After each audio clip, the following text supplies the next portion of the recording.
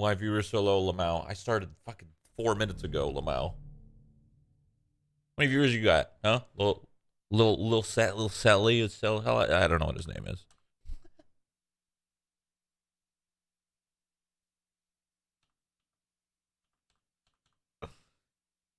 Wait, is that the new Pog? Pog Champ. That's a good Pog Champ. I like that.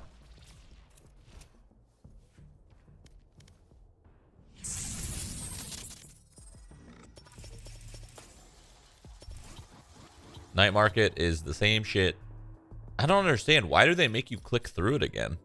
If it's the same stuff every time, why do they make you click the Night Markets, open it up every time? I don't get it.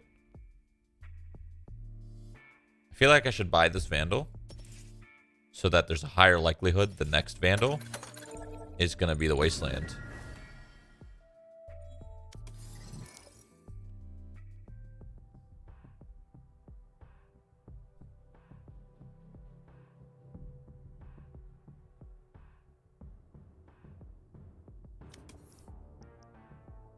This Vandal's actually pretty mean, though. I like this one. Dope. This one's dope.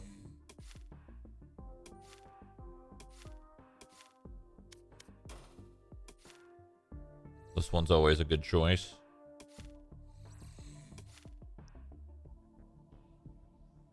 This is so cool looking, actually. I don't use the shorty at all, but this looks so fucking good in person. Like when you're using it in game, oh my goodness. So good. Wish I had some better knives. There's no knife that I really, really love. This one's cool.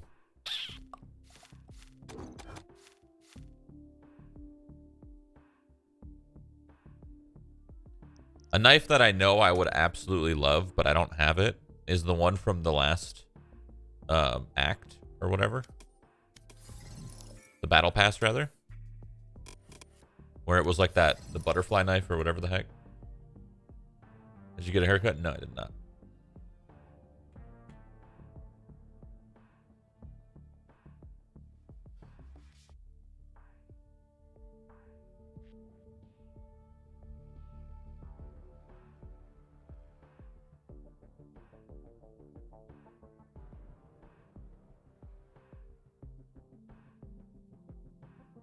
You can see it in the collection. Oh, true. This one. This one's the best knife by far. I never got it though, because I never played that season. Or battle pass or whatever. This one's pretty cool. I actually have a lot of the knives.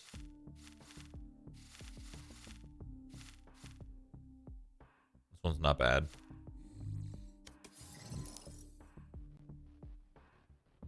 When was the last time you gave Warzone a shot? Oh, a while ago.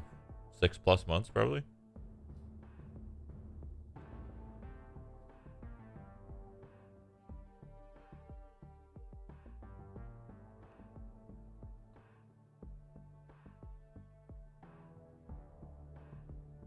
Wait, will it never come out again? No, anything that's in the battle pass, anything that's in the battle pass won't come out again. I'm pretty sure. So like this knife, this knife was at the end of the battle pass act or something. Like I think that's the only way to get it. So you'll just have to wait to like make something cool and new, I guess, including me.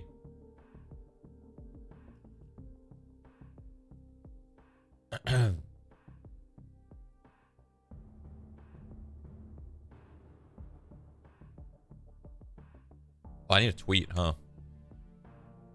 I don't need to, actually. I actually don't think tweeting pulls like anything viewer-wise. Nobody goes like, oh shit, Shroud's live because of a tweet. I actually don't think it does anything, but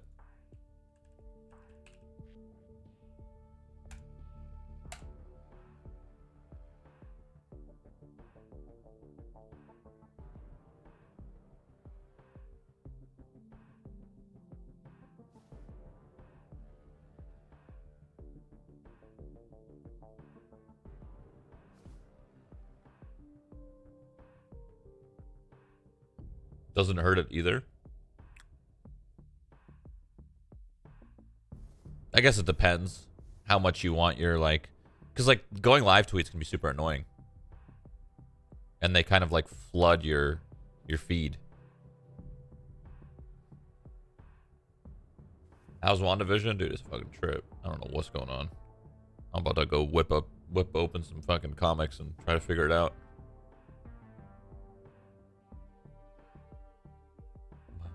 This used to be a World of Warcraft stream. Oh shit, look who it is. The man that carried me to my first MC raid. I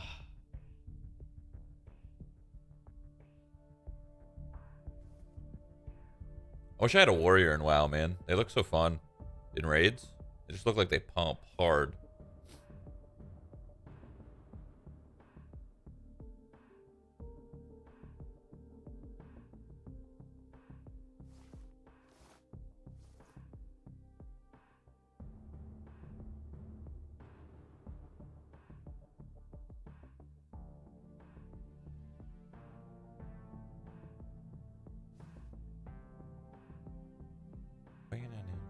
Well, I have a rogue.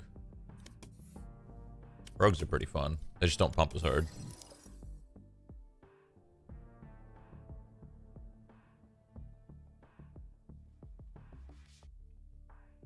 You up for TBC Shroud? Oh, yeah.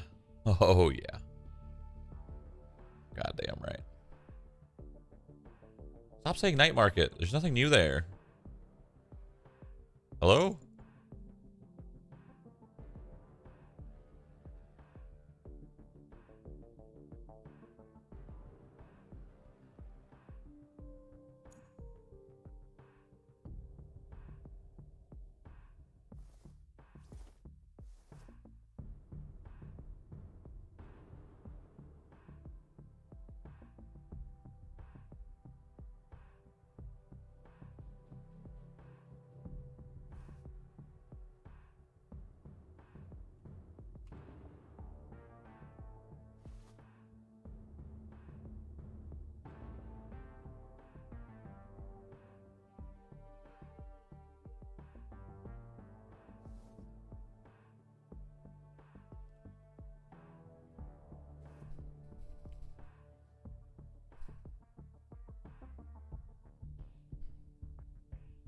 Any good games coming out soon that have you excited? No, not really. I don't know. I'm trying to think. I want older games to get, like, updated correctly. I want Last of Us 2 to get correctly updated for the PS5 so that it actually runs how it's supposed to. I want modding games to be done. Like different mod projects I want to finish. I actually do want to play Stalker. It actually looks kind of fun. The mod anyway.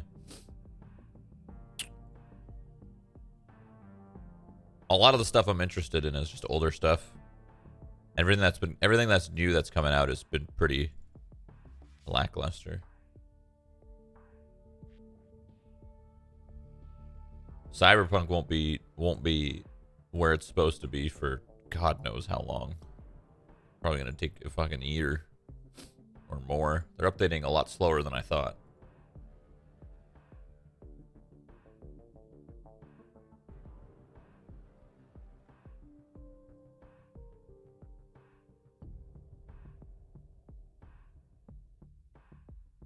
New games don't hit like old games. It's mainly because old games, new games don't hit like old games because old games, like, there was a lot of passion behind them, right? The people running the games were the people at the top, like, were also the people making the games. So there was a lot of passion behind their work because they're part of the team, you know? Side by side, coding away. Now not so much. Now it's more so all the insanely, like, really good coders and designers and all that, they just get fucking cucked. Because the people at the top are like, no, don't do that. Do this. Okay. I guess I will. Or else I'll be fired.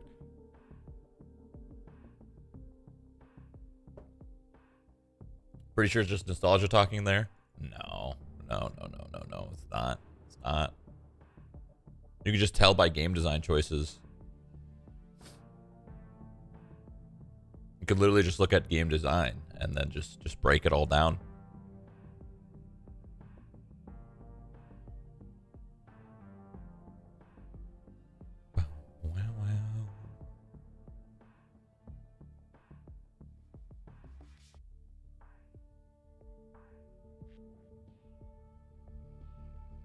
Have you seen Valheim? I have. I haven't played it though. I think I will eventually. Want to wait a little bit more. It seems very repetitive. So I want to wait and hopefully it won't seem as repetitive in the future. I don't know. Most survival games are repetitive though. That's why I like it when they're multiplayer rather than co-op.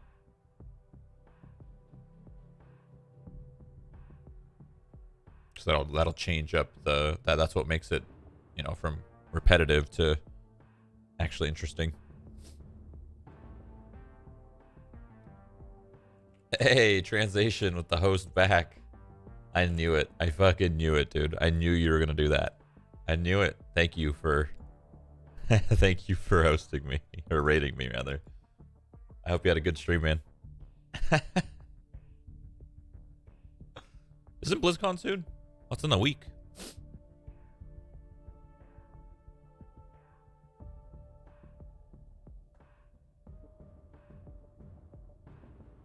Translation's the person I hosted yesterday, and he stayed up all night, and now he hosted me back. Have you read the article on how the head of Amazon Game Studios had no game experience? Wait, had no experience in gaming. Well, what does that mean? Like they didn't play games, or I don't, or they did play games, but they didn't know. Like I don't know. I don't know what that means.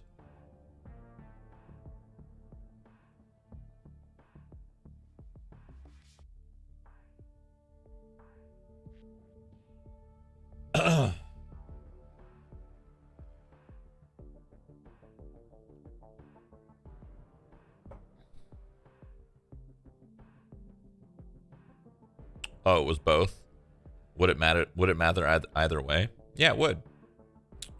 It would, because like if you were someone who plays games a lot, but you had no experience in game design, coding, scripting, fucking artwork, any of that, that's different from having no experience at all.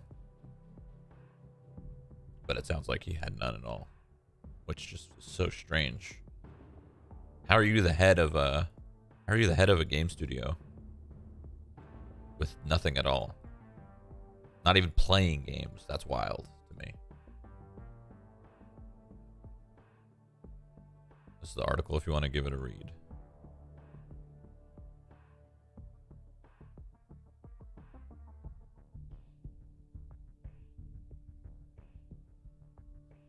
Amazon can make just about anything except a good video game. That's hilarious.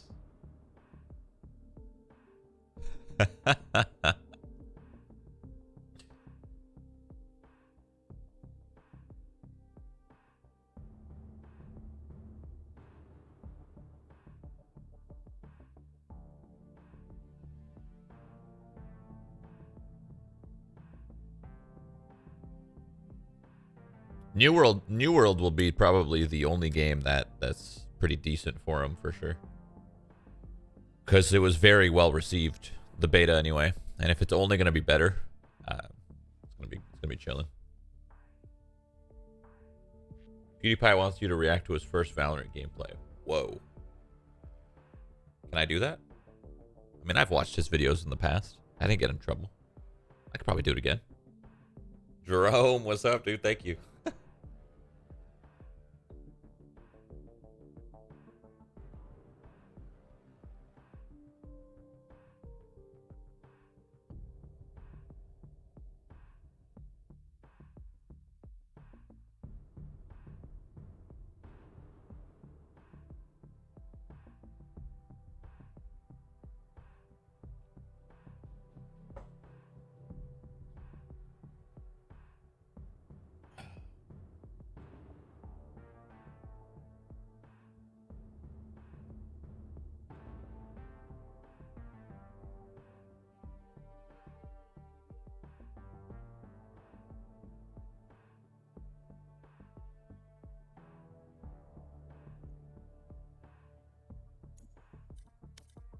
What rank am I?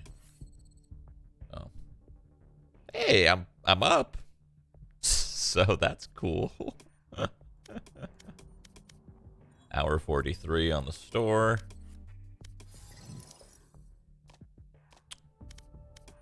Let's change the crosshair.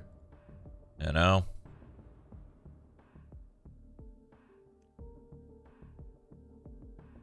Make a nice yellow green. You know what I mean?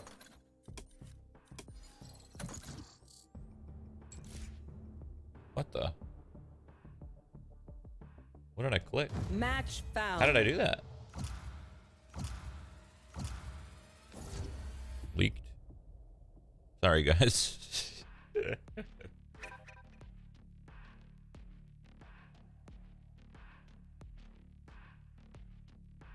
Time to check alt night market. Bro, it's the same shit, isn't it? Death match. Warm up.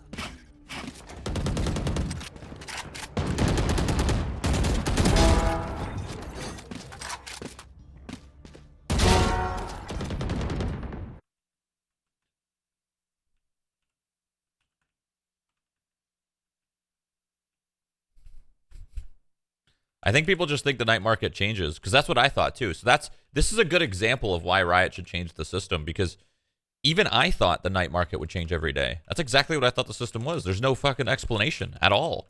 And every single person in my chat saying, check the night market, but they don't realize that it's the same fucking thing every single day.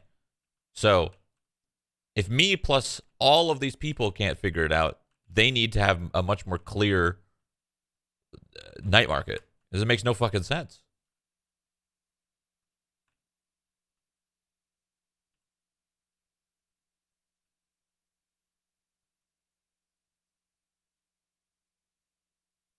Right?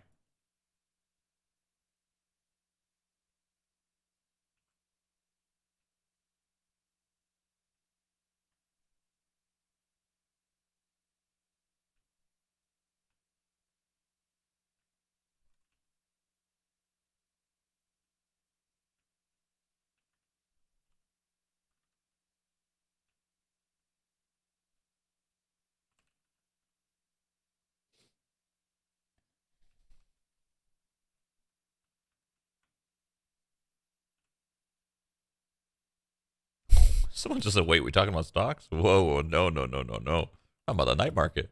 Well, I guess that kind of sounds. Hey, I understand now.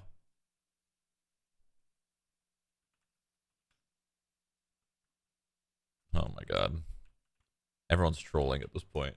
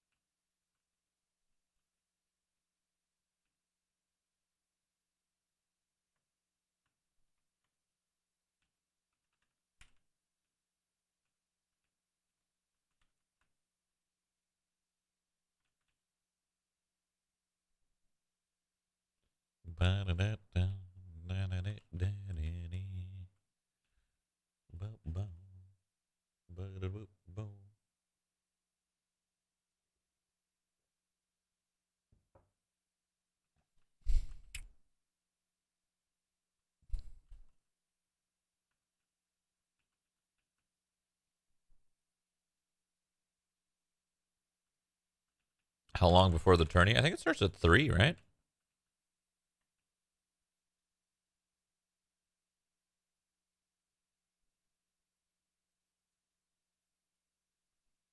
Do you actually walk slower with right click, or does it just look like you're walking slower because it's zoomed in? Any big brains?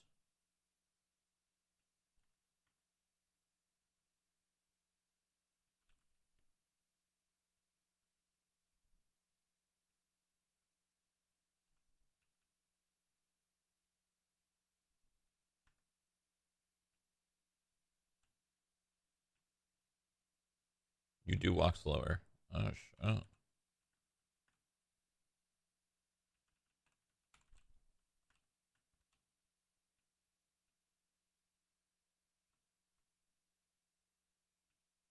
Well, that's why people only use it when you hold angles, I guess. Peeking with it's probably pretty hard.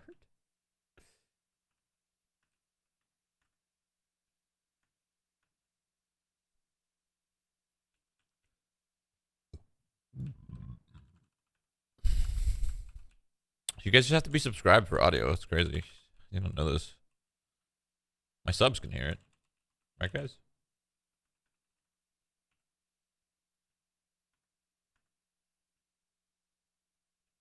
I feel like I'm deaf.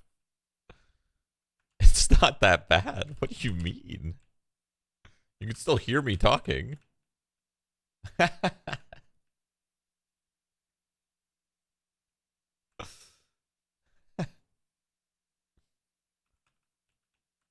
All right, now we go back to the firing error. Oh God, where's firing error? Boom. Now we're back to firing error. I'm just curious how it feels.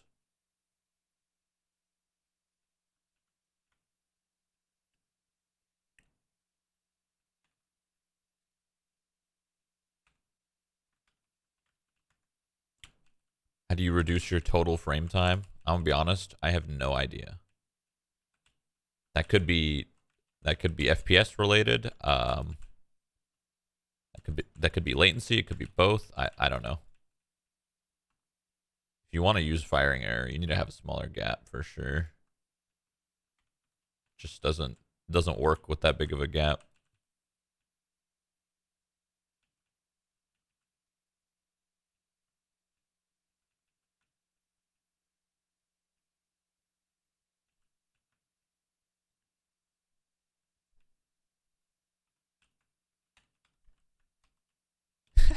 Somebody said, "What kind of fucking lame shit is this? Sub for audio." Yeah. Yep, you got a sub, dude. I'm sorry. And I'll be muting my microphone for non-subs soon. So this is a sub-only stream. He's fucking stupid. I love it. I love it, man. I think he's trolling, though. I think he's trolling.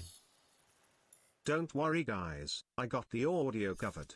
Pew pew, pow, kazam, ouch, boom, kapow, red team wins. Nice. That's exactly what it would sound like. That's why I'm not listening to audio. Because it would just sound like that.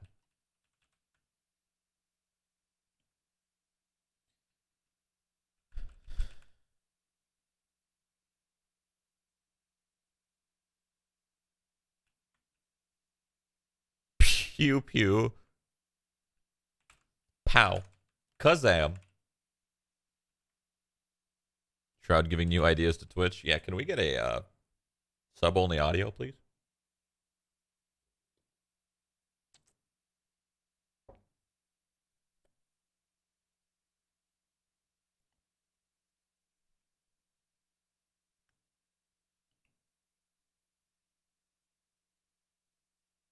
Where's the music, though? I just don't know what to listen to, man. Any DMCA free music is just ass.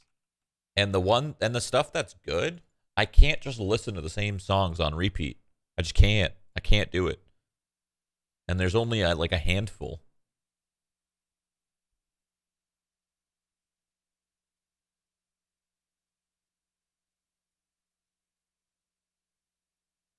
Ugh.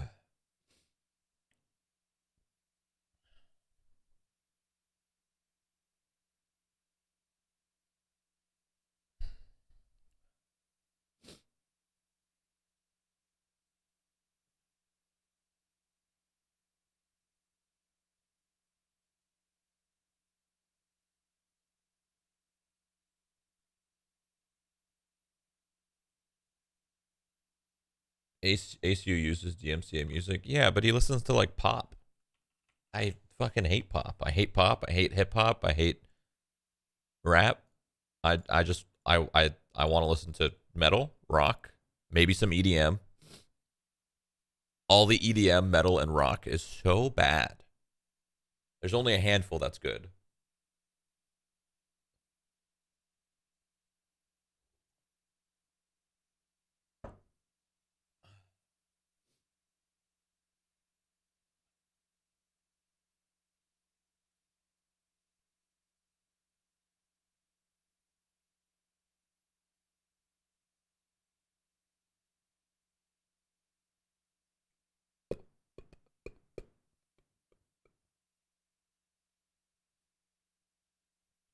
Do you like jazz? Sure. Jazz is good.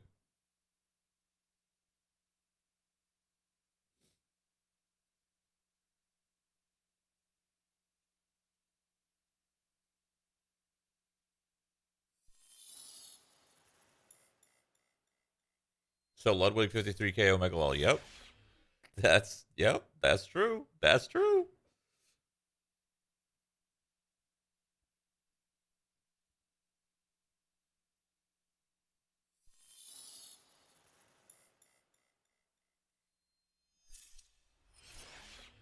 Hey Shroud Daddy, I like your style. Also, hello Kelton viewing the stream. Shroud is better than you. Nice. Thank you for the donation.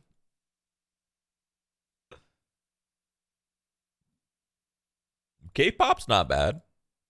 K-pop's not bad, but I'm assuming that's, hard DMCA. Hard, heavy, strong.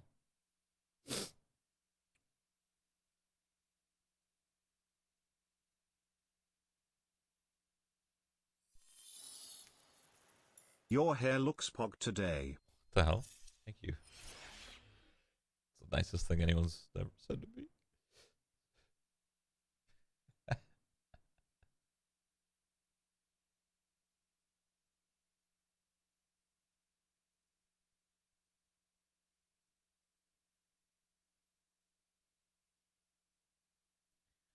Do do do.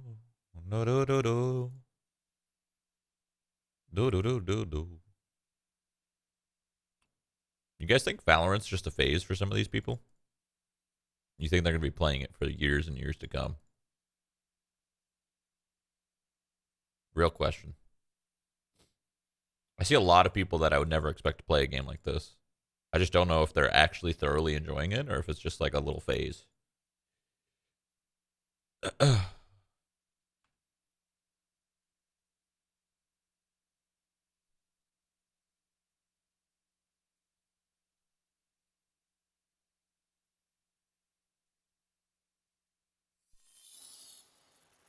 X, Q, C, L. True.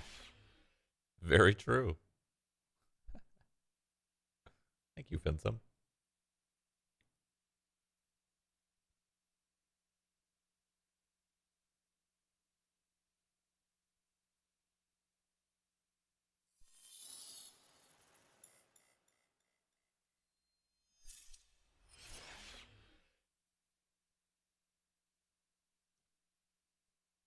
Are you actually going to play the game or what? I'm thinking. I got about 30 minutes. So I could play a Spike Rush or something. Yeah, let's queue a Spike Rush. Fuck it.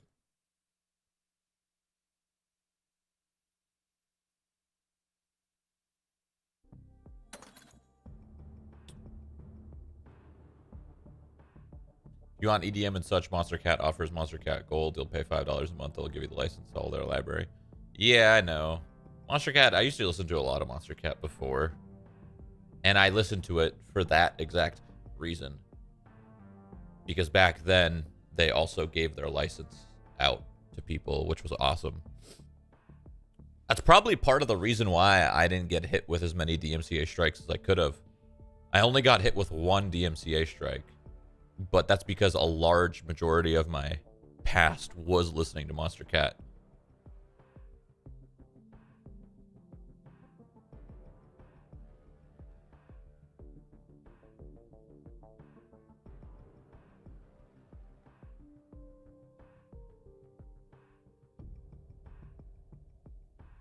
Match found.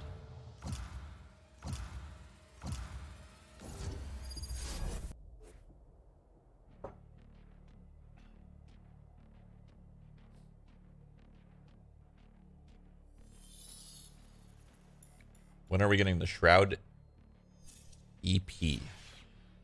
Shroud EP, what does that mean? Shroud episode? Shroud. I don't know what that means. I'll fight anybody. I'll fight everybody.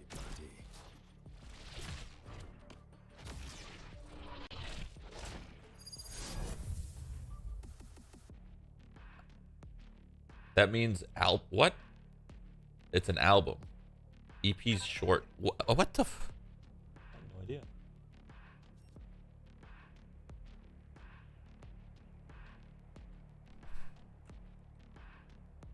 Spike rush. Nobody would like a Shroud EP, dude. Nobody would like it. I'd be looking for like metal artists, and nobody likes metals because they're fucking zoomers.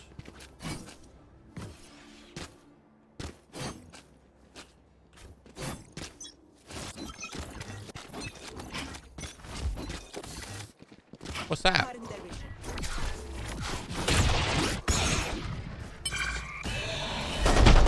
Yo. Not cool, man. Not cool. Time to jump.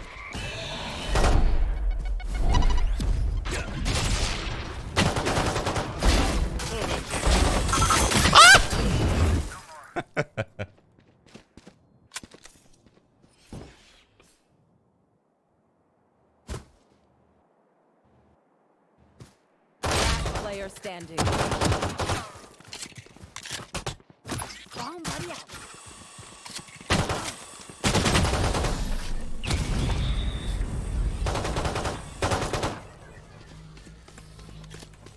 Stay alive. I want their life, not yours.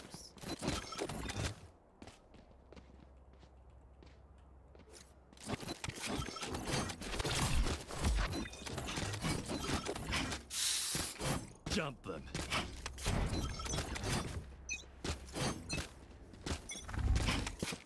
Still in sight.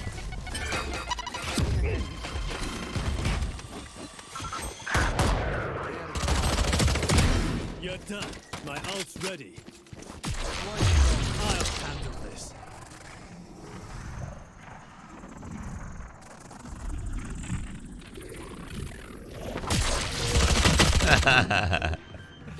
I knew that was gonna be a mistake, but I did it anyway.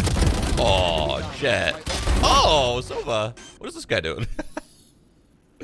Hey, just to clarify, Carson is better at Val than Kelton. Can I get a confirm on that Shroudy boy?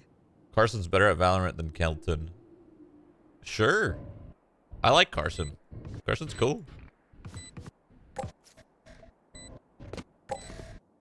One enemy remaining. I have no idea who you guys are, but I love this. I love what you guys are doing. I love that you're giving me money. Both Last Carson, player standing. Kelton, and who was the third one? Is there 3 of you or is there 2 of you? Carson and Kelton, whatever.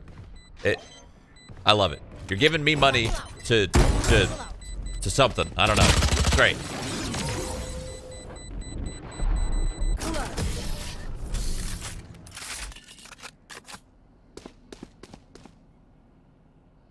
Last round before the switch. Oh, it's just Carson and Kelton actually. I just did the last donation.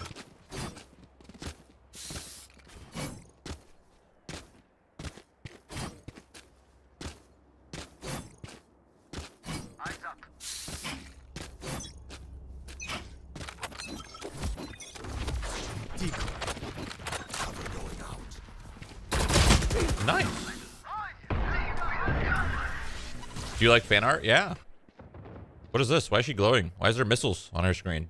What is that? Why is there missiles? What does it mean? What does it mean?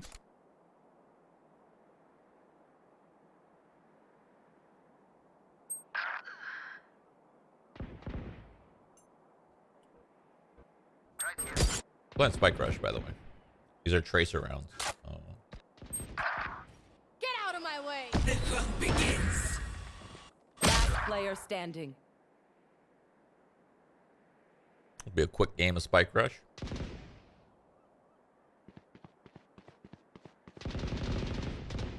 Thirty seconds left. Flawless.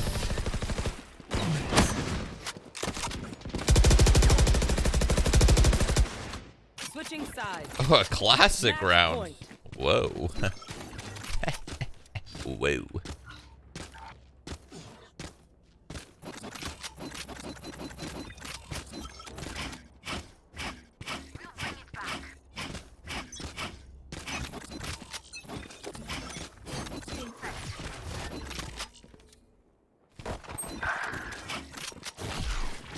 out of my way! Anyone else?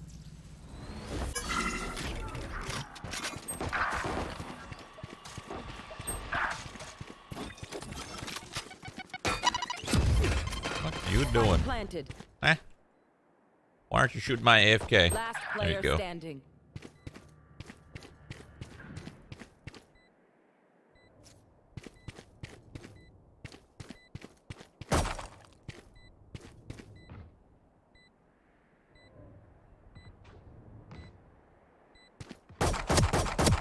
Wait, does he want a knife? What's he doing? Knifing? Oh. Okay. Attackers win. One enemy remaining.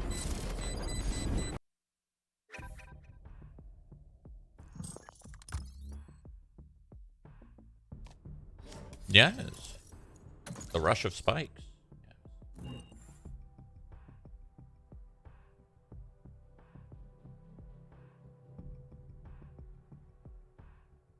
Match found.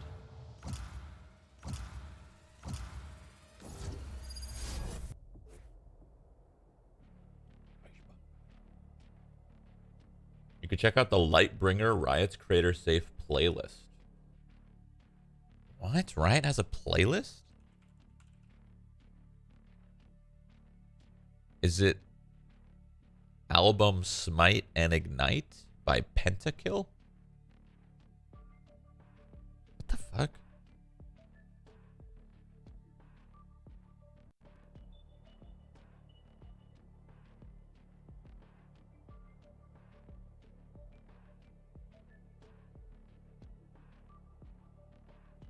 That's what it is? Alright, let's listen to the song. Fuck it.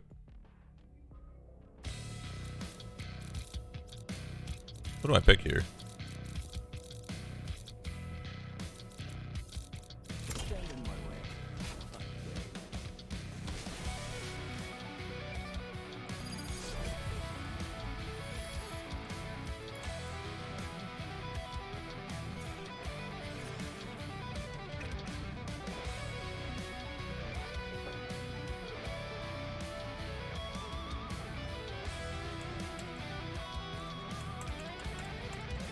Spike rush.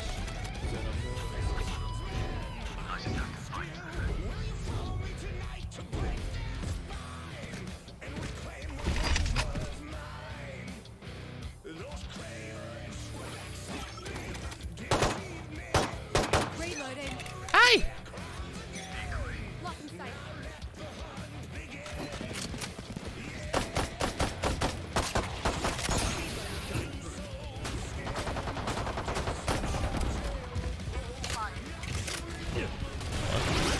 Oh, my eyes. Oh.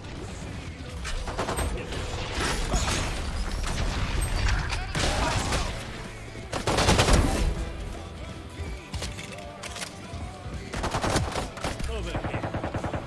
Yoink. Last player standing.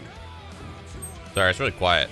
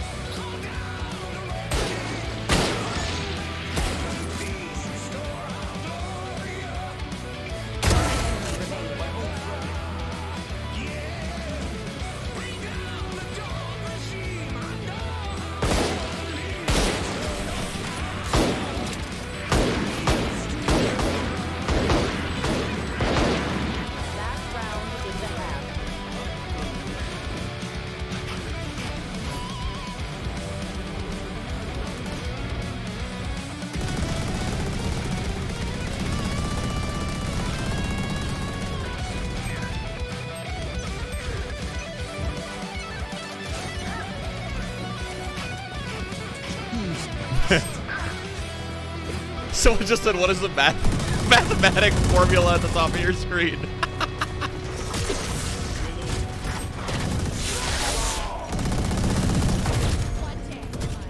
I know exactly.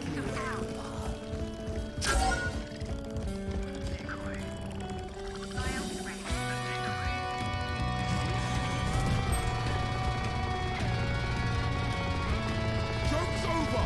You're dead. Last player standing.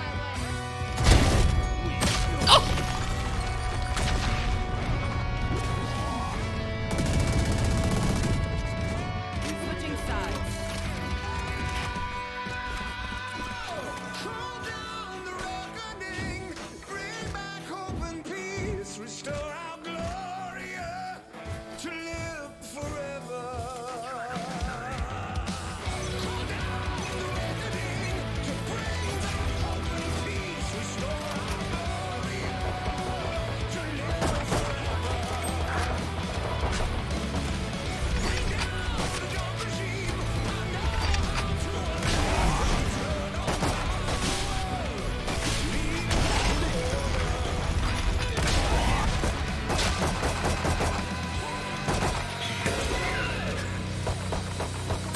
Oh, what? Where'd you get a fucking judge?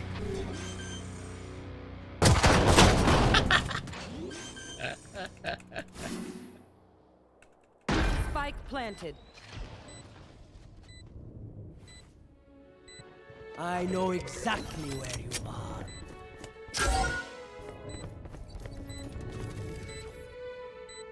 Gun here. Song wasn't bad, yeah. Good. One enemy remaining. I'd say it's a little bit more generic, but nothing wrong with that.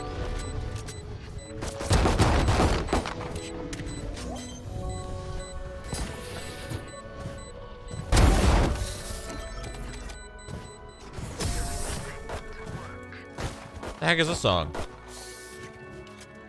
Orb of Winter. Okay. Sure thing.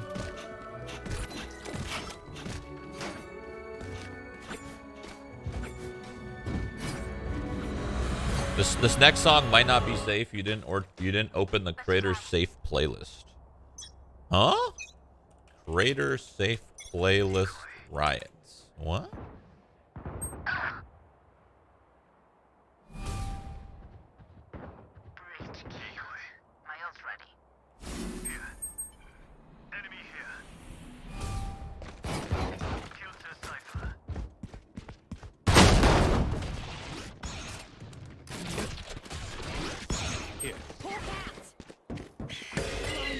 Creator safe Enemy play. remaining.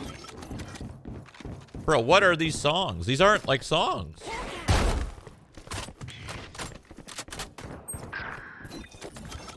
No, it's good. No, it's good. In the Creator Safe playlist, it's all of the Smite and Ignite album. So it's fine. Whatever. 30 seconds left. Be a hero. Match point.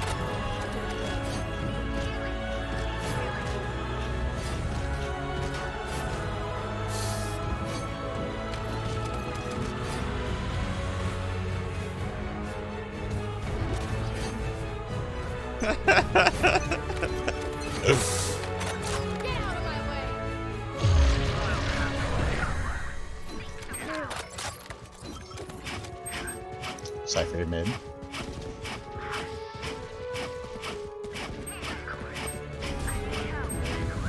Joke's over. You're dead. Who's next?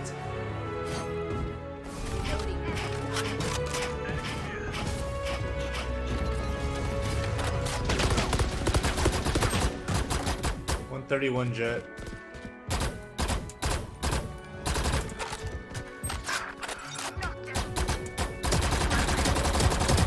Enemy remaining.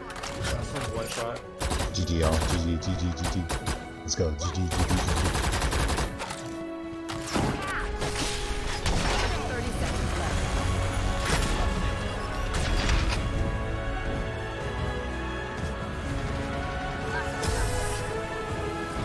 Defenders win.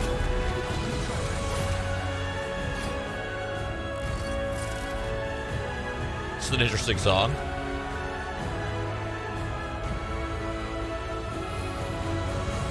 If you could choose a best friend between Carson and Kelton, who would be your best friend?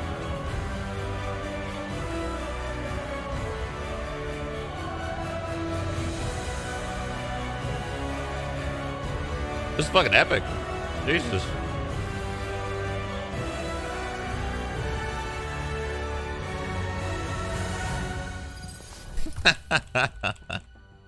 Holy fuck. I'm about to kick some ass right now. That's crazy.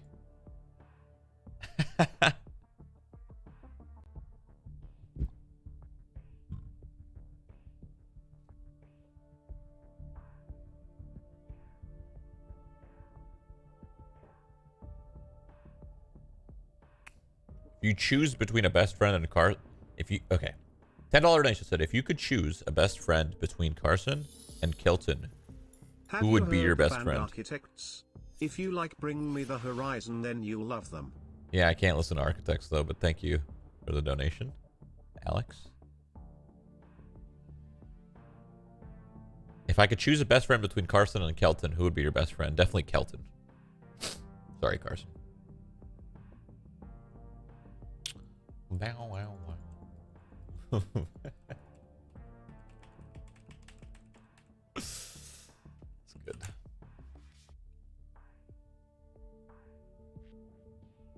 Nerd Street Gamers.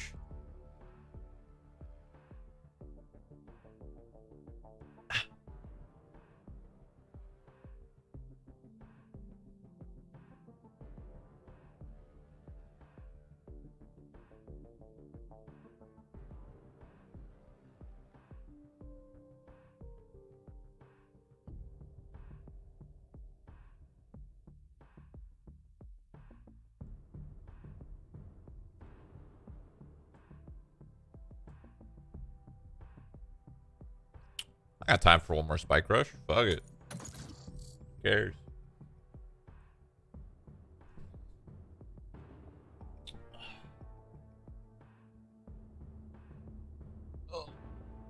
Match found. Do you wash your mouse pad? No. I just get a new one. I've never washed a mouse pad in my life, I don't think.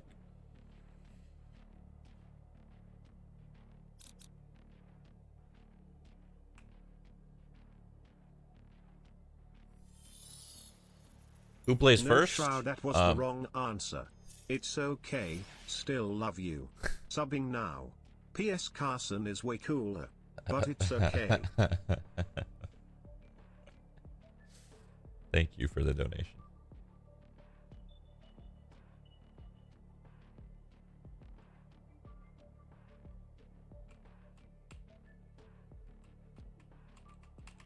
Did you sell your Shure SM7B? No, I did not.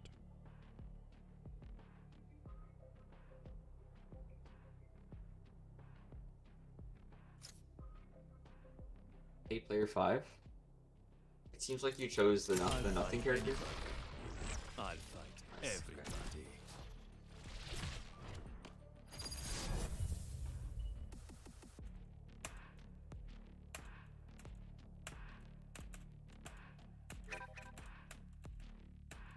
All right, player 5. Or Mr. Yoru, sir. So usually you not ask your star sign and whatever, but we're changing the system these days. So I'm gonna need your favorite Mario Kart Wii map in the chat. What? What? What is he saying? You gotta answer Favorite the question. Mario Kart Wii map. That's probably 20 questions. You go first. Question number 1. Favorite Mario Kart Wii map. You talking to me? Yes. Are you the Yoru? No. Then no. No!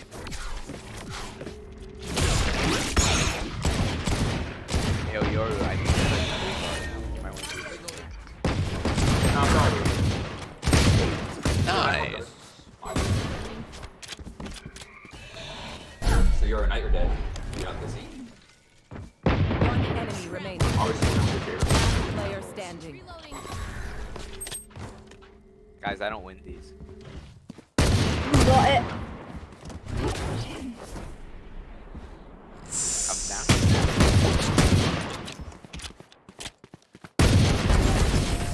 This is too easy.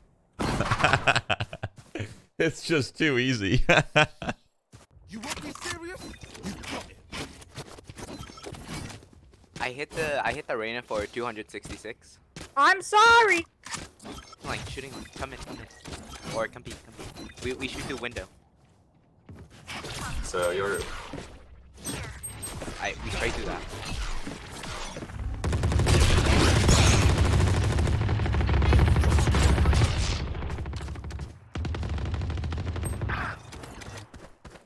What's this dude? No.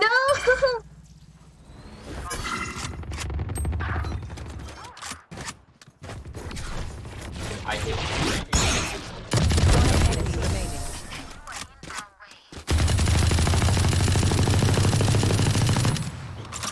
Last round before the switch. That wasn't terrible. Wait, Yoru, you got the glitch pop set?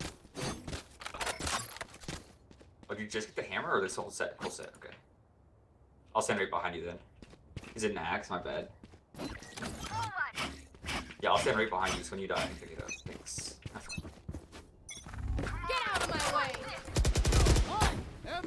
No. I got it. My ult's ready. I'm fucking scared. No. I believe it. No. Anyone One more else? time. One enemy remaining. Oh my god.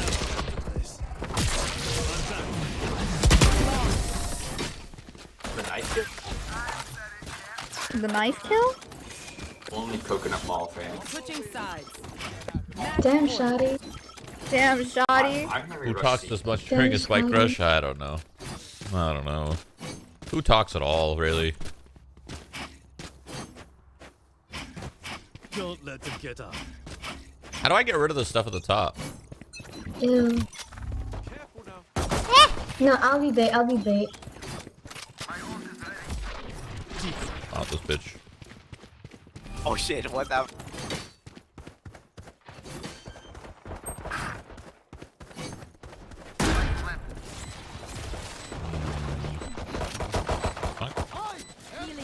Ah! What are you ulting? What is this? What the? I got you, Yoru, don't worry about it. Long. Be long. One enemy remaining. Damn, shoddy. This guy ulted me. Hello? Not my body. My bad for the ulti, Yoru.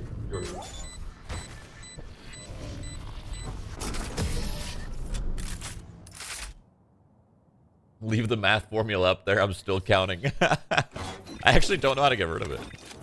Somewhere in the general, probably. Game time, render time, round trip time.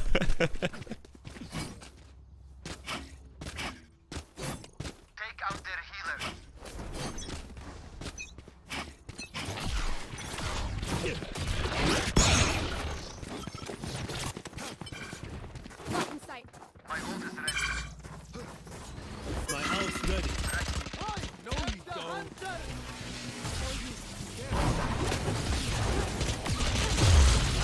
She's heaven.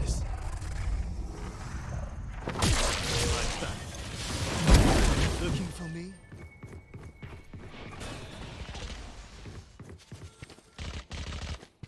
Hello? They all flanking? They're all One flanking. long. Short. Reloaded. One enemy remaining. Never mind. GG's. Attackers win. I'm done.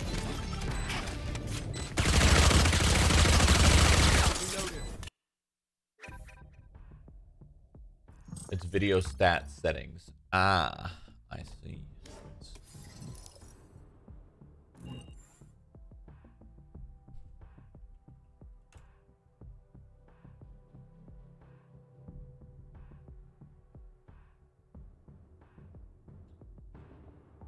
3 more minutes on the pre-show. Whatever the fuck that means. I don't know what that means.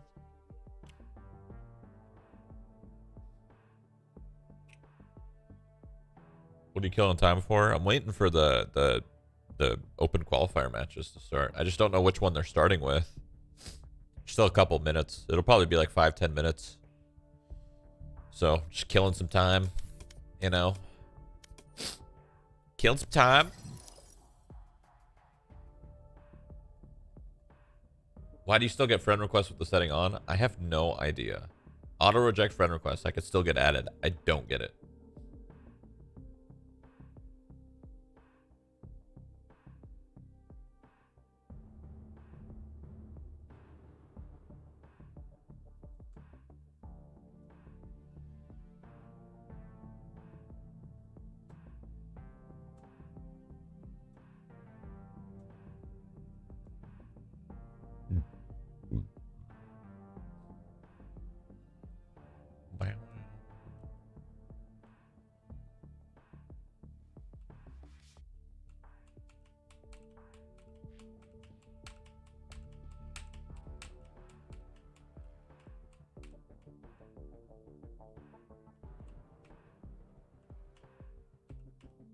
Can we watch the 100 Thieves score from your friends list?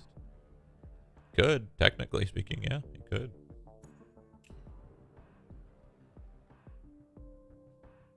Aren't those remaining requests from before you activated auto reject? No. Fuck it, you guys want? Let's just watch now. I don't want to kill more time. We're just gonna watch now. I don't really know what they're talking about over there, but let's see. Boom. Let's change my title. Envy, it would break my heart.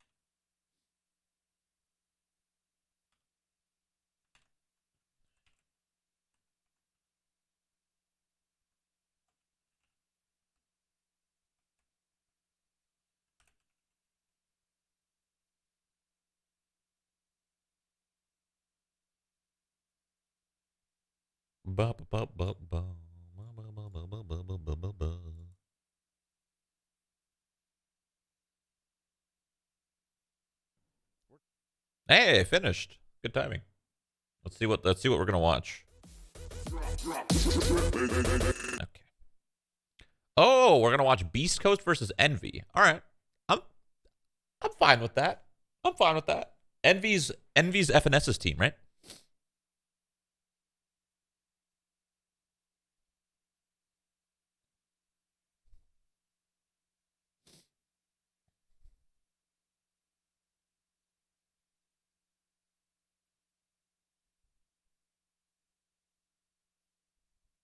FNS, Food, Crashies.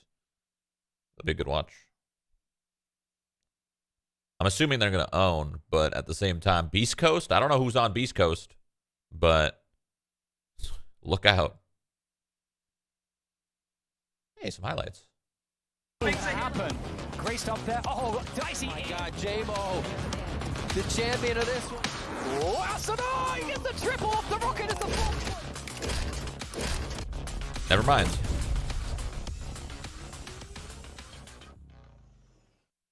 I thought there was going to be some more highlights than that. Hey, new people. Hey. Challengers Tour here for the Valorant Nice hair. Championship Tour. My name's UpMine, joined here by Sully, and we have a massive day. There's round of 32, followed up by the round of 16, all here on the main stream. It is a fun time starting off with Envy versus Beast Coast, but Sully, of course, things are changing up a little bit, and this tournament is a little bit more brutal in terms of teams that go forward. Yeah, it's the same as the last event. Obviously, 128 teams. Day one was the round of 128, the round of 64. And like you said, here we are, the round of 32, and then the round of 16 to follow. But the main difference is, in the last qualifiers, I mean, we gave 8 teams a chance to go to the closed qualifiers. Then from there, only 4 teams had a chance to make it to the second stage of the closed qualifier, where they could finally battle for a spot in the Masters. But this time around, it's not 8 teams. It's only 4 that are going to make I it. just realized he's not wearing a headset. How do you wear a headset? Oh, it's good. I like it. I like it. Players and teams from all over the world, culminating in a global championship event, Valorant Champions. Each stage begins with challengers, where teams compete in regional tournaments for a place at Masters. Wow. Teams who compete in Masters events will earn points that help them qualify for Champions. And Champions is where the best teams from around the world compete on a global stage, where the art of greatness is on full display. And one team will be crowned 2021 Valorant Champions. What? I didn't even understand what that. What was that? What was that? What was that? What did I just watch? What was that an ad for? Was that an ad for the tournament? Was that an ad for another tournament? What? Huh? That's right. We're right in the midst of the Challengers phase of the championship tour. And if anything, I'm so confused. Was that an ad for this?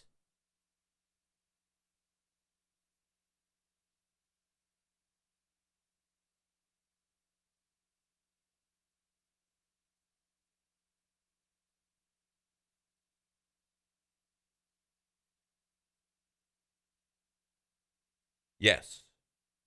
Holy shit, that's a long tournament then. How long is this going to last? Till December? tomorrow, same time, same place, quarterfinal 1, quarterfinal 2, day after that, quarterfinal 3, quarterfinal 4. So all games being streamed for the quarterfinals is exactly the type of action that we kind of wanted to see last week, but thanks to the guys over at NSG. So the challengers NA and EU and Korea and all of that, all the challengers are basically, so it's a giant tournament and there's challenger qualifiers for all the regions, and then all the regions get put into the whatever the fuck that ad was about, the World Cup or whatever the hell they called it. I forgot what they called it. And then they get put into that, and then that's like the final format? Or is there still more after that?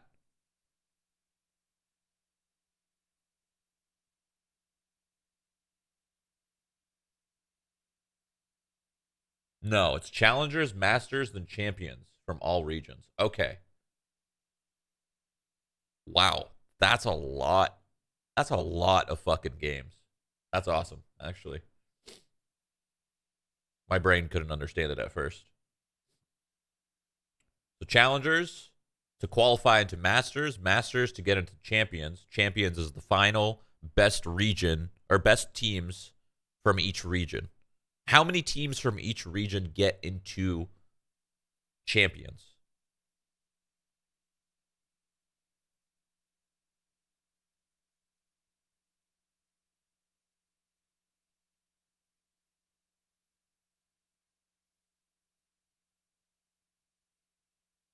I'm going to guess 4. Nobody knows. 3. 1 to 3.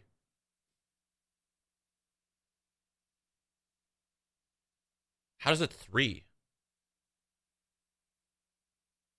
It can't be 3. It'd have to be 4. Right?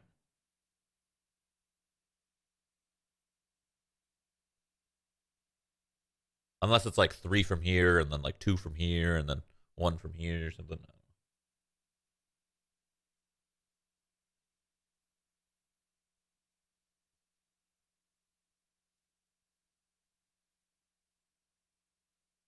Three NA, 3 EU, 2 Korea.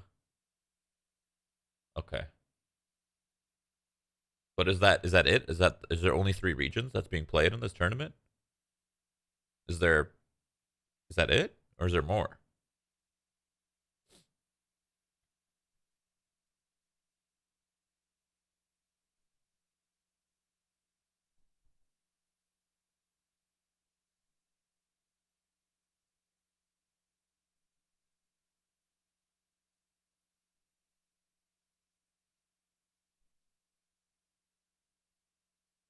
Jesus. BRSEA, KROCE, NA, EU. Okay.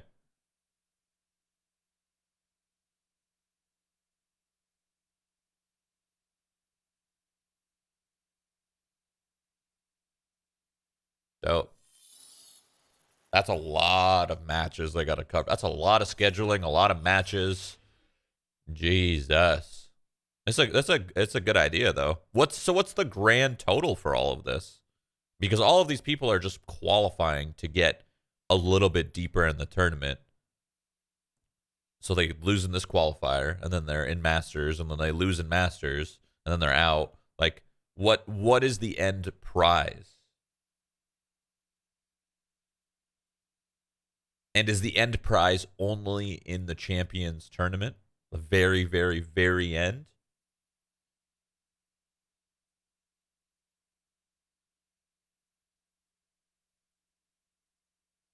Each challenger is 50K USD.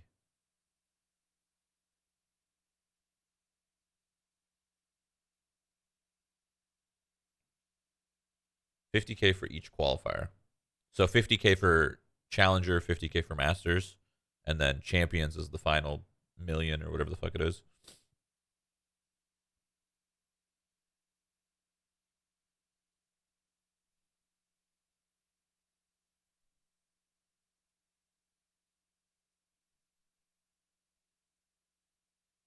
$150K for Masters. NA is not announced yet. Oh, so you guys are going off of EU, so what they've done in the past, I guess. Okay. So it's still kind of unknown what's happening. It's still unknown if it's going to be 50K, 100K, 150K. Got it.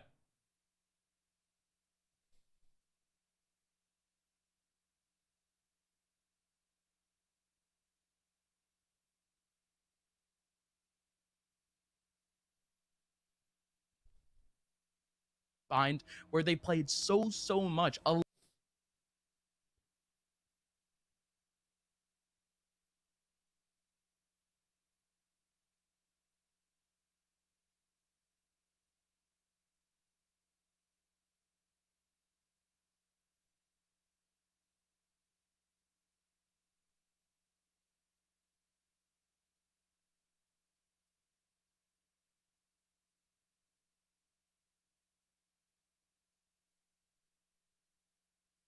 I think Masters is international, not just Champions. Oh, shit. So does that mean Masters is going to be on LAN? How does that work?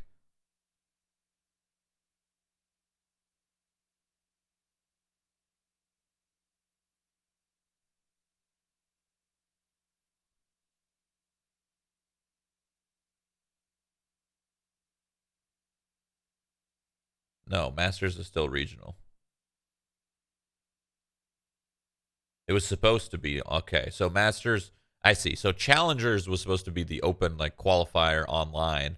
And then Masters and Champions was supposed to be on LAN. But chances are Masters is not going to be on LAN by the time it gets there. And maybe Champions will.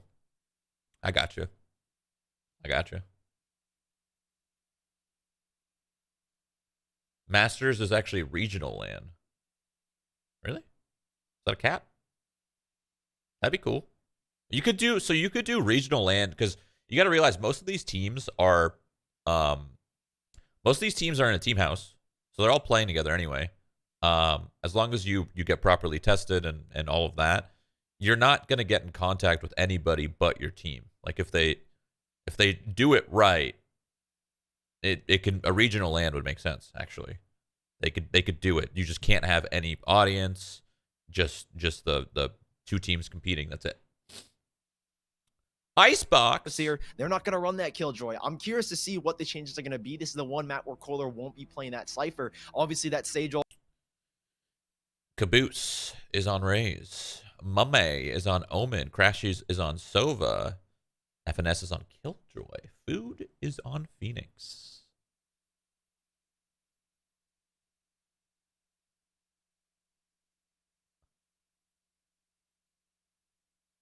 This is gonna be a fun watch, I think. I think this is gonna be a brawl. This map, I feel like it's gonna be a brawl. I don't know. We'll see. They're just gonna be fucking slamming into each other. Yes, sir. I mean, Omen to me has always been a little bit more dynamic in terms of what you call a sentinel, what you call a duelist. So yeah, even then, Beast Coast going for way more aggressive of a take. But in we go, folks. Is that a triple reveal between Envy and Beast Coast here for the round of 32? And currently, Envy won this round. Envy won. Starting it's over. to have an inkling that it's an A take after a bit of a push to B main. Yeah, super early rotations, like you said, that push towards B main, getting a whole lot of information. Big Slorben in the back, but Envy are playing this extremely well so far. They're playing conservative. They're not giving up early picks, and Caboose maybe looking to pick an early fight, as he does end up finding the first. Players are dropping all around in Envy. It's been a very solid defense so far, and now it's just B-Dog. He stands no chance in this position. A quick 1-0 start for Envy, as they look clean so far in the pistol round. Yeah, super clean. Beast Coast, they wanted a whole lot of control over towards Shroud, the back turn line, on but the wall prediction? from Kohler, if anything, not was up to able to me. isolate a I don't couple do of players prediction. from the Envy side. I So personally it don't care wasn't about exactly the predictions. timing that they That's wanted. my mods, they but do the that. setup to me was a little bit They're more than feeling it. optimal.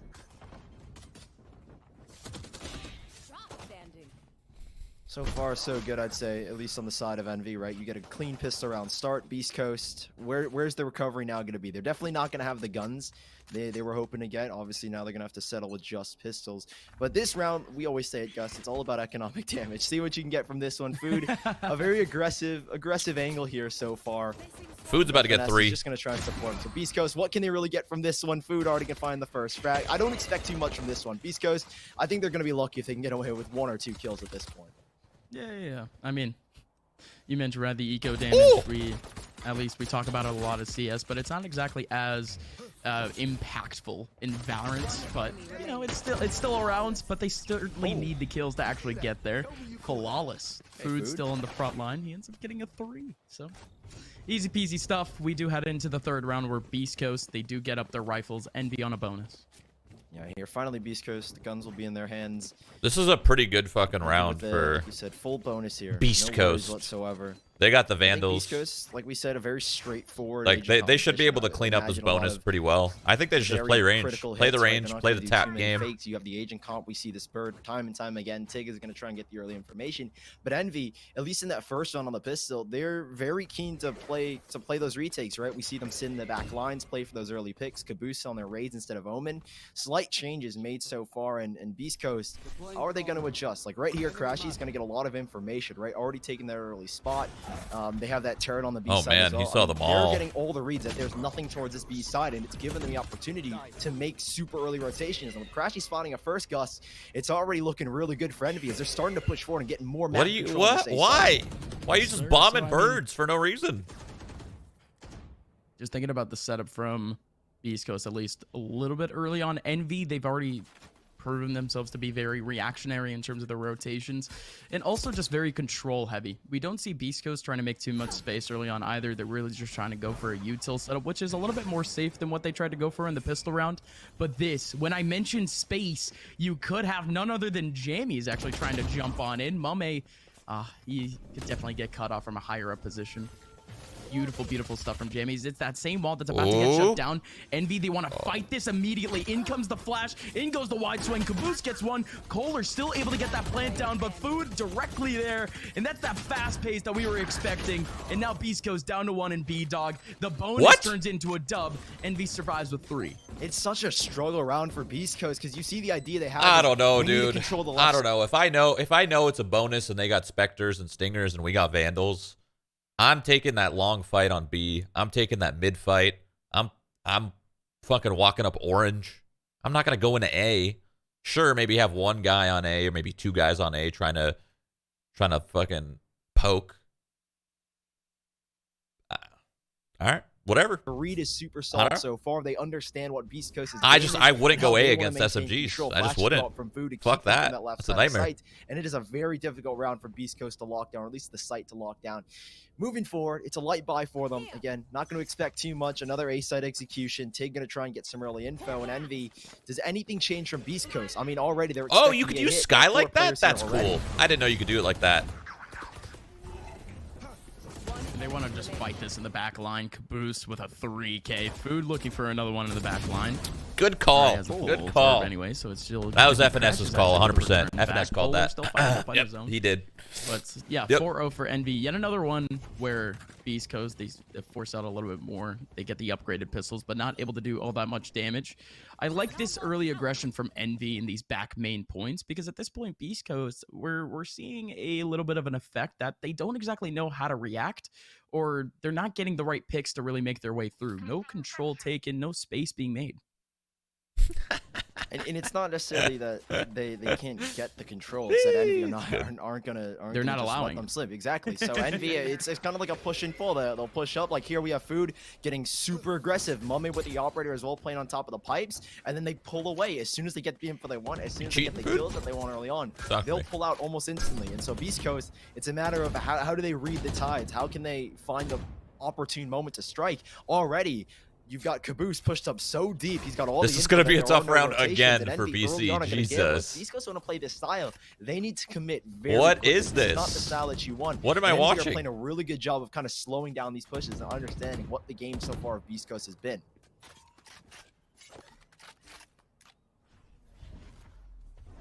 And Beast Coast again, certainly taking their time, but they got a whole lot of information over towards the back mid line. 4-person stack for Envy once again, and they're going to be able to fight. Like I this said, it was Beast going to be a Coast brawl. in an instant. That's exactly what it is right now. It's a brawl. It's a fucking brawl, dude. Crashy, same thing. FNS, same thing. Decob, the last one remaining in a 1v5. It's another flawless round for Envy, and did you really expect anything less? I mean, again, it's another 4-man read of the situation, and I can't exactly call it a read. They still had a whole lot of information, but Beast Coast, they fall into the trap again. Yeah, so again, wondering whether or not it's like a ranked game. True. Things up. I mean, Envy are just. I'm assuming I wasn't really paying attention. Kind of like the I wasn't paying attention to maps and bans and picks and blah blah blah. I'm assuming Envy picked this, right? We may as well just stack the A side. It does feel Or no. like finally. I don't know. I was paying paying attention. up. A little bit of a difference here for FNS and his Killjoy setup. He drops the turret a lot more aggressively, and he will find some early information. Nanostorm early to pop off. That'll hold players back, and it's going to buy a whole lot of time because you see now the gap created between Jammy's going up first and the rest of the team BC behind. picked this. It gives now Okay. Envy more chances to rotate already. All right. Reassurance down towards mid. It'd We be see like that Yellow Drone sometimes. go out to try Ooh, and can we get a rotate Rosa? Crashies, Let's and get a Rosa, Caboose baby. taking a whole lot of damage off onto Jammy's. Is now Beast Coast. That early rotation, that single turret has bought them. They so lost much this round time. Same again. with that Nanoswarm. I'm pretty sure they There's lost already this a round. flank. Food has got full control down towards the bottom of A main. Oh, full control. Not only that, but he's getting a whole lot of sound information, especially for Crashies that's sitting up in the mid side. Again, the rotation goes back over towards B main, but it's just Beast Coast just biding their time. See if they can get a clean plant on site. actually isn't bad. They ended up pulling off that wall a little bit too early, and the gap has already been made, but in comes D-Cop. He's fully flashed. He runs right into the crosshair of FNS B-Dog. Ooh, he actually gets one back, but Food actually explodes in the back No lines, Rosa. and everyone from Envy is just winning out their battle right now. One last player remaining, and it's Tig with a couple of flashes to hold back. Again, plant was down, but it wasn't exactly They're giving clean, they're and giving Beast Coast, Envy that's all they really everything. want. A little bit more economy back. Everything. Can we get a default, please? If I'm Let's not get a mistaken, default. there are a couple of players on full 9K too. The ultis are building. It's a tough time right now for Beast Coast to try to make their way through, but there's a full 6 rounds left in the half. Yeah, I mean, Envy right now. Did you ever play on C9 with FNS? No, I did not. Playing the game extremely well, getting control.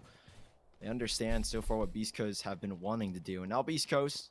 Jamies will finally be able to My pick up the teammates operator. Maybe in he the can find past an early pick on the back of A site. were We'll just Hiko, talk about how nothing. difficult Semphis, it is, especially with a guy Heskers, like Freakazoid, Mohamed, who's been an Stewie, expert so far in Automatic, operating on Icebox. See if he can Skadoodle. find an early Did I say pick. Skadoodle? East Coast. Um, Jamies can get this early frag. It would be huge. Mohamed taking the peek over towards Belt. Now, who goes into it? No one so far. Jamies takes a different angle. Just out of the line of sight of Mame, but he takes a step too fucking far. Choco Taco. No, not Choco Taco. What's his name again? Does end up clearing at least the left side of sight. Slemmy. Shazam. Find the first frag. That's a huge one. And they've got even more information. Crashy sending out a couple of hunters. Furies, Caboose using the space down towards mid. There has been one kill. Did go back the way of Beast Coast. They find a second as well, so not too shabby so far. Jammy's still alive with this operator. And this A-side defense, it's slowly starting to fall apart here. Yeah, 2 players trying to go for the 1v1 interactions. Early picks, they don't exactly work out in their favor, but oh man, Caboose! The one-man fragging machine. He's the one left on the ace end. He's the one holding it back. Jammy's still around the corner. Double peek. This is efficient, but FNS desperately needed that frag. And the teleport from B-Dog, he actually goes all the way back to B. Not only that, the rotation's going to come in quick. None other than FNS. There you go. FNS was just what is right happening? there. Even more chip damage being made.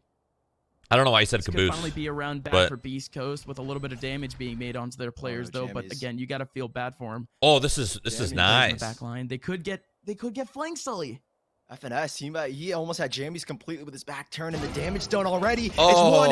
FNS looking for the close. second. Doesn't find the second frag instantly, but he's still going to try and adjust. There already has been damage done in Beast Coast. All right, he's not in the smoke. Holding on, trying to get this first round. I don't know if you heard the TP go up top, so FNS, there are so many angles to clear. He does see where the spike is. It's actually not planted for him. B-Dog has got to make the drop, and FNS taps the spike to try and bait him out here. FNS still dancing around. The turret giving him the information. Now he knows exactly where he is, and he knows he can stake this one. He's going to get it to at least half, but when does the turret go up? When does he get off? He didn't know he was there up goes the top. swing, and B-Dog jumps around. He didn't know. First round finally for Come on, Beast teammates. Coast, but it is That's such where your a team tough goes. game, Up and top, there are top, no top, bonuses, top. No players His left teammates alive should have been here. able to see those tracers. No bonus. Right? They're still going to be able to reinvest. Again, the one gun that really made them the space had to be the op in the hands of Jamie. Same thing with Kohler early on that he ended up picking it off. But again, Unless Beast nobody Coast, though, noticed. made it efficient. Maybe off nobody the fact noticed. That Envy's getting a little bit more confident in towards the back lines. We saw that a lot earlier on in the half, but instead He gets this that time kill, it he was wins the more round. 1v1s rather than That an organized effort.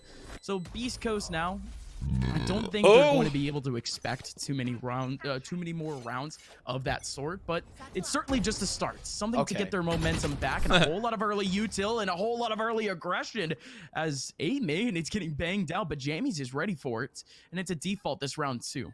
Yeah, you talk about Envy not getting too. At least they're doing a 2-1-2 right overconfident. now. Well, they do exactly just that. They go straight in to Beast Coast. And Food once more. He's been playing super aggressive. He always wants to fight with the same main control in Beast Coast. I like the change. The default, you understand, Envy's been getting super duper aggressive. You try and make those slight adjustments. Smokes drop down towards mid. However, Did I Envy burp? are I'm peeling sorry. up through it. They're getting I've the been burping a information, lot, so and usually I hold Beast Coast myself is a back. Very, very difficult round but to go about. They do have the B site. Gotta let loose, you know? Let go sometimes. Forward. When does the rotation come back? Live a from little. Mummy? Am I right? Free ult orb allowed. East Coast. Take a second just to stop, and Food does end up catching B-Dog with his pants down. Now they know the hits come on in, but there's no utility to stop the plant for now. It should be a retake here for Envy as Beast Coast make their way to the site. FNS with very little resistance as the wall goes up, but he has a player behind him, and FNS fragging out. Same thing with Crashies. It's a lockdown here, and it's going to fall down to Tig. Nothing he can do. Envy, you blink and you miss it. They're immediately onto the site.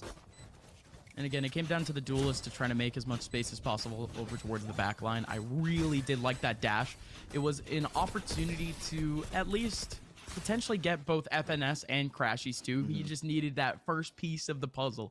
Envy was a little bit more staggered in terms of the rotation in that round, so that could have been completely different, Sully, from the take. But, well, Envy in the end, 7-1 scoreline. It always seems like whenever we're in the booth together, there's always some sort of Brazil-Germany scoreline, and we get it again. My poor heart can't take it, but Beast Coast, I don't think they can take this game either. Eco yet again for them as they just want to go for a half buy, and it's the defensive side that was successful for them the last time that they played Icebox.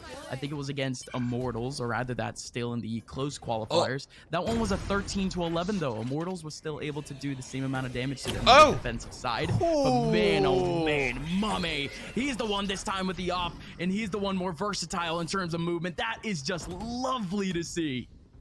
Holding it down. Second shot out the sky as well. Now, where do these flashes go through? They have the Seekers available. For now, Envy, every single ultimate charged up, and we know Dude, he Crashies dodged loves to that play this so position. fast. Oh my Crashies God. knocks down two. He may as turned well just so get quickly. the third here. Envy finding 8th in Beast Coast. You walk on in, and they clamp down onto it. Envy in 8th round. Jeez Louise. Envy are looking so good on the defense right now. Nothing you can do at the moment if you're Beast Coast. Again, too good. Mame. Unico. Oh, second shot. Again, stepped up earlier, and that second one again. It's like clay pigeons going skeet shooting right out of the air, and Crashies was there. I mean, you said that he loves to play that position. And Isn't indeed shooting it's it what easier is. He though? loves to play, Probably, but either back left deep. if you're used or to still turning, off that you're gonna turn mid-choke for any point flash, away. right? We've seen it so many times already up in NB ice boxes, and well, comes back clutch again. But Jamie's just holding W.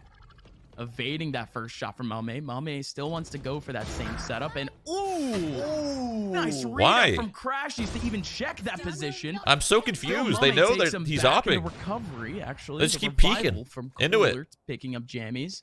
No one's gonna be there to trade it back, so still it's a B-Dog. 4-on-4. And B-Dog, he lets one pass by, but that just leaves Caboose out in his lonesome. 3v4, man advantage for Beast Coast. Yeah, and here's Beast Coast setting up that Trailblazer to at least get some early info, clear out that left side of sight, but they can retake that instantly. Smoke's dropped on the left side. Yep, Beast Coast are really fighting for this control right now. They should be able to get the spike down, but a lockdown, that should be the biggest threat, or at least the biggest weight on their minds right now. Mame. Oh my god, that was a good That flash. should delay just a little bit. Goes for the swing food, able to find a big kill. Trying to double down, but it's Jammies from the side. Lockdown is in, and the retake is on, but Jammies pushing on through, finds 3. It's just FNS in the clutch, and he's down to just a 1v1. Okay. Again, this is big. The lockdown pushes out. Nice Kohler over towards the back end. He's still going for the defuse. Gonna be able to go half. Kohler now pushing FNS. He's trying to push his luck. Kohler is there for the frag back, and again, you got to feel for him for the fact that he still wanted to take it, but well, who knows? We might have had our first highlight moment, maybe the sweet play of the day. Who knows at this point? But you got to think about Jammies and the amount of aggression. It was calculated aggression. Knew that the run it back was going to go back over towards that heaven side. And not only that, but with the amount of util that was still being pulled out from the heaven area, he had more than enough time to actually pivot and try to take up some easy frags. And if anything, Beast Coast had more than enough space on site, more than enough control on site to be able to trade. That was good from Jammies, but now Beast Coast, they need another one of those, as they still have a buyback, but it's not the most efficient thing. Decent info off of that blinding light instantly, or guiding light, apologies. But this Hunter's Fury, gunning down long range, down towards the right side or left side of A main, whichever perspective you're taking. Caboose, a bit of a misfire from the showstopper, but the nades will certainly bounce them back. Great smoke dropped already as Caboose still gets the kill. 4v3 Envy, they're holding on, and B-Dog tries to make a big play with a TP in the kitchen. Yeah, but look at this off angle lower. Mame had the angle up onto bridge, but still waiting up for the actual oppression. Out goes an off shot. He's still below. Close. Smoke goes up, and there you go. B-Dog actually explodes onto Mame. Mame knew that he was there. Just didn't know where exactly, but here we go. 3 on 3. Control being taken. That was Tig a little bit earlier on too, but this time B-Dog. Why even take the off at that point? Rotation I see what he was trying to do, but makes the space. A rifle would have been better. Sights. 40 seconds left here, Sully. Spike will be able to go down, and Envy, they already expended a lot of their early util, and actually trying to. You gotta go for that one. Come on, baby. I guess he doesn't have dash though. This is one of those fabled one and done positions, but it could just work out in their favor. They have a crossfire and everything. Caboose takes up one, but Tig needs to follow up. Food goes down to low HP. Same thing with Caboose, but it just doesn't matter. They would go for an all or nothing on that back site. Just like that. Envy, yet another round in their favor. I mean, you give credit where credit is due. Beast Coast, the idea is obviously there. You're in a man, you're down a man, you're definitely at a disadvantage. And in these positions, especially on retakes, you want to try and fight for an advantage yourself. So you get aggressive towards the back lines. The idea is just losing the gunfights. They've been on point so far, specifically both the Crashies and Food. They've been looking really good. Same thing with Caboose. I mean, you can't really battle against that. Envy have been looking sharp all game long. Beast Coast, it's a very difficult position to be in. However, they are biting back just a little bit. However, again, last round and a half, there's not too much to bank on here as Beast Coast. You want to get that possible third round, if at all possible. So you're looking for anything you can get here as Envy. If they get to double digits, then Beast Coast, it's going to be such a hard reset on the defensive side. And keep in mind, this is Beast Coast map, so you worry for the future, at least as to what's going to happen moving forward in this series. How many times has he been hopping there? Come on, man. Absolutely. Beast Coast, again, this was really supposed to be their counter pick. Envy has played it very seldom in the last few weeks. Really at all. They've only played it 4 times, and at this point, Beast Coast, they were looking to counterpick. They were looking to completely throw off Envy. And in this round, it's Envy throwing them off. Crashy's holding back on site. Caboose on the flank. He has the info. No and flash he's not to gonna be beat. able to No, get the kill. nothing. Instead, it's No the B-Dog smoke. holding up with a classic. Trying to take up FNS, but still 10-2. That's the half done and dusted. And like I mentioned before, Envy, they seldom play this map. Not a whole much, but we've seen them heating up. Still ended up taking down what was Ainbox, still taking down Immortals on this map, but I don't really know what to tell you. If you're a team that's a little bit newer and you try to have a little bit of a counter pick, sometimes you put a little bit too much focus on it. It might leave the rest of their map pool a little bit more exposed. Yeah, I will say it's, to me at least for Beast Coast, the Ice Blocks, it's very similar to the problem I think a lot of other teams on Ice Block had. It's very flat-footed, right? There's not a lot of diversity, at least on your attacking side. You kind of do the same thing over and over. And in this case, the same thing over and over was, let's hit A. And if we're lucky, if B-Dog has a TP, we can go back to the B side and maybe we can make a cheeky play over there. But no, Beast Coast, it was extremely flat-footed. So like you said, that map pool becomes a lot more conjugated, and it gets a lot tighter for Beast Coast. So the rest of the series is a little bit frightening. But Envy, on the attack, a lot more reserved. Beast Coast trying to fight early down towards mid, but they're just watching these lurks. FNS and just Crashies, getting fucking owned, so bro. They find 2 kills, and Envy, well, they have complete control of this A side. As Beast Coast now, they have a 3v5 to try and take back, and because of those lurks, they have to take so much time to try and clear up these angles. And It'd be like that sometimes. It'd be like that, you know? And Crashies really be like something that here, and down at the very end. So at least a 3v4 now for the rest of Beast Coast. A little short. Just a little bit. It's one of those pissed around strats that you see a lot from teams that it's a little bit more cheesy. You try to make as much space as possible early on, or really just try to surprise the enemy team. And well, I mean, we saw it from the mid side, right? Frozen mid take, try to clear up tunnels, trying to clear up kitchen, and then just try to see what you could get from there. But Envy was more than ready for it. They had one lurker over towards the backside. It was a little bit more of a default in a sense, but you can't really call it that. Envy was more than ready to just take over the A site, and Beast Coast only had a singular point of contact, just taking on information. So again, Envy, they're covering up all of their bases, and Beast Coast, it almost seems like again and again, they keep running into these traps that Envy keeps putting up, and we might see it again. SMG's out, and Envy, yet another early default, but this time Beast Coast has 2 players in the back lines of B. The nade might be able to take one, but the teleport comes in at a good time. Tig, and a nice off angle. B-Dog here to help. There you go. The double pick. There's still one around the corner. It's going to be Crashies with a little bit of information. Finally gets the kill back. Needs some more, but B-Dog, there you go. Explodes for 2. D-Cop in the back fighting alone. Can't exactly get the frag, but gets a whole lot of damage. 2 players for Envy trying to make their way on. Jammies with a whole lot of damage, but Mame still gets the kill. Oh man, Jammies. He's trying to go for it all. Just about a minute left. They were looking for the plant. FNS looking for the frag onto Jammies. Good quick one, but Mame still comes back with a trade back. 2v1. Still has the shrouded step. Again, not a whole lot. A singular bullet will do it. Good stuff from Kohler and Beast Coast this time. I mean, we haven't seen it too much before, but they're the back, ones that baby. went out the early interactions, and I mean, kind of a forehead thing to say, but you get the kills, you get the round, right? Yeah, I mean, it's crazy to think that it's all because Envy overlook one position, that second cubby as you're walking up. They use a paint shell grenade to flush, I think it was B-Dog out of his position, make him use a shrouded step to evade and dash. And Envy, they overlook that single position. Tig forces a fight. B-Dog's able to trade it back on the food as he tries to swing back around, so they keep 2 players alive there.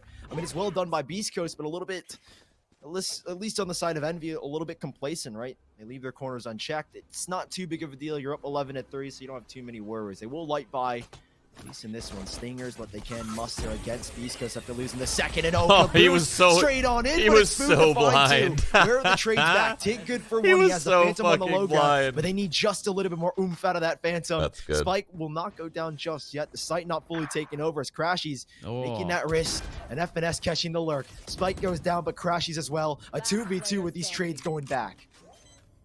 1v2, Tig now. Got that Phantom like you mentioned before, but that's a perfect paranoia, but Tig is still alive. Seeker's out. Almost runs into FNS. 3K is galore from both Tig and FNS, but again, FNS, he had to be so ready for it because we didn't get a camera on him earlier, but he actually had to 180 the player rotating back over towards the A site. Still ended up getting that information over towards the mid side. I love it. And It's a so quick take fucking from blind. Envy. Still ended up getting that control. Still ended up getting the damage. But I like the fight from Beast Coast. It's well timed, and they still ended up taking up Envy right when they thought that they were about to get comfortable off the post plant. I don't really know what to tell you at this point. Beast Coast, yes, they have the right options, but it just doesn't work out for them in the end. A little bit unfortunate. But in we go again. This is sick. What the fuck? What on earth is this position? Could have sat on top Let's go, of tunnel, D-Cop. but instead he sits on top of the wall that was set up in the middle of tunnel. That's very crafty, to say the least. Ooh, Crashies, he's able to dodge Trailblazer. Heal up in the back at least. Decop. Ooh, food. These lurks have been so good, at least for the side of Envy. And there's another food crashes. One by one, they're starting to fall. And a 3v1 take stood no chance. Envy, they make one heck of a statement here. I hope Decop isn't like too down on himself, because it's not like that was his fault. They just lost as a team, you know. There's no one person's fault on a loss like that. When you get demolished like that, it's just simply being outclassed and outmatched on that map. That's all it is. So hopefully he's not too bummed, and hopefully he can frag out next map.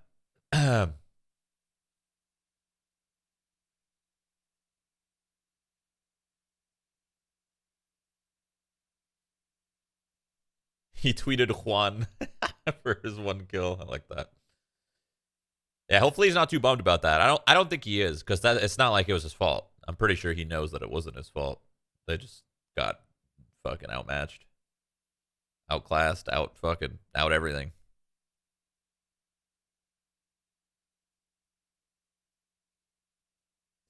I feel like picking Icebox was questionable. Icebox is a hard map to just pug. All right, and now we wait. Probably, how old are the casters? I'm not sure. I think Sully's like 16 or 17, right? I don't know though. I actually don't know.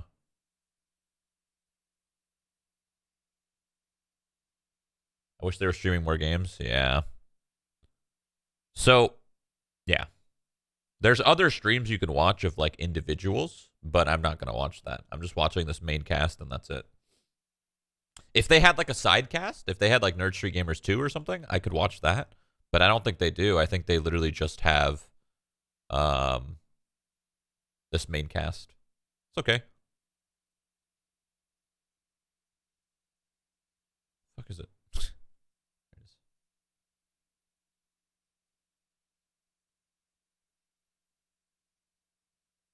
Can you link the other channels? No. I am not going to watch any individual streamers. I'm not going to watch anything but this main cast. That's it. If there's like a Nerd Street Gamers 2, I will watch that. I don't know if there is. Nerd Street Gamers 2. It's not live. Yeah.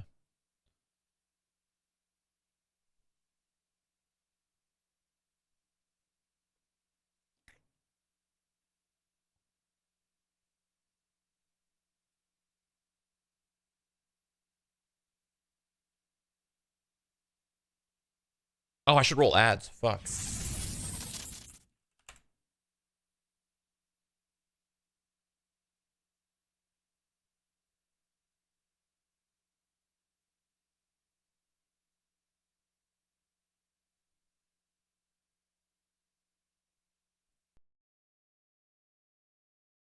BRB.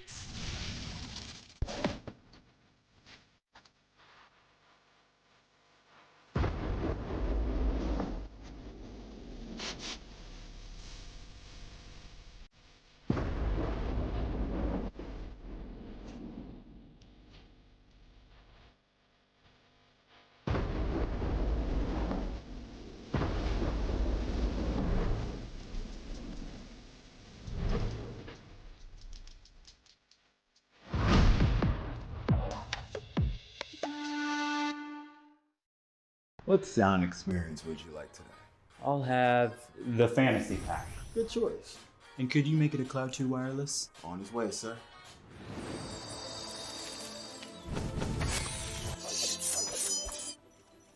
Sounds amazing.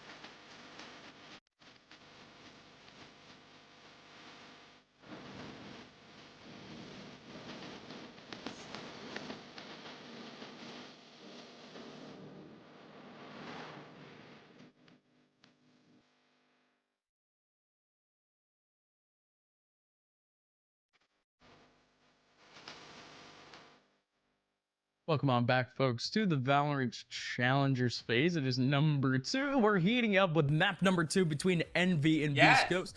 My name is Upmine, joined here by Sully, and we have Bind coming up next. Yeah, we talk about heating up for map number 2. Well, let's just say Icebox was frigid cold. A 13-3 scoreline in favor of Envy. It didn't look like there were really any chances for Beast Coast to get back into the game. And we look back at the highlights, I taught kind of a Beast Coast's style, super flat-footed. And keep in mind, this was their map pick, which is kind of the scariest thing. It's like, if this is your map pick and Envy looked this good, what is Bind going to hold for us? Because now we're on Envy's map pick and Beast Coast. There are a lot. What's the number of max ads you can run at a time? 10 minutes. At the very end in the post map conclusion, that they need to mentally reset here extremely quickly, because after a defeat like that on your map pick, going into Bind, if you don't have that clear head, it is going to be again a very hard fought map for you if they want to even try and stay in this series. Right, and it was a tough pick for them in general. They tried picking it out against Evil Geniuses, a brand new roster essentially. Of course, there was a core involved, but that was still a 13-11.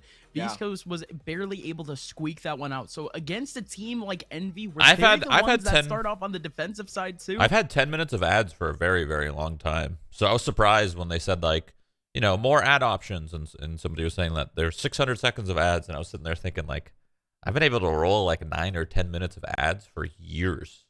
It's something that they've had for special, like, you can just ask them and be like, hey, can you open up more ad options for me? And then they could do that. And that's something I did so long ago.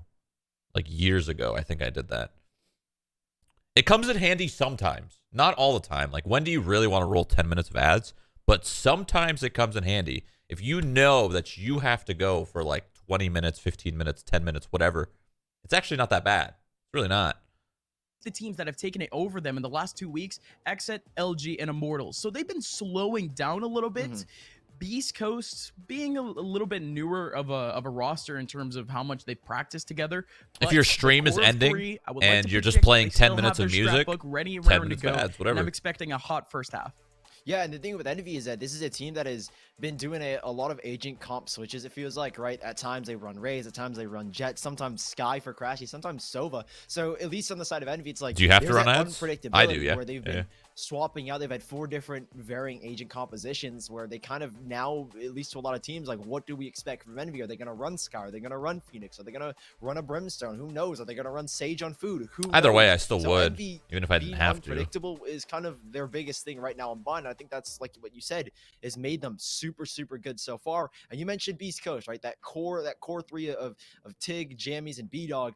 They probably have that strat, but to adjust with 2 new players, right? We talked about Kohler having to switch off the duelist, where he really does shine. He's been very good as a Phoenix duelist. That's where his aim starts to give way and really dominates over teams. Like we know at NSIC, we saw in the Night Scotland, looked really good there, but now he's on Cypher. That does indeed limit kind of what he's able to do, how explosive he's able to get, and we didn't see that enough, at least in Icebox, with him on Sage to kind of declare him a battle sentinel, if you want to call it.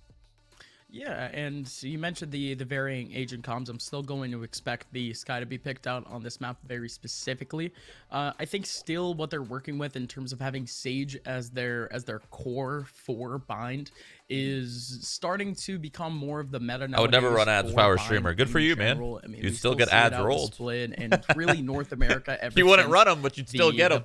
You wouldn't have a choice. We've been seeing a whole lot more. That's good for you, though. Maps, but for Envy, this has been the map that they've been very consistent on. The comp that I mentioned before with the Sky and the Sage together, they won 75% of their games just with that comp alone. So I think I'm very much anticipating Envy to just go into this still with the same strat bug that they've been kind of working on for the past 3 weeks, especially when we talk about the closed qualifiers and the open qualifiers from Challengers 1. But in terms of Beast Coast, there's not too much, I guess you could say, data for us to really compile with, but it still comes down to what has been more of an agent comp relying around potentially even Brimstone here around. Raze is definitely one that they keep around. How does XQC have no ads? XQC probably doesn't roll ads. He probably only has the pre-roll ads. That's it. If I had to guess, he just has pre-rolls.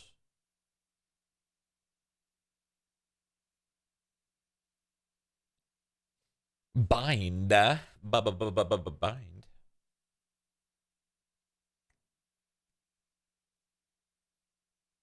Who do you think wins this map, chat?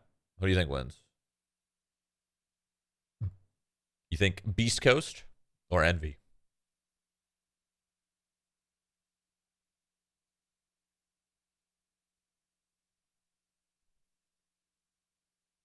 He plays them at the end of the stream. Nice.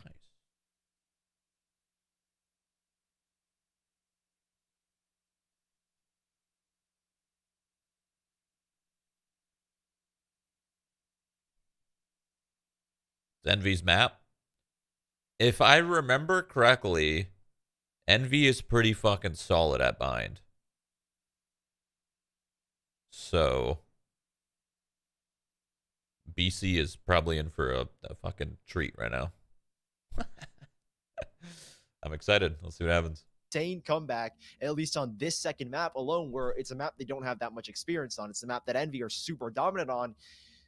I don't know what to look forward to because we know Envy to be very good. But what can be 100 Thieves 13-0'd them on bind? And what is Whoa. displayed in that first map? When was this? Whoa.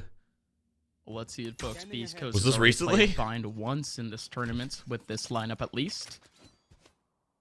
Almost exactly the same agent comp. They ended up taking down a team known as the Radiant Roombas. What a name. The Radiant Roombas 13-7. So we could anticipate still Beast Coast to be ready and ready to go on this map. But it's quite a bit different in terms of composition. And like Envy, 2 months looking ago? to go fast and furious here on the A site. It's going to be Caboose trying to take early U-Haul control, but Kohler's more than ready for it. That Paranoia actually tags out 2 players, but no wide swing at least. The spike will be able to go down, but look at the amount of oppression. Still Beast Coast getting plugged out a little bit more. Tig still holding things down. Mummy around the corner with a trade back. And there you go. Now the 1v1. Mummy wins it out barely. Mummy was the one to just try to fight, just to try to clear U-Haul. Not exactly trying to cover up the rotation or anything of the sort, but everyone else from Envy just started going down, popping down like flies, and it was Tig in the back line to really get the frags in, but it's Envy to get the round. Yeah, huge play from Envy here to get aggressive into those back lines. You saw FNS just in the corner sitting there, so close. I mean, at least for James to get that 1-0 start, that's exactly what you need of your Beast Coast. Envy no slouches. They going big, they going hot, and Beast Coast caught completely off guard off that quick take. I mean, this is a team that loves to default, and in this second round, we see exactly that. Early trips, there's that early smoke dropped by the Brimstone by B-Dog to get early information, but Envy are cheating it just a little bit. They've gotten full control of Showers now. Jesus. He got shit on by that Stinger. Holy. Stinger versus Stinger as well. And Kohler does double down and finds a second. So they trade things back. Full Showers control. And this is a little bit risky from Envy. They're going straight into the site and they do recover. And a 2v3 with only one person left. Tig stuck in towards Octagon is going to try and lock this down, but he is flushed out by a Paranoia. Oh my goodness. A little bit of a struggle fight. Tig still coming out on top now. It's Mummy again, left in a 1v1 clutch. Oh, good rotation back, but man. Oh, he thought it was a fake. I just can't believe that Tig was actually able to get 2 frags there. He was double flashed. Got flashed up by the curveball and then flashed out by the Paranoia. I mean, just a little bit unfortunate. Mame, he does go for the TP again. Plant just with about 40 seconds left. You do have Kohler just about to swing. Fake TP and Kohler. He's not going to overthink this at all. He still peeks the corner. Just have your gun out in a 1v1, dude. For him on the round. And a round back for Beast Coast. Like you mentioned, super Make me risky nervous. for Envy to try to fight on Hookah. Like Jesus. that. It was a double man setup. Yeah, Envy, they realize they lose control back towards Showers. They're like, okay, we need to get a move on. They know this isn't an NA hit. Take Hookah control as quickly as we can, and that's what they go for. Blast pack straight on in by Caboose. Now Envy, losing that second round, it's the dynamic where you kind of have to force here. You're going for a full buy. They don't have anything left over. They're going to try and battle back against Beast Coast, trade the rounds back and forth, see what they can get here. This time, it seems to be no defaults whatsoever. Single trip to watch the flank, but a 3-player stack here by Beast Coast as they head into the B site. Now, what is the contest here? Early on, Recon Bolt goes in. Jammy's holding with a curveball, but they've been revealed. They need to back away, and they are fighting here for Hookah, but D-Cop able to get out with one and easily back away here off of his paint shell grenade. Whoops, that's the wrong way. Here. And Envy, it is a very sloppy round, but a huge double kill from Crashies, and food to find the player in the corner. Envy somehow turn it around. They were going down 1 by 1, but now they've got an advantage in a retake 2v3. and we see that situation happening a whole lot. Why? What is the point B-side of bind, of just playing that 1v1s. close? But oh no way! Through This the is smoke, what is Mame going takes on? down Kohler. This is Not a only fucking that, shit but show. The neural theft. The network goes up and crashes. He doesn't care. His position's out in the open, but he's still there for the take back, and Envy's going to be able to take a second round, and yet another one of those fast rounds. But Beast Coast, they were still very much efficient in just holding down their own angles and just trying to go as cheesy as possible with the early interactions and Whoa, allowing I didn't know time this for that rotation existed. to What come the in. heck? Cool. Around here now for Beast Coast. There's boxes down here. As it's a That's very neat. scrappy buy, right? Guardian for Kohler, Bucky for Tig. I imagine there's not going to be too much. And a whole Envy assortment trying of to speed run. shotguns. We've been brought to Korea with the shotgun meta. See if they can get much. Early arrow in. We'll buy them some information. Kohler looking for a long-range engagement. Can he get something? We know his aim is nasty, but not good That enough. almost worked. As players Dude, that almost worked so well. Oh my goodness, that was close. 5v1 and B-Dog only with a shorty. You have 2 shots, which I guess equates to 2 chances at a kill, but from long range, Crashies will have his number. 3-1 Envy, keeping all 5 players alive, but Beast Coast. That's what we lose will be able FPS to to. buy I here. mean, the FPS is amazing It is in gonna this be game. Extremely, There's no extremely loss of light. FPS. Envy here, who have a full bonus moving forward into the 5th round. Shroud, can you move your cam? Where do you want me to move it? I don't know. What's it blocking? What is it blocking, actually? Let's see what Envy actually. Is it blocking anything in port? Around like this, I don't think again, their so. economy is not going to get affected by it, but still with the A site that they were able to really target up only a singular time thus far in this half. Looks like they're going for It's not even a blocking short anything. bathroom split, and Beast Coast What? playing a little bit more, I guess you could say, conservative on this site. They only have 2 players playing around. Almost a full retake at this point if really they're not able to fight up on D-Cop. Ooh. That Hunter's Fury hits immediately onto the run it back position. That's wonderful from Tig. We weren't expecting too much action out of this. And of course, it is going to be that full retake from Beast Coast, but the ulti is That's a really lot the of one damage. that is able to make up space. So well done, at least early on from Beast Coast. But Envy, they do have their post-plant positions ready and rearing to go. The server is quite quiet, but Tig, he's still looking for more action. Jamie's on the front Weird lines. dart. No ultis to really act with, but a whole lot of util to make their way back in. Still FNS. Around the corner, same thing with crashes, but in comes the first pick, and oh, never mind, it was Mame, and Mame goes down through the smoke, Sully. That is just so unfortunate, but Beast Coast, they're going to take that one back in a flash, but you got to give it up to the early picks. He's got the You fucking take ult, those early dude. kills away from Envy. I You like take that. the early 1v1s at Beast Coast. All they've got to do is concede the site. You have that man advantage. You can play the retake.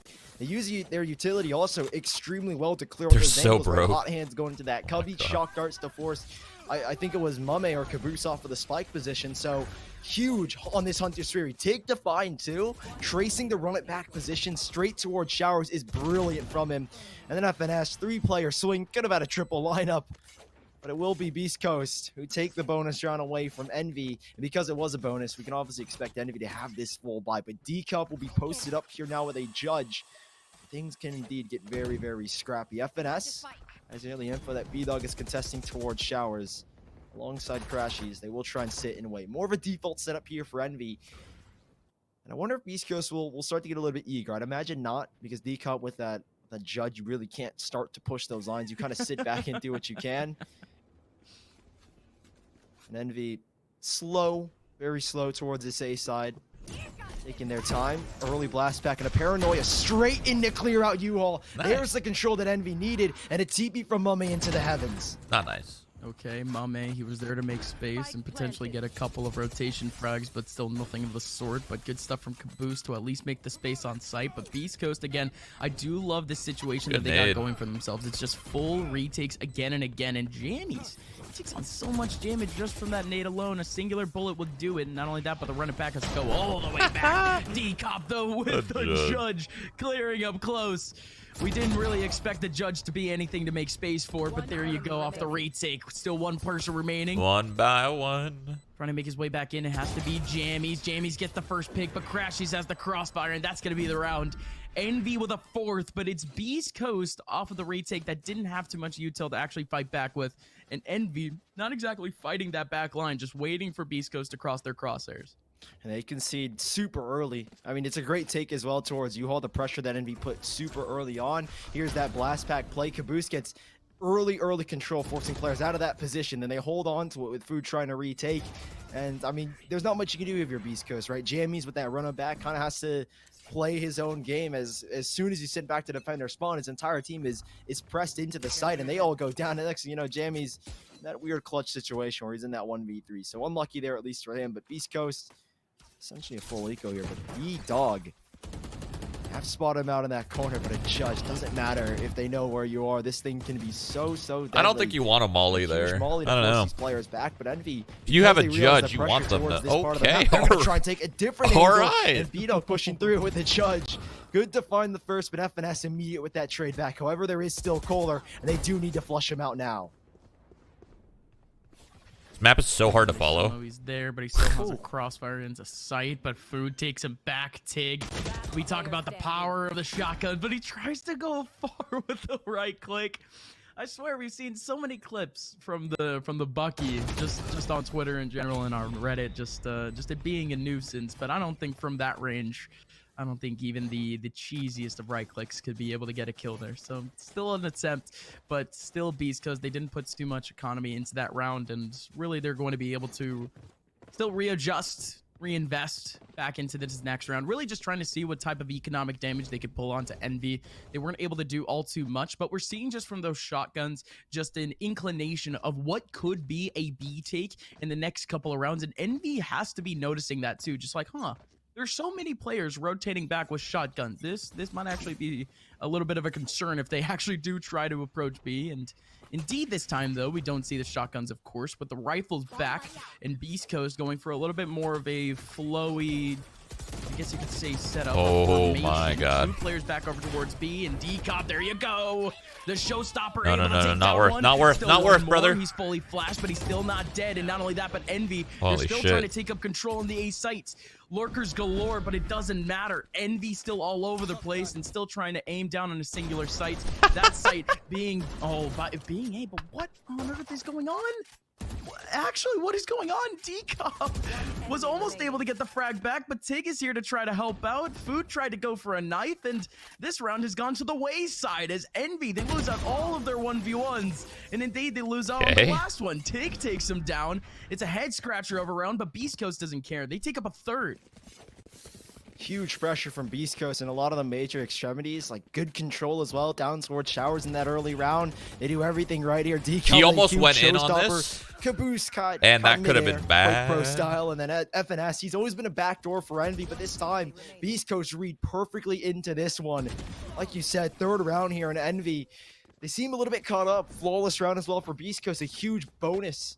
Or at least a boost in their economy where they don't have to worry too much about a buy here. Now Caboose, early swing once this control, but a blaze wall goes up. They're contesting. I just noticed that there was no jets. At least giving the presence that they are now. Crashies, this is a position that Envy have struggled with in taking. We'll see if they can fight back. Very well timed Molly, at least from B-Dog to force him back away. Food. Caboose not gonna be able to evade at least the shock dart. Takes a little bit of damage, and Beast Coast doing a really good job of controlling these major points. Showers has been theirs all game long, and then they end up falling back to the site. If you are Envy, how do you play these rotations? Because Beast Coast on top of their toes so far. Oh, true. The new store. And Envy. It's 4 o'clock. This look like a late take back towards this A site. Crashy's going to clear out the Showers. 2 trips leading into the site. And a retake. Beast Coast, early rotations in, as Food will try and open things up here on the Phoenix, but he's spotted out. He's going to vie for control here, at least into the back of U-Haul, but nothing for them. And B-Dog, through a huge smoke, finds the first into the players in Showers.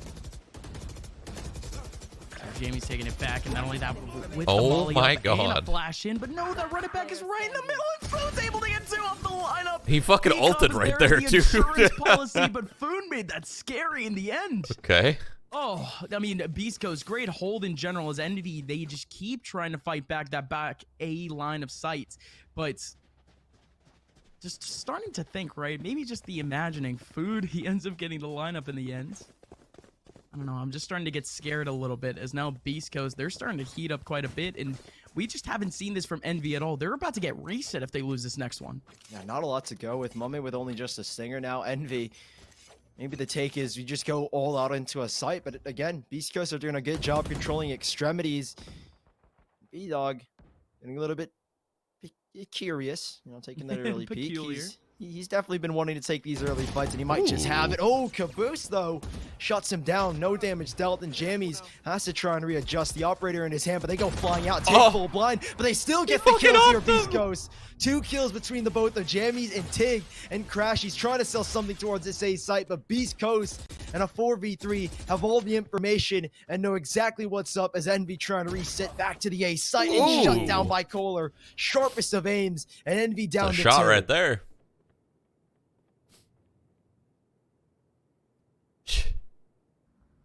It's all too quiet. Thought my headset died, dude. Area. So quiet. Trying to find really anything for them, and I like this from Beast Coast. Again, they've always been playing very loosely in the back of A. Being very reactionary in terms of the rotations, too. With a whole lot of util on site, they're still very much confident. They have the camera in the back. Nobody needs to peek. With 30 seconds left, this Molly could take up so much time, too. It's an amazing setup, but FNS still around, sees the tripwire, not going to fall into it, but still Kohler with only 30 HP. He needs a well-timed swing. Like I said, that Molly covers up so much space. He has to use the shrouded step, so much information. Kohler's not going to be able to peek either, and Beast Coast, they know that there's only 2 players. They're going to go for a full retake at this point. FNS still around the corner. There goes the recon dart, but FNS doesn't care, walks right on by. Jammies. Dude, they're going to win this round. Again, he was the, I guess you could say the anchor on site, but still nothing of the sort. Still 3v2. Mummy, look at this position. Could be able to get one. Still low HP on another one. Trying to see beyond back. Could be able to go back over towards bathroom, and indeed he does. FNS still holding up the cross. Not going to be able to get the kill. Still player in bathroom. Mummy takes him down. 4v2. And Envy's the one that wins it out. Again, Sully, you hate to see that. Of the round, just so disastrously slow.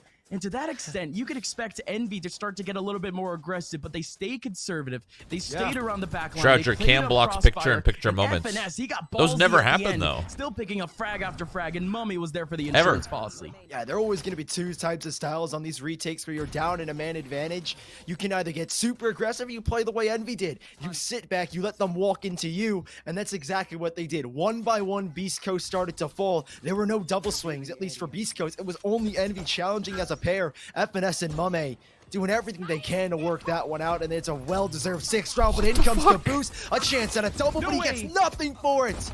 Nearly goes down to the boom, but is able to recover as a swing out from D-Cup is shut down, and Envy, they've got the site for relatively free, no players lost, and only a run it back expended as these last 2 players, they'll be caught up in the tripwires. Now they know the flank is coming on in, it just Beast happened. Coast, huh? It's Caboose to try to meet them.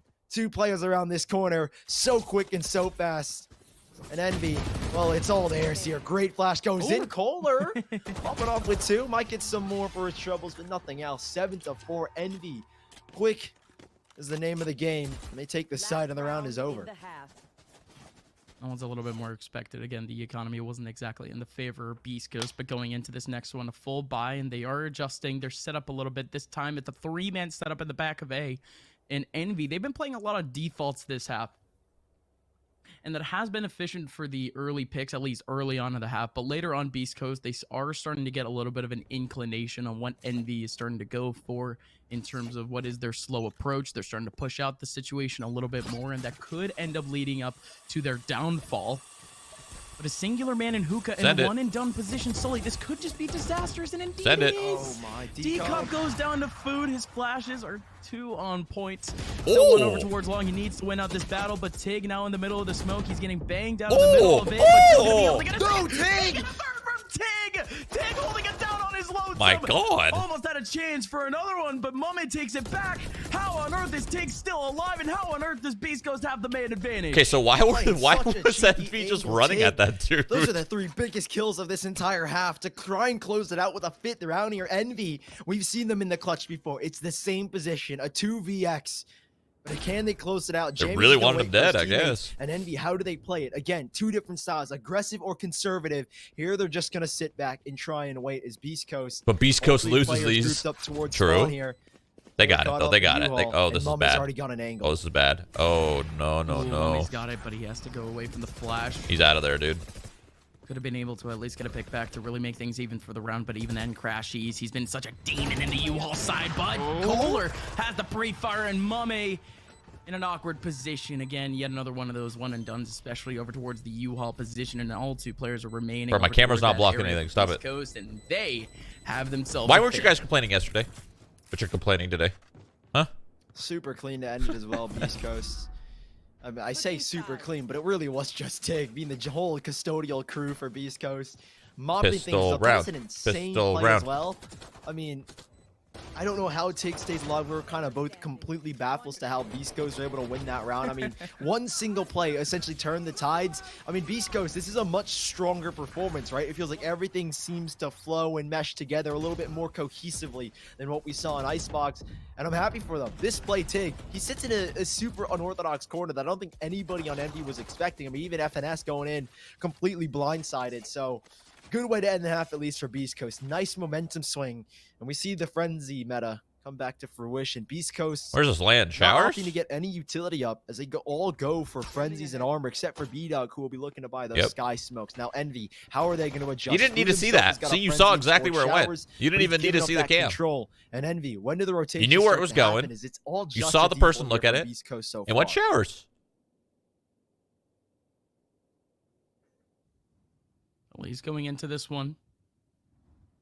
I've been saying that more North American teams, they're starting to pull more curated strats for the pistol round, and this time it's Beast Coast opting for an early default and an early rotation back. They're not able to get a whole lot of information over towards the B side, but if anything, less contact, less damage, it's going to make things a whole lot more disastrous in a sense in whatever side they end up aiming on. And Owl drone over towards Long, it might not be able to get that information, and all they know is that there's a Cypher lurking over towards the B area. But they have no clue that all the players are around, ready and raring to go. There's a couple of players from Envy essentially ready to jump into that teleporter at really any point. So Beast Coast, they have to go right now. In comes the fast take. That recon dart is going to get a whole lot of information, but still FNS around the corner. Same thing with Crashies. The fucking Frenzies, man. That's so annoying. Still Mame trying to fight over towards the long area. That's a beautiful position from Kohler in the fast rotation from the Envy side. Yes, it is efficient in terms of just taking up control, but Beast Coast, they're all here just trying to get that spike down. But wait a minute. 10 seconds. Food can deny it. Around the corner. Food has to get this kill onto B-Dog, but there's so many players wrapping around him. He might have been able to actually deny it, but I think the drama was a little bit more artificial. As Beast Coast, they still had control of sights. And Food, with only a singular clip from the Frenzy, you can only do so much. 6th round from Beast Coast, and finally they have themselves a little bit more space in a sense, a little bit more of a comfortable round as they're facing on against mostly classics. And no, never mind. I was about to say maybe the upgraded pistols, but they want to completely force up as, again, that's just how the double ecos are going to go going forward. Guess where it's landing, guys. You saw this once before. Food getting that early recon bolt, but he's going to try and cheat past the hot hands. It's going to be a little bit of a surprise, at least for Jammies. Food getting super aggressive. There are 3 players just around this corner. Takes out a curveball, trying to get aggressive. Curveball back, but a bullet to the face of Jammies. Is that ability actually called a curveball? By the high fire rate of the Stinger. Now Envy. Adjustments made back towards this A side after gaining that control. They're going to instantly concede, but that's going to buy them time. A lot more info can be bought here. As you see Crash, he's kind of spotting out toward the B side. Yes. At least B long. Hookah has already been guarded up by a tripwire, so they've got info. They don't need to move any players just yet, right? You have the early TP as well for the both players of Envy. Rotations are going to be super quick with Beast Coast down a man and the utility available already for Envy.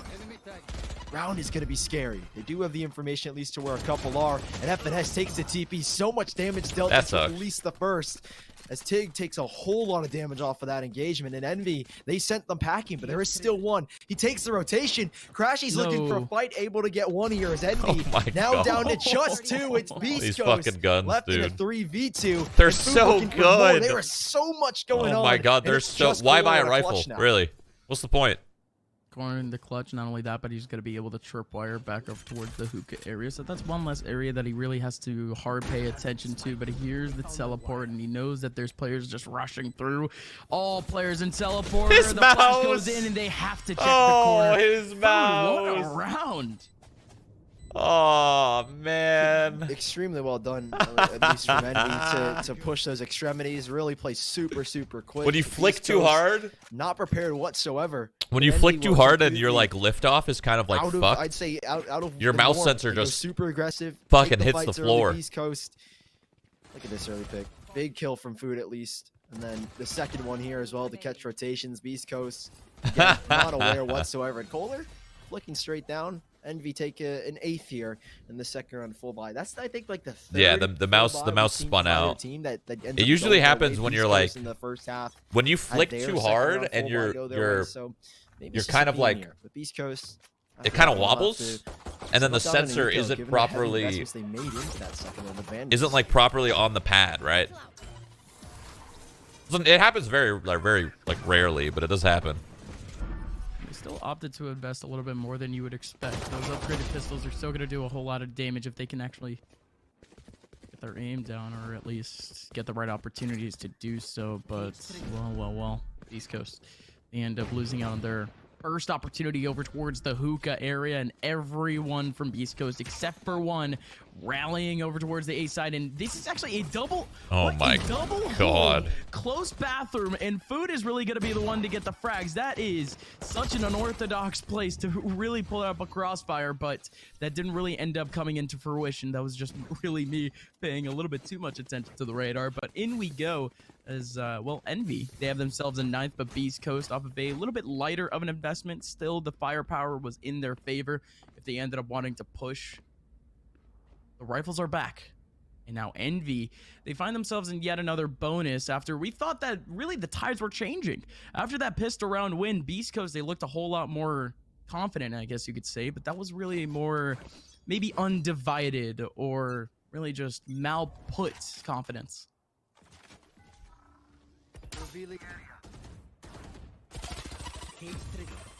Ooh, early contest in both showers and hookah. Food caught full blinded here, but they don't actually Did he hear him? push through the I think he Cypher heard him. cage. Food can sit back and wait.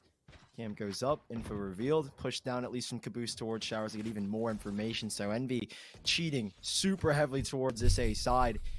And even a second smoke dropped by Mame. Prevent even further information here, at least from the side of Beast Coast. But rotations coming super slow after that early contest. I mean, Beast Coast don't get anything out of it. They've got little to no control here. Because they forced them away, FNS will make an early rotation back towards the A side to give a 3-player stack here. No trip set up, though. And are they ready? Early run it back goes in. The nades will try and keep Jamsey at bay and try and separate them. But a Hunter's Fury from Crashies sent down Fucking range. Sova ult is What so can he get from annoying. it? Only just a single kill. And Beast Coast once more are stagnant after a single push. They're snagged in, but they still have the util to use. Indeed, out goes the smokes. Caboose up at U-Haul. He does have at least a second player there for the trades, but Tig doesn't want to take it on. Food already rotating back, actually. He's going to come in at almost a perfect time over towards the bathroom area, but he actually needs to execute in a sense. FNS gets one back. Same thing with Crashies. Tig now remaining in a 1v3. So many angles to actually look over, and there you go. Food gets the kill back. And it had to come down to Envy again, just having good pressure over towards the choke points. They had 3 players early on, at least, in that Weird area question. What do you do if you feel sad? to be able to hold down in terms of util. But you got to think of how slow Beast Play Coast video ended up games? going down really near the end of things. And that came down to the pressure of Envy. That was well done. Half buy now left for Beast Coast. Super difficult situation to be put into, right? You understand now that you lose this round, it's almost a gimme, at least for Envy. That puts them in an 11th. And then your next buy, your full buy, is where everything is on the line. And oh my, Envy, Food already taking an early fight, but here comes the Bucky. D-Cup looking for a little bit of extra, but there are 3 players here. And the Bucky, well, it's quick and while it's flashy, it's not going to be enough to take them down. They try and respond here, Beast Coast, with the use of the Hunter's Fury, but it's Kohler again. His aim is sharp, but is it What a good shit enough to win out response. this How is club? that a I shit doubt it. response? 1v3 paranoia already in his face. I gave you my Control the answer. spike now as well. It's unfortunate, I'd say, to say the least, for Kohler. The cam spots him now as well. Might get peeked on here by FNS, and he is just stuck towards Octagon. Nothing you can do. You can maybe salvage a kill here or there if you're lucky. Get that ult charged up, and he might just get it. Well, there's the guarantee. The next round. Kohler! 3 kills. Okay. Hit my tongue for a second as you see them flash. Kohler. All right. Okay. Why Shit. is this man a free agent? Tell me this right now. Monstrous. Kohler, one of the best individual aimers in NA. He proves it again. What an absolute madman. He's feeling damn 4 good after bullets, that. 3 kills. He makes it look easy, and again, not in a position at all to be able to win that round. I mean, really, his entire team was an eco, was a force buy, but he was still able to hold it down. So Envy now a little bit shook, but not in terms of the economy. They still have everything to work with. So man, oh man, we see some life back in Beast Coast, and specifically Kohler. I have a curse. Every time I say the round is done and dusted, I remember back to the Envy Immortals. I am mind boggled. Beast Coast. Life given back instantly. That was Envy's round to lose, and it surely was. Beast Coast pull out some magic. Now, Food trying to get aggressive. They need to reconcile with that fact. And you talk about life. Beast Coast have got a whole lot of it. They sit back, they wait, retaking these positions now. And we'll see if Envy can bounce back after an insane round like that from Kohler. He's going to try and take an early peek out towards Showers. Now, despite them trying to retake certain positions, they ultimately concede. And Envy, they can cheat a little bit. TP available, which we've seen them take time and time again, as Decal slowed by a trap wire and won't be able to continue without that second blast back. Envy, rotations are being made. Time is being bought. There's nothing here. One in the back, it's FNS, and crashes towards That's a Ella. Rosa Here right comes the there. fight, and out goes FNS for 1. Trades go back. It's a 2v3. 30 seconds left. Good shot through the smoke too, coming in from Sig, but now in we go. Decop takes down Food. Last person, his position is already revealed. Mame needs to repeat the magic pulled off by Kohler in the last round. It's so tough from this position too. Tries to go for the TP. That does bait out a little bit of pressure over towards the smoke. They're still checking over, but of course, could have been a fake, and indeed they're still checking it. Dude, this is getting scary, man. This is still, it's not over. It's not over yet. Just clean. Dude, that knife is so sick, man. I'm so sad I don't have it. Super slow as well from Beast Coast. I mean, the fact that they're able to buy that much time, Envy, with Decop not having a second blast pack, it's amazing that I'd say Beast Coast were able to get onto the site with little to no resistance. Like you said, instant trade on FNS, who was kind of X Factor. Shot through the site for Cage. Works out perfectly. Now, Beast Coast, 8th round on the board. Envy looking a little bit lackluster now in terms of a buy, as they're forced down to whatever they can muster. An eco. Which knife? This one, the ruined, the spinny one. Caboose forced away. That is a huge orbital strike and gives them oldest control, where now Beast Coast, they now set the tone. They set the pace. Where do they want to go? Orbital. They can back it up if they want, which kind of they a waste. do. And Envy have to respect the fact that Showers is no longer theirs, and there could be anybody sitting there lurking.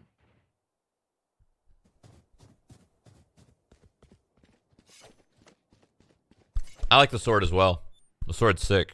That's probably one of my favorite knives. Important position here. If he does actually want to fight up this rotation from Envy, he would have to, at least right when Beast Coast makes their pop on B, be ready to take up that T. They're about to do a fake. But even then, he'll be revealed. Finesse, they know that he's still over towards the long area. So they're pulling some people right now. More of this the could work. rotation frags, but they still have the spike over towards the A this side. kind of This is sucks just a really though. good fake. The Stingers. If he gets this kill, I think they win the round. A whole lot of movement, a whole lot of sound being heard by Mame. Has a great position, going to be able to get one again. It is one and done, and nobody's going to be here to actually trade him out. If anything, Mame just has to hold it down. Caboose with a couple of shots, but he can't hit anything. Hunter's Theory going in, little bit of damage. Tig and B-Dog still getting kills back. Food with none other than a buck. He still takes one back. He does get traded. FNS with another one. Jamie's with a second. 1v2 That's crazy. Coming in now for Crash. That was crazy. This might be the fuck just happened? Easier task now. One player down, completely low on HP. There's another one down 2. Crashies only has a frenzy to work with, but he can make some magic. And he goes. No. Gonna be able to go on. Only one person remaining. A gust of wind could take him down. B-Dog This is really the challenge that could take Beast Coast forward for the rest of this game, but he has to get this cross up right. Crashies, a singular shot to the body does it, and he wins out the 1v2. Unreal. Why wasn't he they had the looking right you setup, all, but dude? Envy, well-timed rotation, and they get it done for an 11th. They expected the step from front APC as well.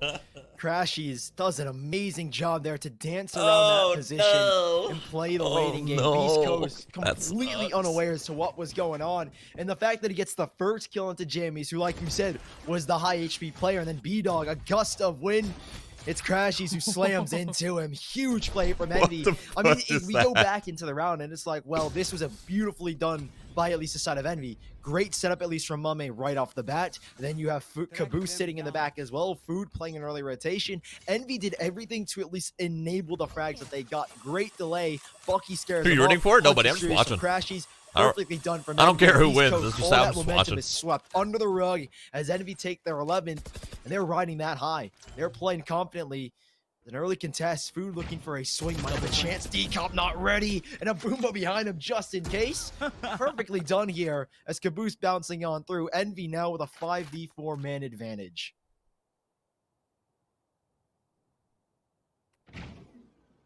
Not only that, but Envy very reactionary off the rotation back. The only reason why they can do that is because they have a player all the way towards their enemy spawn, just getting that information. But watch out, Caboose needs this Good frag, and kills, indeed good he's gonna kills. trade it out from beyond the grave, but that's well done from B-Dog, clearing out at least the U-Haul area, but there's still 2 players around. I love it.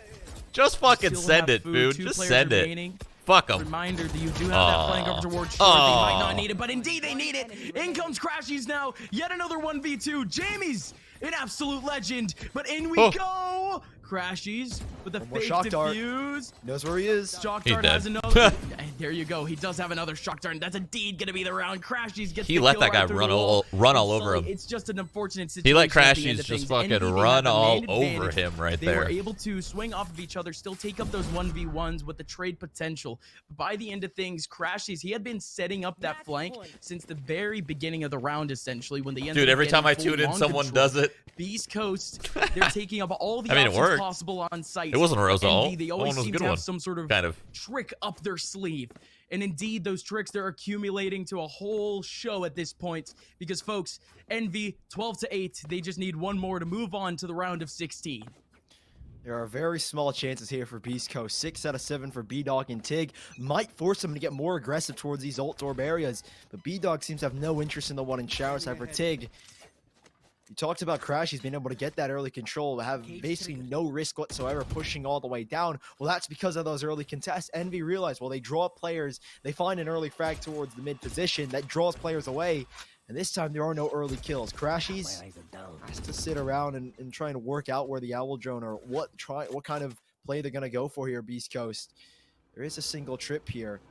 NS right underneath. Food is going to try and retake it. Oh, a free kill. I off love the when the Vito. body gets sent to the through fucking TP. portal. And same thing here for Food, as it is going to be just Kohler to take him down finally. Run it Joe back as well Scoba's for the side of everywhere. East Coast as FNS playing Oh, around. It's no. Jammies who gets sent That's back GG. here, and FNS still holding this angle, but they've held on to Hookah and Envy. They've got all the control That's in the world GG. now, and Beast Coast, it's Crashies on the flank. Crashies for 2, and it might just be the game here as a 2 versus 5. Now make it just 4, as again it's Kohler coming up big, but a 1v3 to try and close it out Dead. here. Oh, And it's that's being it. hunted. Hunter swoon, but the second doesn't connect. He's been given a chance, but it's a small one at that. Still has the util. Great smoke out too. There's gonna be nobody. He's on walking site. through that B-Dog smoke still for has to sure, clear and out little dead. by little. Shots right Okay, on through the smoke, and he's never gonna mind. go down to the frenzy through Beast Coast. All right, so they won, right? I wonder what they're gonna watch next. I want to watch a TSM match, please. Can we get a TSM match? Let me look at the bracket actually. Bracket? Can I get a bracket?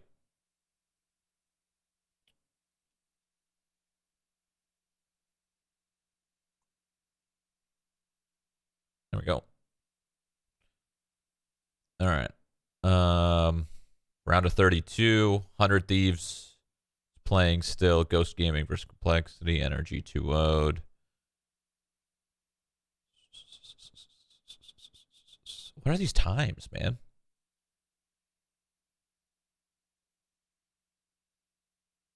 They're so scuffed. Why are the times always so fucked up? Cloud9 blue. Where's Cloud9 white?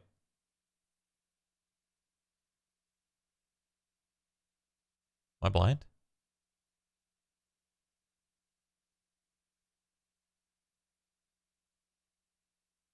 Or did they lose? I think they lost. I think I'm blind somewhere. Cloud9 white.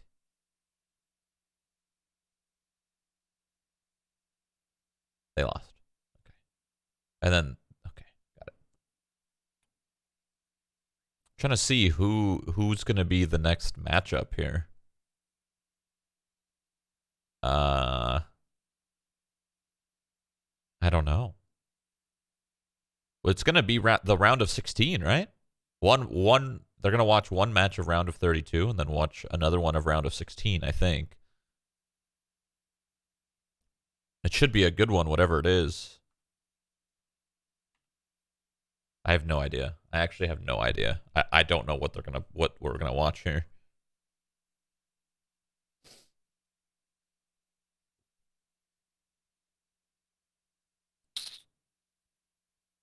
TSM versus Dignitas? Yeah? That seems like it's the most intriguing one.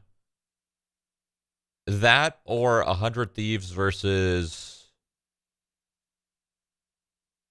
Ghost Gaming or whoever's going to win there. I think it's going to be the TSM match that they're going to watch. TSM versus Dignitas, assuming Dignitas wins. That's probably the best one to watch. Yeah. But what happens now? Do they have to wait? Since this best of 3 is over, do they have to wait for the next one? Or are they just going to tune into a random one? Dude, this looks exactly like HLTV. Like, okay.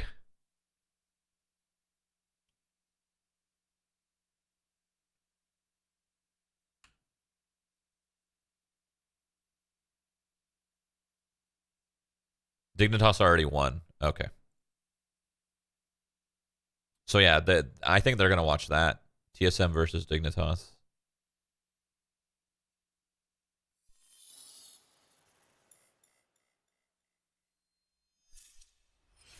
Use VLR.gg, it's better. Okay, 1 second. VLR.gg. What the heck is this?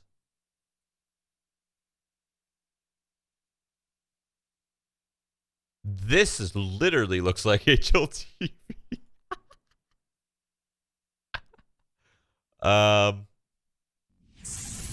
Is this made by the same people who made HLTV or what?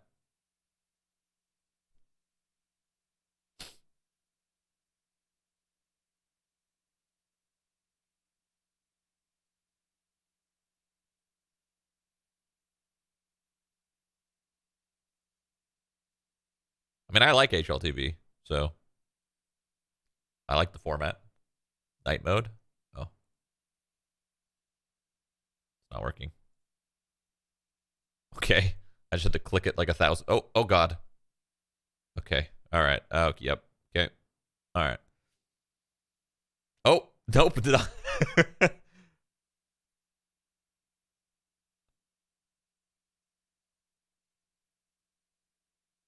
This is the slowest website I've ever used.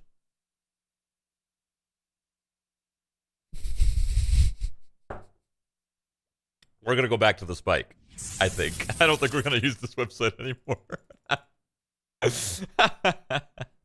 We'll go back to the spike website.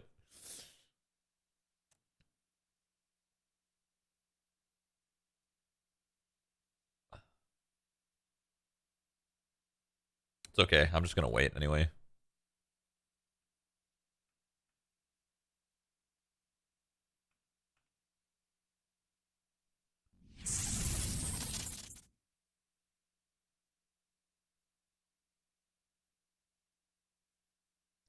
Let's get a test. Come on, which side is better? You kidding me?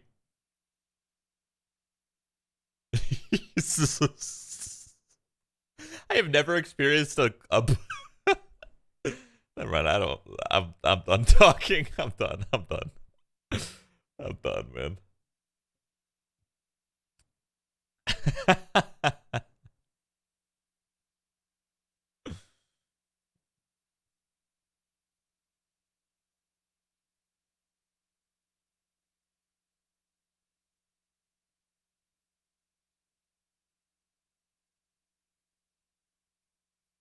GSM game, watch it. And we'll see you 30 fucking seconds. Why don't you chill? All right.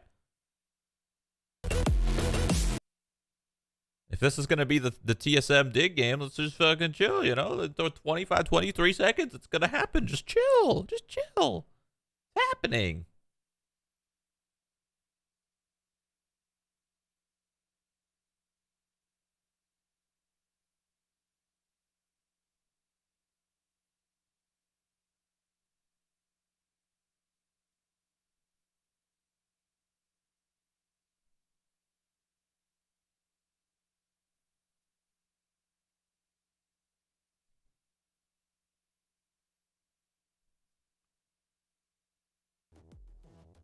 Oh no, we're good.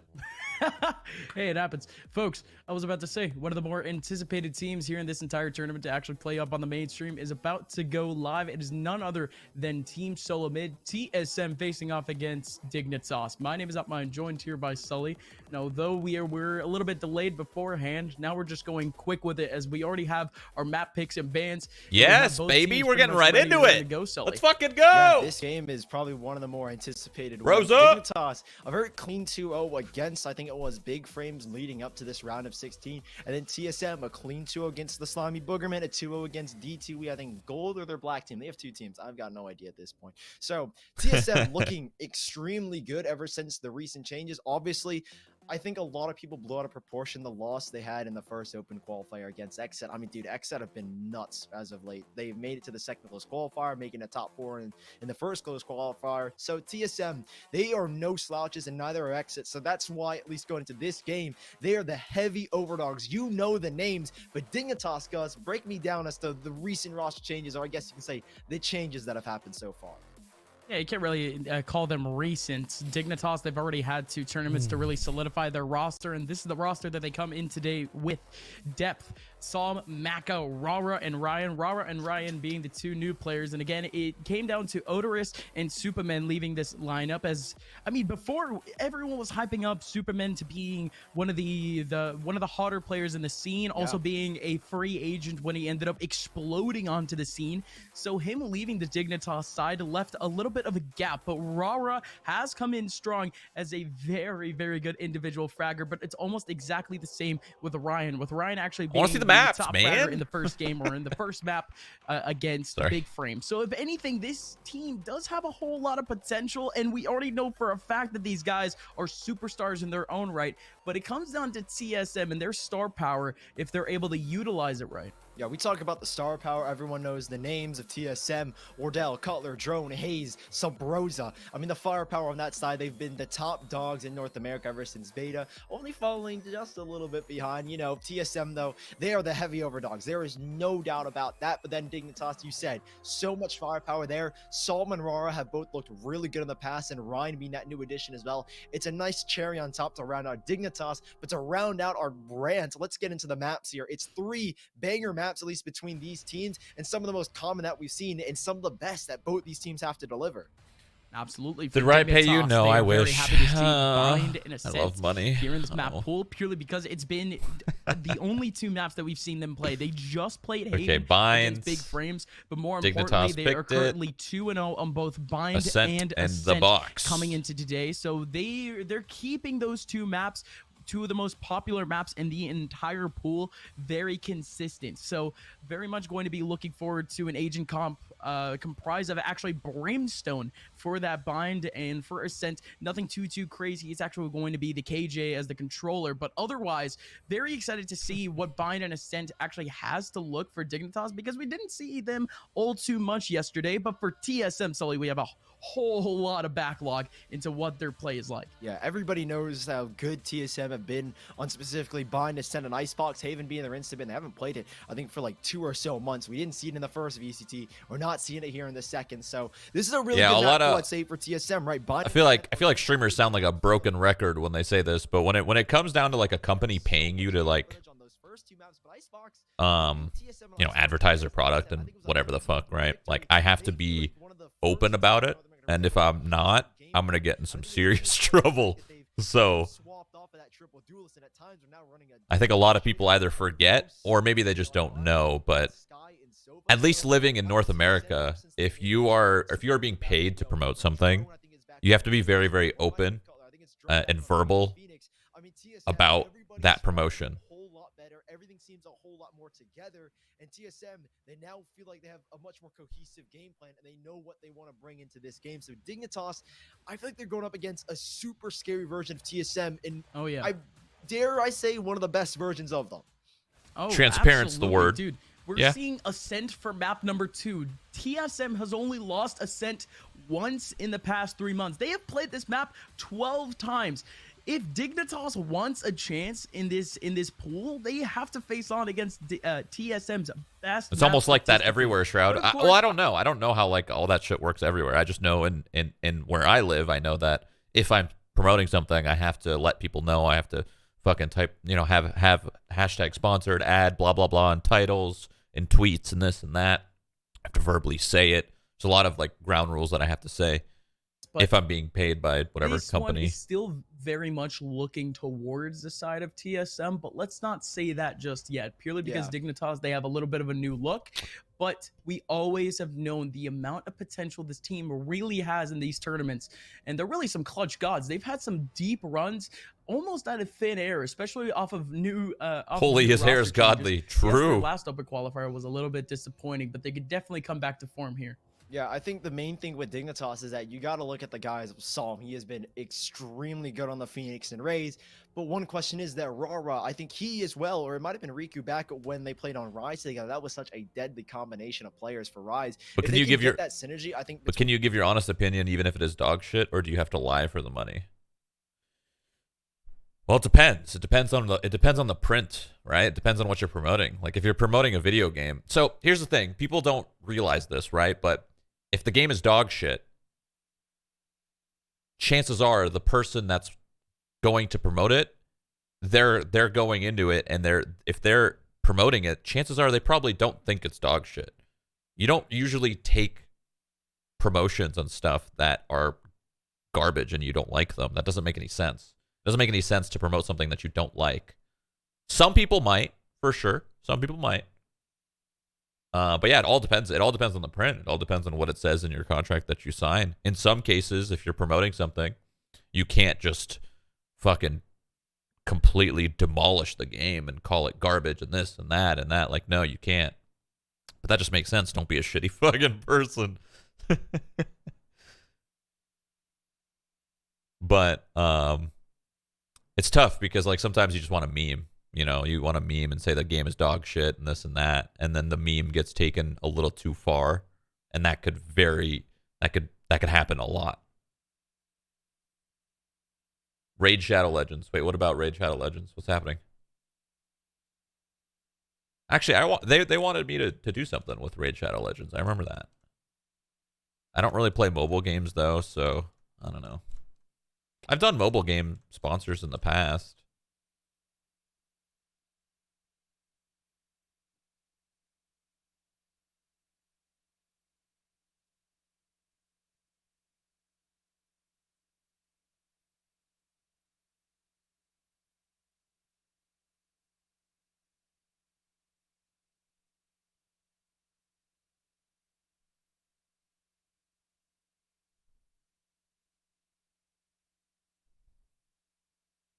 What was the most recent promotion you did for a game? That's a great question. I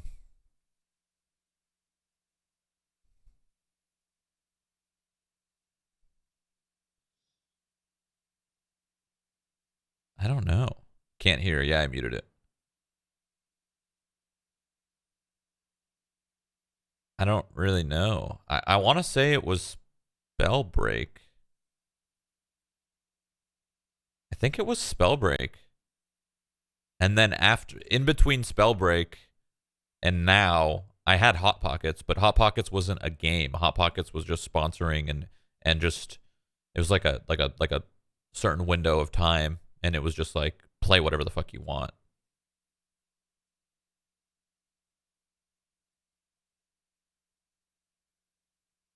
Why is no one picking Yoru? Because nobody really has strats for him. Yoru's a pretty solo player, I think.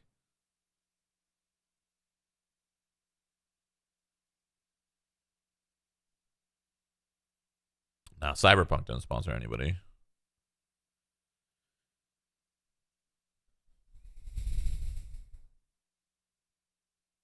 I did that Doritos thing, which kind of counts. I did that like Doritos like Cyberpunk edition or whatever. I guess that kind of counts, right?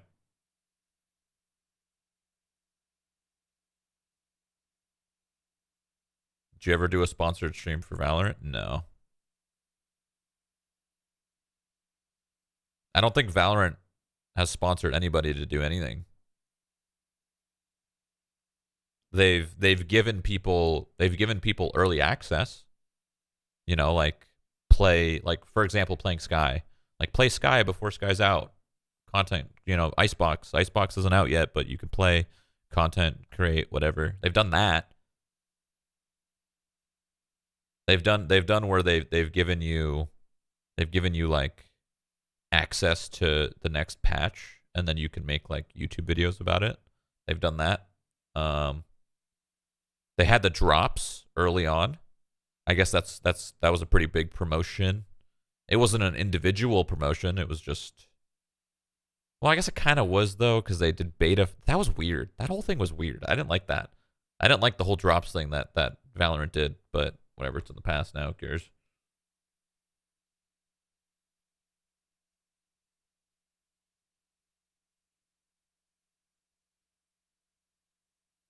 I thought this was going to start, but it's just not.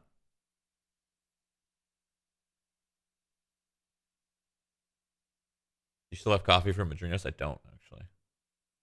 I mean, maybe I do in a fridge or something. I think this match is still like 45 minutes away. No way. They already did map picks.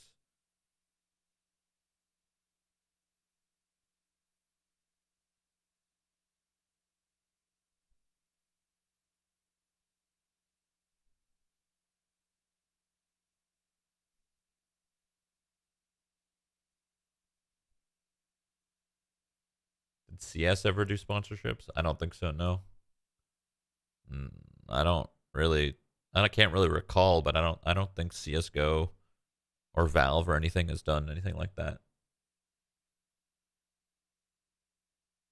The caster said the servers are down. Okay. Well, I'm clearly not listening. I'm just talking to you guys.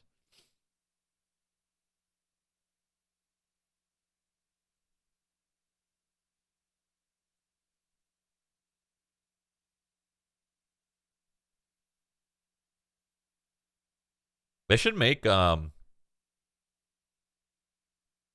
and give the casters green screens and help them set it up.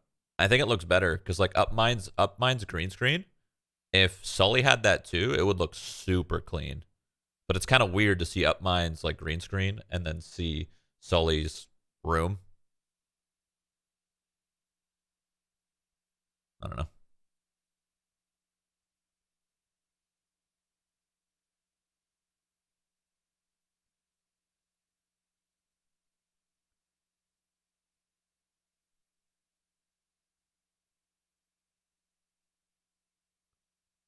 Sully got a better camera though. Yeah, true, but if you had a better camera, it would still make the green screen look better. Not like the actual green screen, but you know, your face.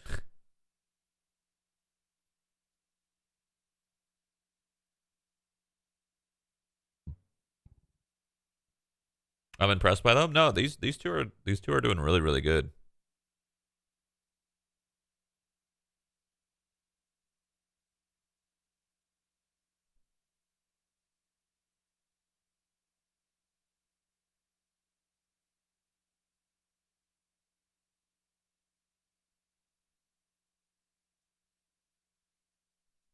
Congrats on 9 mil followers. We know that Really? you guys can. Why don't you use a green screen? Because just because of how I have my shit set up, I think. Green screen usually is like required to have it like front facing, and I just don't really do that. And also in that spot, X Serenity versus BBG, a little bit of a meme on Twitter at this point, and it's almost destined that they. I'm not a huge fan of the whole green screen thing personally. Yes, that's my 4th pick at least. If I really want to be like just an inkling in like my brain at least rather than my heart, I would say BBG to be that 4th team, but I'm still the wrench is. I mean, the gears are starting to pull. At Shroud, do casters get paid by hour or salary? I'm not sure. I think it's just flat fee. I think it's like, hey, can you cast X amount of matches for 3 days, this many matches a day, and that's just a flat fee. I think. I don't know though. I have no idea. That's just my guess. Our second is going to be Ascent, and our third is going to be Icebox. Just to remind y'all, bind up here. It's TSM starting on the defense, and Dignitas kicking it off here on the attack. Now, you talked about a Brimstone, and TSM have brought a Brimstone and an Omen out. What is this? Oh man, to add a little bit of context here for Bind, we have only seen Brimstone get pulled out for them once, and this is almost literally the same setup that they were running before, except this time that they actually have a Sova. So this is Rosa's on Omen?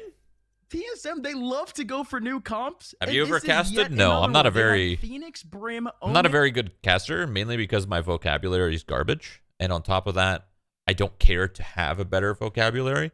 To be a good caster, I think you really, really, really need to work on that. It's important to not sound like a broken record, and not sound like an idiot. And I'm both of those. So, you know. Guy, it's Wardell. There's no way he's picking a Sentinel. There's no way he's picking a Sky. He's going for the Jets. But this is extremely peculiar, at least from TSM, right? You said Sova Sky. We talked about in the pregame. Where does this double controller come from? This is mind-blowing, at least for me. TSM, they've been definitely experimenting, right? I talked about them kind of hopping off the triple duelist bandwagon. Sabrosa no longer playing the broken idiot. But to put Hazed back on Brimstone and to transition from what you were doing before, which is Sova and Sky, to something completely different, I guess we can call it the X Factor of TSM. There's nothing else to say it, but this is uncertainty at the very least for Dignitas, is they've probably prepped. They've been like, okay, TSM, we know, we watch their games. They like to play Sova Sky. They're really good at it. I'm not going to move Cam, dude. The game's about to start. Nowhere. Dignitas must be scratching. You're not missing anything. I just told you, Sabrosa. Oh, absolutely, folks. Of course, is coming Omen. into this tournament, TSM, they haven't pulled Brim on this map at all, but they've already played it out once. Yes, they ended up pulling out the Brimstone, but no Sova, if I'm not mistaken, in that composition. They ended up playing Sky on this one. So again, it's still, especially in the early rounds, there's still a lot of experimentation from these top tier 1 teams, and that's what we expected really for Challengers #1, really for teams to be able to really solidify their future in terms of age and comp, especially if they're playing around with their players. But this is a team like TSM that they've had a lot of time to scrim, and it seems as if this is a very calculated approach, that they've thought about this in the past where they're just like, all right, Hazed, potentially going back in the Brimstone might be what we need to really solidify things for our roster. And folks, we are heading in finally into map #1 between Team Solo Mid and Dignitas live on Bind. And well, at this point, we have TSM. Jesus. At least in a 3-2 split between that A was and just B. annoying. Not only that, but Dignitas holding up real strong over towards the hookah area. An early rotation coming out from Teleporter. Sabrosa and Drone here to try to help out. Cutler also here with a wide swing. Ra still up in middle. And Drone is essentially just delaying so much time in this position while Dignitas is getting whittled down to 2. Same thing with TSM, an early 2v2. Wardell making a fast rotation. Like you said, Drone sitting up. Oh, he's won that fight. They win the round if he gets that kill. 1 HP on the lad, though. Just take TP and Dick on this guy. Now we talk about a 2v2. It's a 1v2 here. Def in a very tricky predicament. They don't know where the spike is. They should have tried to squish them together. So far here for TSM. Dignitas, Def can be easily able to grab this. I guess that's kind of hard, though, from the outside. These rotations, well, they're going to take some time, but TSM starting to get a move on. Trying to feel out the map right now. Def, he has one almost free kill on Control, but then you go down to Wardell. How do they play their cards right? It's They're gonna be about both in together TP. What and the playing fuck? as one. And Wardell with the sheriff is so as well. weird. 6 shots. I mean, all the opportunities are here for Def. The spike will go down, but the post plant position, he can't fall back to short. He's got to try and get aggressive into spawn now. A fucking deagle? There's going to be nobody rotating from that position. If anything, it's going to be a hard retake of this position that he already has a camera on too. So he has his bases covered. Well, he knows where both of them are. Not going to be Good able info. to ping out anything. He's but going to win. Still that information He's that going to win. 100%. Cypher's going to win. Double Dead. U-Haul and Def Oh, is this is here. huge. He's gonna be able to Oh, get never one. mind. Wardell He's still around going to win, the though. corner, misses out both players. Now Def around the corner. Gets himself the kill. The 2v1 Ooh, from I the like that. Cypher legend. And Dignitas have a 1-0 lead. Huge play from Def. I mean, it's the fact that Wardell is stuck on a sheriff. You can't. It takes 2 shots, and those are both going to take half a second between. And Def abuses that fact, and he takes the kill for himself. A very difficult round for TSM, despite being in that man advantage. I mean, you've got one player on low HP, and then Wardell behind him. It's such a struggle round, but they will. This is going to be a good fucking try and match. Battle back with whatever they For can. sure. 3 These are 2 really good stingers teams. and a sheriff to battle back against Dignitas, who themselves have a very similar buy, minus a Spectre and that Bulldog they've ended up buying up here. TSM, this is still going to be a hot round from them. Despite having double controllers, only 1 smoke has been dropped so far, as already Sabrosa getting aggressive down towards showers. It's Dignitas that are playing a slow default with Def being that backdoor exit, and Wardell. Oh, he's on his butt. He's on his butt. Players here, Gus, and they are waiting inside of hookah. 2 players in hookah, hazed outside on site. It's a little bit long range for the Stinger, but who knows what he could pull off at this point. You pull out that AES, you pull out the burst. Oh, easy no. peasy stuff, but Dignitas looking to explode. They have all that information, though, Sully. Like I think TSM's going to win this round. Coming in, Wardell really just trying to find any sort of lurker over toward the bathroom position, or if Dignitas is going to be able to rotate on out, but instead they're fully committing to it. Ryan's actually going to be able to get the kill over onto that Molly. Sam is just rushing through. Are you kidding me? Rara still able to get the second. How did that go so horribly? Drone is still laying around, and they have no. How did he die to a Molly? Here in hookah, just waiting for that smoke to dissipate. Wardell? But the Wardell? But the brim smoke, the longest in this game. But Wardell? Hello, coming all the way from the A site, able to get himself 2, but drone still remaining over in hookah, waiting for any sort of drop. He's gonna make the noise first. Has to get the kill. I really thought they were gonna win that hold. A massive round for the man as he gets himself. They should have gotten in front of the smokes or behind him. Dignitas a second.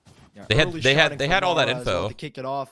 6 Rather kills than in letting 2 them rounds, exec on massive them, they should have 4K, tried to like TSM bring the fight to them, fully probably, reset right? Here, but it isn't without cost to Dignitas. They knew they were going 3 B. players go They had down. 4 There's there, heavy 1 on reinvestments to flank. be made, and TSM. Let them know. Waddell's You had one charge off of this SMGs? blade, I so don't know. if he can get 1 kill or even get an ult orb in this case, it could definitely at least put a lot of fear into the hearts of Dignitas. With Wardell on that blade storm, he can do so much damage, but it's majority sheriffs and 1 frenzy here from Drone, as he himself now selling and going back to the sheriff. A 5 sheriff round. Molly. And Dignitas, they know that TSM are definitely a little bit menacing, but Sabrosa going down early. It's Wardell that now has to pivot between 2 angles. He hasn't been spotted just yet, but now they know where he is. He's going to dash away, try and stick with his team, and in a 4v5, nothing to lose here for TSM. It's all about getting exits here. Spectre.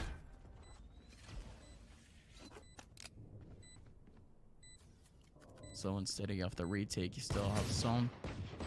Leaning over in U-Haul is essentially going to be that first contact, but it's actually Drone with an early kill onto Def. That's a massive position being exposed. There's nobody else over towards Bathroom. It's all going to be over towards U-Haul for Dignitas to try to hold things down. Triple coverage, coverage in that one area. Diffuse is going down, but they're just trying to hold things up with the stimmy. Brimmy with the stimmy. He gets himself little bulldog. One back. Rara helps himself to not only an Empress, but with the stimmy at the end of things, makes things a whole lot faster. That bulldog turns into a Vandal and then some. Dignitas, they get themselves a 3rd round, and now TSM, they have a buyback. Quick round, huge shots, and like you said, quadruple coverage. I mean, Rara just sitting behind him. I wonder how fast the Bulldog is going to get when you've got a combat stim and the Empress on him. You know, just something maybe that someone wants to do some research on. Who knows? But TSM, you're 100% right. Back with a buy. Wardell's got the operator, and that should at least instill a little more confidence here for TSM, as free ult orb here for Drone. You will get the run it back online now. And TSM, they're sitting on 3. Hunter Fury to play the post plant, and Drone and Hayes taking early fights. It's already 1 here for Hayes as he sends a molly straight on into hookah. It'll force Solon back just a little bit, but it lands in the back corner where Drone will try and contest that. Interesting stuff, because Hazed, he was the one that wanted that first contact over into hookah, and again, he's the controller, but it doesn't matter. Drone was actually there to cover up the second contact. Oh my god, he is feeling himself right now. Himself too. This is what duelists are for, folks. able to take control and able to make space for his team early on. But now, TSM, they have full control of the spike still over towards the hookah area, but just won them this round, bro. Oh my god. Wardell is I guess away, it's but not that smoke over yet, but surely about to dissipate, and Wardell could definitely pop off. Not only that, but he has the knives ready and raring to go. Still very much wary of the flank in. Ryan needs I hate that gun. I hate the bulldog. I hate it. I hate it. I hate it. Find it. Now it's a 2-on-2. Sabrosa and Wardell. Cage triggered. Still with a little bit This of is a control, but not exactly messy of the round. spike anymore. 30 seconds left. Sabrosa still in long. Wardell back in their spawn.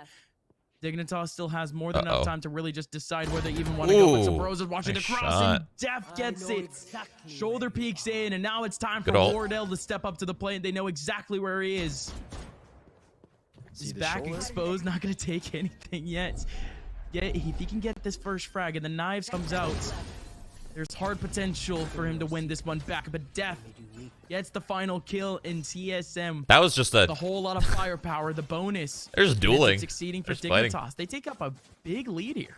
Yeah, it's not even anything that Dignitas did particularly insane. It's the fact that Rara finds 3 here. The first one that Hayes is understandable. Sorry. The second, and then to get a 3rd kill as well. Sorry. Rara has definitely been an X factor here for guys cut my hair, Dignitas in these please? first 4 rounds. We Already gotta- racking up 12 kills and only a single I want death to be on the balls, pistol round. I think. Dude is popping off, but now TSM, that heavy investment comes back to bite them. They'll be on a light buy here. Not a lot of expectations.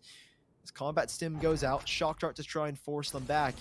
Cutler, who used that early Hunter Siri, will have nothing here to hold him back, at least out towards long. But blades out for Wardell. I think that's what he was banking on. The odds of a 2v1 with an op are extremely low, especially without that first frag. So now he's got a Blade Storm here. And he knows at least where one's going to be, but can he find the head properly onto Death? Around the corner, Wardell, all knives expended, and not a single one connects. Dignitas baited out. Why was he trying to wall bang they him can with push that? with confidence if they want, but they are slowing I think he was things hoping to hit down, an arm. and TSM on their toes with rotations being made. Ooh, that was close. Still very much slow because TSM, they just don't have any information. Dignitas laying around more or less their back lines, especially with a player over towards bathroom that could be able to at least get that first contact in. And indeed, that's what Som is here for. Oh, drone. Drone around the corner, though. Good usage of the Stinger up close and personal. Sabrosa in the smoke. He wants to explode through, but he's getting stuck into U-Haul, and Dignitas is still fighting this. Maka gonna be able to get the kill after. So now a 4-on-4 with TSM going for a full retake scenario, but still 2 players in the back lines, and Rara ends up catching another one. The molly doesn't matter though. Rara is just trying to get as much info as possible. He was feeling himself. Hazed, what a shot! Drone takes one back to 2v3. Ryan has to watch out though. Lone man in U-Haul. There's one person in shorts just to try to cover it up. They take up U-Haul control. What are you doing? As Ryan goes away, such unfortunate timing. They're running back for Drone. Makes his way in. Maka can get the kill. And TSM, the overwhelm at the end of things, is now Dignitas. They get left scratching their heads. Huge play as well from Drone. You see them sitting behind that triple or Tetris box. They hold things down. They don't allow Dignitas to push them back. They understand the pressure that they're trying to create. And TSM, they bite back. No chance there for Dignitas to push into the back lines. And TSM locking things down on the eke around of all things. When Wardell with no Blade Storm, huge shot from Hayes there. And then Ryan with the such unlucky timing, expecting to run it back to cut him around on that APC. But it comes behind him and backstabs. And TSM, a huge pickup to at least shut down or slow down the momentum that Dignitas are building. Now they've got a bonus here essentially as picking up 3 rifles, only 2 have to reinvest now, and Dignitas full buy back here as Wardell, he wants revenge. He couldn't get off the Blade Storm. Well, he might get it here with the Vandal, but Def does end up evading him. Dignitas, heavy presence towards this A side, and TSM running their same default. 3 players on B, just checking to see if anyone's there. With no Sentinel, they need to have a very keen eye at these extremities, ensure that no one can just walk on through to them. So that's what they're doing already. They're starting to jostle positions already now, Gus. Rotation's being made, and Dignitas are reading into it, and they're going back to this B site where only 2 players await them. Is this a prediction just for map 1? There's a prediction going on? I have no idea. No matter how much early noise is being made, they still maintain at least 1 player as the anchor. That was Cutler a little bit early on in the last round. That still kept things very strong in that area, but not only with the spike being exposed in that one area. Maka now with the Hunter's Fury does tack up some of his teammates too, but ooh, the orbital strike. Oh, that's annoying. That forces that's annoying. Out, and Hayes gets one back, but Psalm actually with a double. Gets traded back by Cutler. He has to run Good out fucking the orbital take. strike in a beautiful position, but he's still gonna go down. Holy to the bullets shit. of Ryan. 3v2. Ooh. So Rose is just running on out. What a snap. Rara ends up going for the dismiss. That was a good take. Maka playing around the body of Wardell. At the end, things got a little bit chaotic, but it was organized chaos. Dignitas, they're the ones to win things out, exposing the back positions of TSM's players. A huge play there as well from Dignitas to retake long. It's TSM, or at least Hayes, who made that early rotation and forced at least Cutler and both Drone to concede the extremities a little early, right? They can't necessarily look down towards long, get that early information, and so they take the gamble with that Brimstone ultimate. They send in Hookah to clear that position out. It gives them one kill, but nothing else. Now TSM, thankfully, because that last round was 3 guns gifted by Dignitas, they can have at least a decent Cold in buy here, man. Wardell has to salvage here with a Bucky. An early fight possibly with Sabrosa. I want He's some been more trying coffee, to hold but this I'm one too down, lazy. but without that Maybe boom, during it's the a little break, bit I'll get some coffee, actually. discombobulated in Sabrosa. It's Wardell with one off of this Bucky here, and Sabrosa could get one down toward Showers. Wardell packing on a whole lot of damage on the 2 players, and Sabrosa finding another back. He's got control of Showers, while Dignitas have the sight. They are not comfortable one bit about it. Ooh, Rara. He's gonna fall to the shoulder peak of Sabrosa. Ooh, Rosa. There goes the Feeling round. himself. Again, the earlier approach from Dignitas ended up getting exposed by the early contacts of TSM, and that's really what they've been working forward to, really, in all of these rounds in terms of their A setup. They just haven't been able to get the early contact in or just the early entry frags.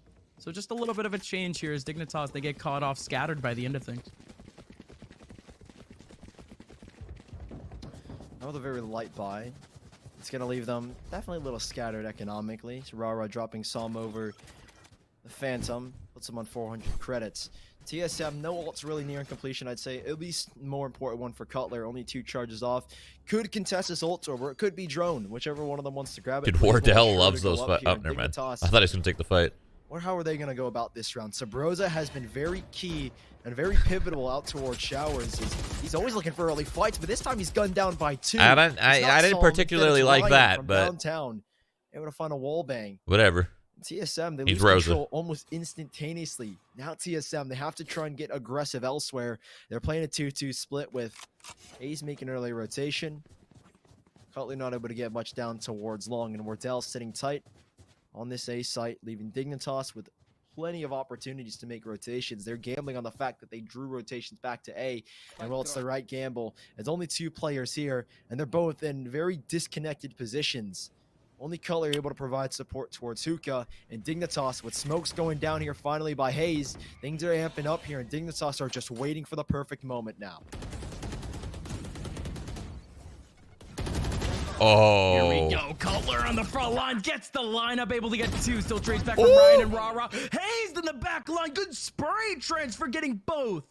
Rara tried to get the trade back, but it doesn't work out in his favor. Now Ryan left in a 1v2, going to be able to get at least one back.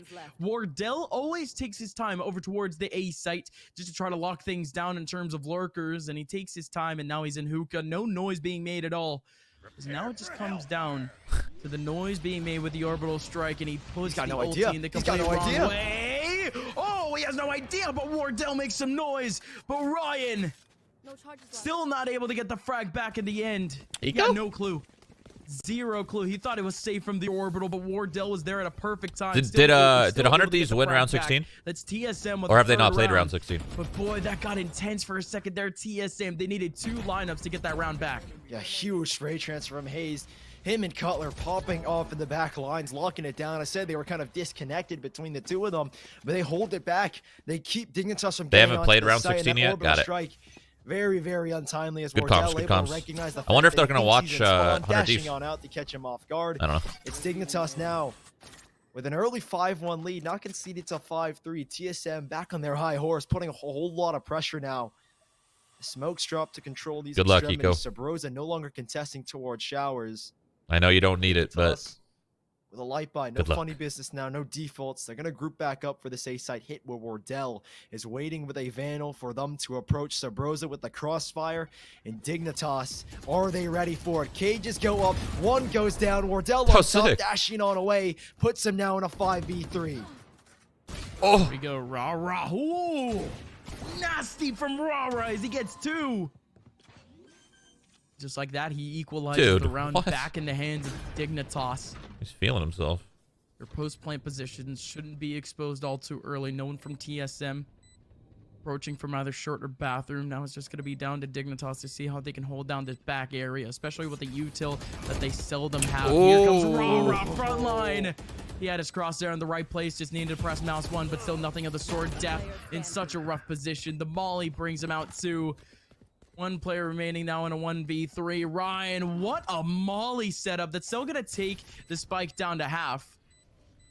He can't clutch. I still anticipate person in bathroom, and there you go. That's the information, Ryan. So He had close, everything in man. his view. That was just a good setup at the end so there. close. Try to make it easy for him. All he needed was that 1 kill. He could have definitely put, or at least ticked off a little extra If only time. Ryan didn't waste that Beautiful. ult. I love that ball as well. Bounces once, and TSM are looking at it like, well, can we get this to half at least? They do end up getting to half, so I think that's what, in the end, ended up saving them. TSM 4-5, bringing things now with only just 1. 4 ults charged up. Wardell back on the operator. And Drone's only 1 charge of his ultimate, so he's sure to try and fight early. And it looks like Dignitas, they're going to try and contest this as well. They don't want him to get that ult orb. Shock Dart to try and deny him here. And Dignitas looking for an early fight. It should be the ult orb here as a Shock Dart. I don't think came in a timely enough manner, but he does take so much damage. And what's the trade-off? Drone would have got it regardless if he hadn't gone for the ult orb anyway. But he goes down, and Dignitas read that perfectly.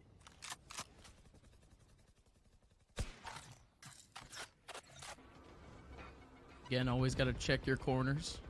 Always got to be ready no matter what. Those owl drones, bro, those were... I mean, they were about to hug or something like that. It's one brother against another, but really from different sides is now. That sucks. He had to ping it.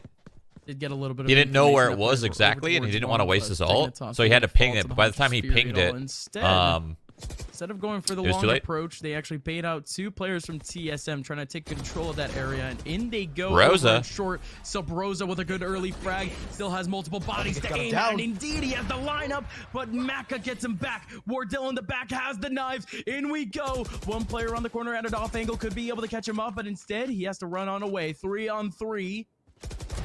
Easy. There are a couple of flankers too. There's actually 2 over towards the spawn area, but they TP away. Well timed. Right as Wardell gets a kill and U-Haul too. The 2 players that thought that they were just on time to get that flank in on short. Well, it falls a little bit short. In we go now, folks. Wardell still over towards spawn. There's 2 players. It's got to be one here.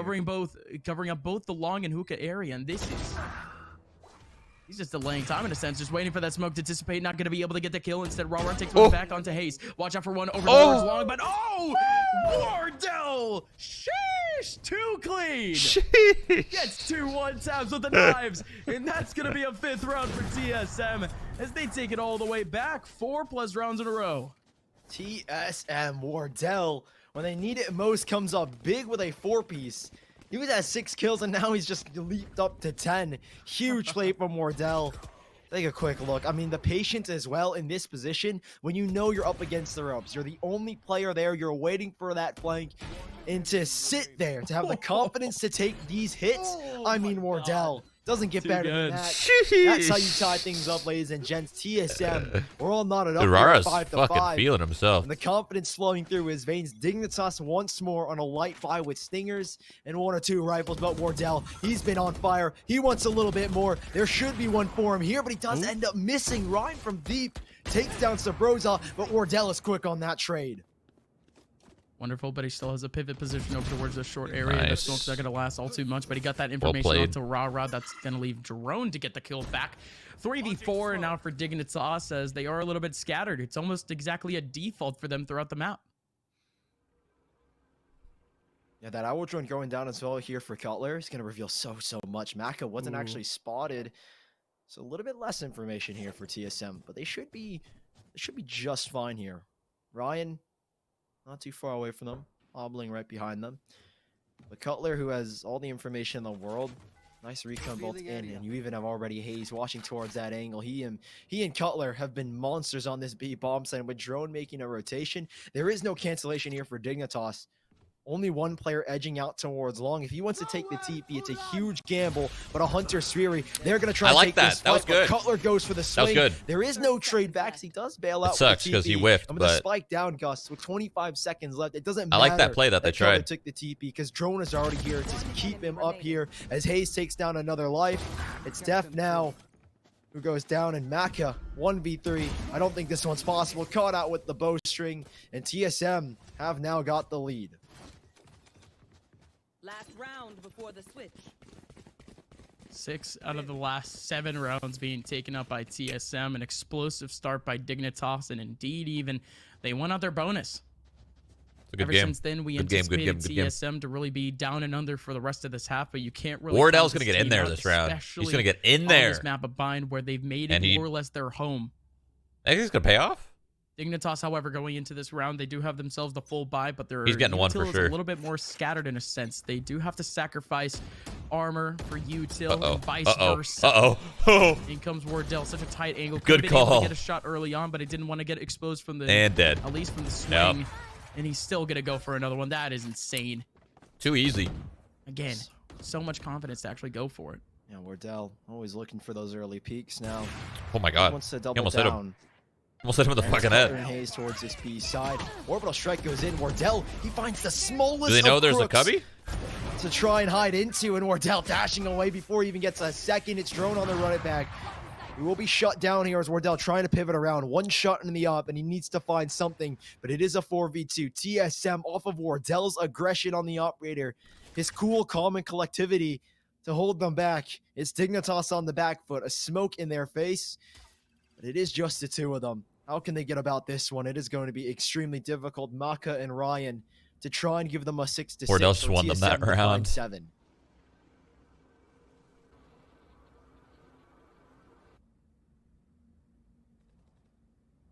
I will drone for the info. Dignitas.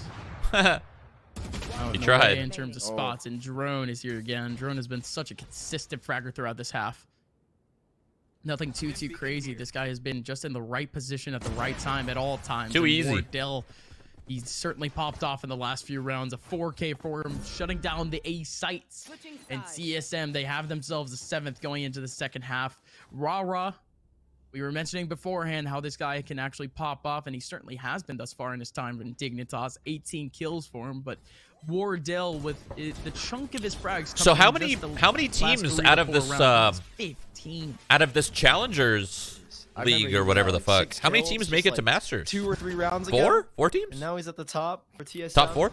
Lights out from in the later parts of that first half. Now, can TSM continue that dignity they held up in the later parts 4, of this first got it. half? Wardell having a plethora. So who do you guys of highlights think? It's here. gonna be, 4K in this one, you know, I think a little 4K end TSM, off the last maybe? round as well. So Dignitas. Maybe a little. They're now with the defensive. Maybe a little half. 100 Thieves? Obviously, expectations are you got to win the pistol. They've opted to go for again the frenzy meta sacrifice. Oh, it's 8 into Masters? TSM are taking things. Wait, slow. what? Double controller means they can fake and fake and. So fake whoever until wins this they gets won. to Masters. Now here comes the push. Solom already takes an early fight. Down Right. goes the first controller as Brimstone for Hayes is gone, and TSM they finally set their sights here on B, but it's Rara to battle against, and now just Rosa. Maka as Sabrosa guns them down. 3 versus 3. We're knotted up in terms of manpower, and all players are rotating through spawn. Sabrosa in a good position, but These are qualifiers for Challengers 2. Okay, now I'm confused. Now I'm just confused. I thought I understood how this works, but now I'm just exactly confused. Get the frag he needed. Indeed, now it's gonna be the double hold Oh! between Hookah and Elbow, and they're. I mean, you hate to see it, honestly. He Ryan killed- just with a he wide killed swing ends one. up getting another one, but Cutler actually. He jumped out with the sole purpose of just taking down the person on the spike, but Ryan was more than ready for a second one. A little bit confusing at the end of things, but it just came down to Dignitas with great post-play control. And if anything, TSM was a little bit looser. Most of the players that were laying around the site ended up, well, at least who would be the... I don't really know so how to this is explain the it. They're the ones that qualifier? would initiate 4 the challengers? interaction, the This initiators, isn't even I guess you could challengers say. But yet? TSM, whenever they're down without the players that really like to sit up in the back of spawn, not in the back of spawn, but in the back of sites, they end up losing out on their abilities to control early, like they're really used to. Especially what we saw before, I think it was a game in Ascent. Ah, that makes more sense. Okay, I get it now. Got it. Elbow, or at least holding up around 10 can. They had none of that in that round 7. Nothing at all, and Rara. Rara. Realizing with no control, and with the lesser guns, he wants to take an early fight. Him and Maka taking early control there. They do end up losing Sabrosa, but that's the beauty of a double controller, is that they can go back and forth between the sides. They don't necessarily have to stick to just the one. 4v3 now. Spike is going to be a little bit delayed with a Brimstone Molly. I think that actually came a little bit late. The passing of Ryan. Now Psalm up close. Stinger against a Spectre, but he still comes out on top. Drone with an instant trade. Drone back with 2, but Maka on this huge flank needs to get something else, and it's Rara right next to him. TSM forced back behind the boxes as they look to get to the 1v1s, but Rara is looking unstoppable right now. Needs one more. It's Hayes in a 1v1, and Hayes comes Can't beat the boomers to give TSM the second round conversion. They take the 8th, and Dignitas completely That's rank 14 shocked warrior right there. after what looked to be a convincing Hayes. start for them. Yeah, that was theirs. Rank Again, 14. TSM. They still Just have saying. players really run the site. The High This is Warlord. really, of course, the first time that they actually wanted to aim down on the A site, but before what we saw in terms of their post plans, in terms of their retakes, they wanted to initiate really quickly. In that case, it was Hayes all in his lonesome, just having to do an individual play. Around the corner, he already knew where the last 2 players were, one in blue box and one over towards U-Haul at least, or at least close over towards Spike. This man just wanted to rush on out, considering the fact that he's a Brim. He has nothing to fight with. Yeah, he has a couple of smokes, no flashes, just has to dry peek, and he does it all for him. Dignitas now. They're playing up with a little bit more aggressive of a take, because over towards Teleporter, Psalm goes a little bit early, and not only that, but no early information on A, but they still go for a fat rotation. Triple essentially here, quadruple off the gamble. And TSM, they still want to fight this. Maka, Tin Can, ready and raring to go. Same thing with Def. Watching over the cross. Full of hookah control too, as nobody has actually gone towards it, or at least wanting to fully commit. Oh, I thought Rara was about to pop off. But still, Rara gets the kill back. Def with a couple of players in his crosshairs. This is just such a tough position for him, but the smoke is going to dissipate at really any second now. He's just waiting for it to pop, and Cutler waiting for the cross in, and he's going to be able to get the kill back. Ryan, the last one remaining in a 1v4, only has a classic to work Rara's with. Ultra It's from TSM CS. taking I don't know on who a that lot of is. Economic damage along, Okay? and Stop Dignitas typing it. going down to 3 as they get themselves a buy and a bonus for TSM. Nearly flawless for TSM, only losing Wardell, but he's not going to be too worried. I think in this case, Wardell might be looking to just get the Blades throw up early as possible, see what he can get, sticking to the classic so far.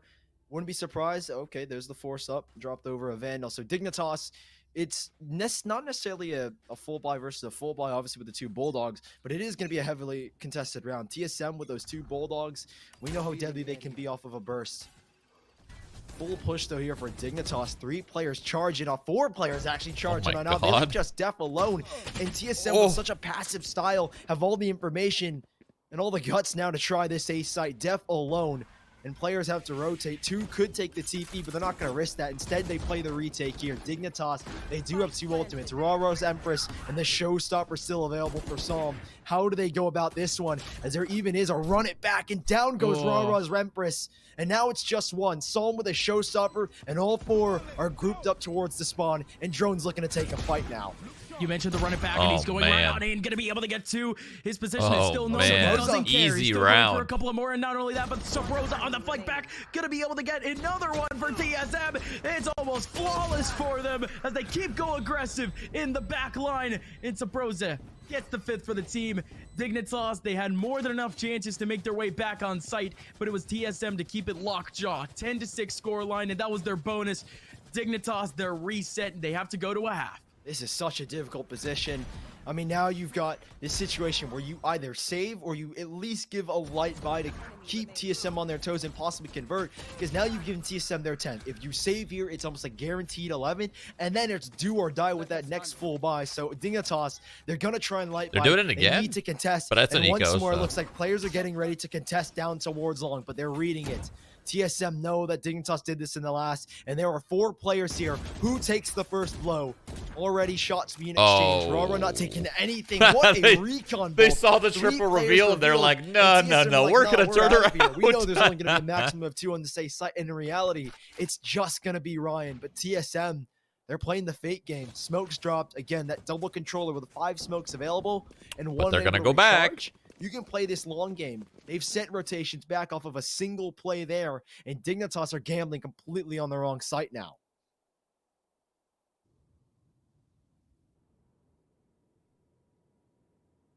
It's just what Dignitas have to rely on this point, especially with this type of buy.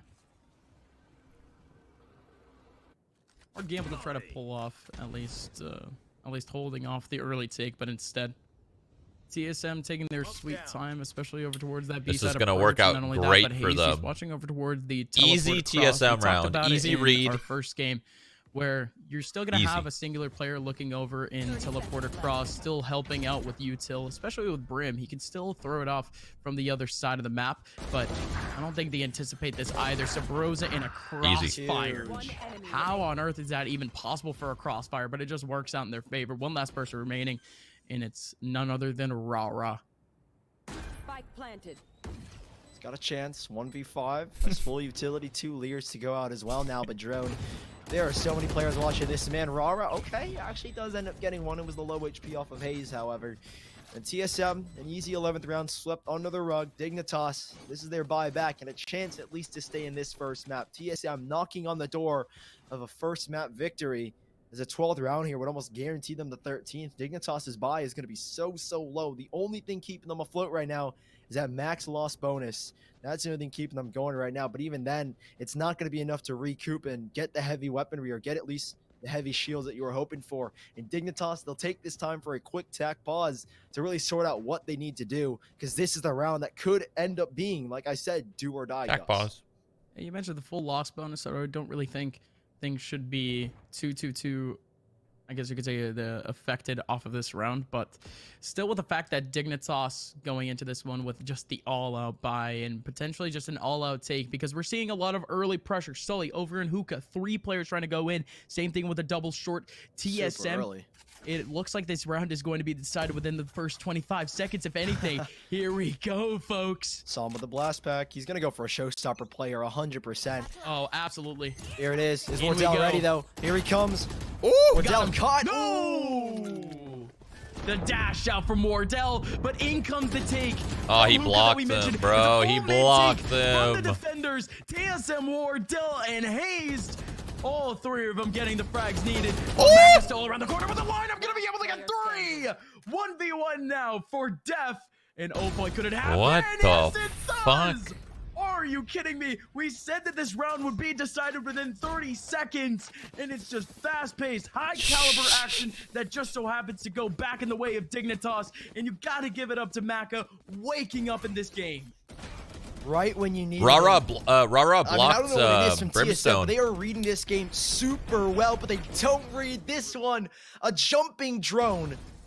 And Maka has 3. Def on that flank, mind blown. I don't know what it is with TSM and Dignitas. They're reading each other perfectly.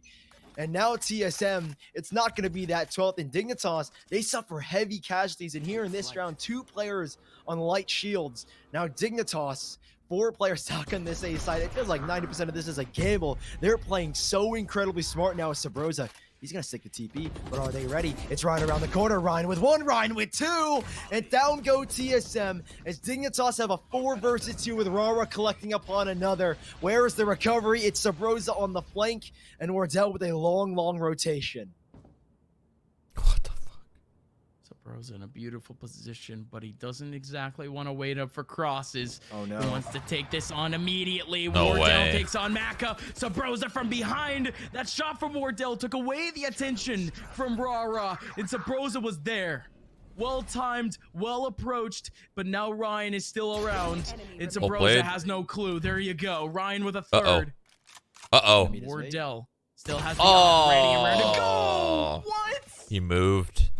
Was he moving? Was it aim punch? No clue, but the bullet just goes flying out. He might have actually got name punched. But I think he moved. TSM, they I don't think he was in dropped full the round. stop I mean, yet. Still a 1v2. Would have been a clutch from Wardell at the end. But just that setup was so perfect, at least so trademark for Wardell to be able to pull that off at the end of things. But Ryan ends up getting a He massive stopped 4K and then he for the took boys one of Dignitas. tiny Overall, just a left strafe well-played round. as he I shot. don't know what it is. Dignitas reading TSM.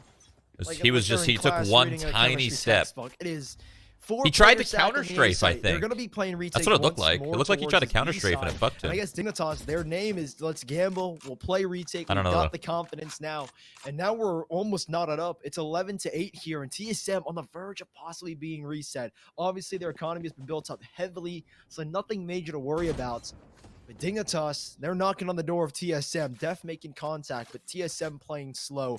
They don't want to walk into another stack here on the B site. So Dignitas, no movement just yet. Neither with TSM. And Ryan, Good game. on the Good edge game. of death here. Now only has 30 HP to work with. But again, TSM super slow. A minute left on the clock. Owl drones being sent up to collect information. And look at the crossfires as well from Dignitas on the minimap. Everybody is watching towards short, essentially. 3 players can swing on showers instantly. 3 players can swing on short instantly. I mean, Dignitas have got one deadly setup so far here on this A site. But again, TSM edging closer into the B site as Def is the only one here. Uh-oh. Rosa walks into the site. He may be the only one around, but again, for default for TSM. Oh, this is a good round. As much attention as possible from the A side. Good round by TSM, I think. Sacrifice Hazed for it.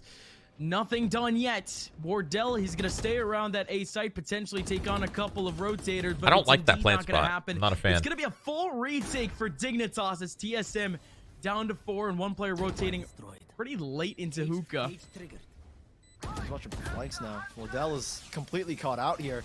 Dignitas, they're going straight into the site. Boomer nearly catches Sabrosa. He's stuck in the cubby. They go past each other. Sabrosa, he's got one. Rara with the trait, but he knows where Drone is going to be. I don't know if Drone recognized where Rara was playing at. Hunter Siri to boot, and that's That sounded so cool.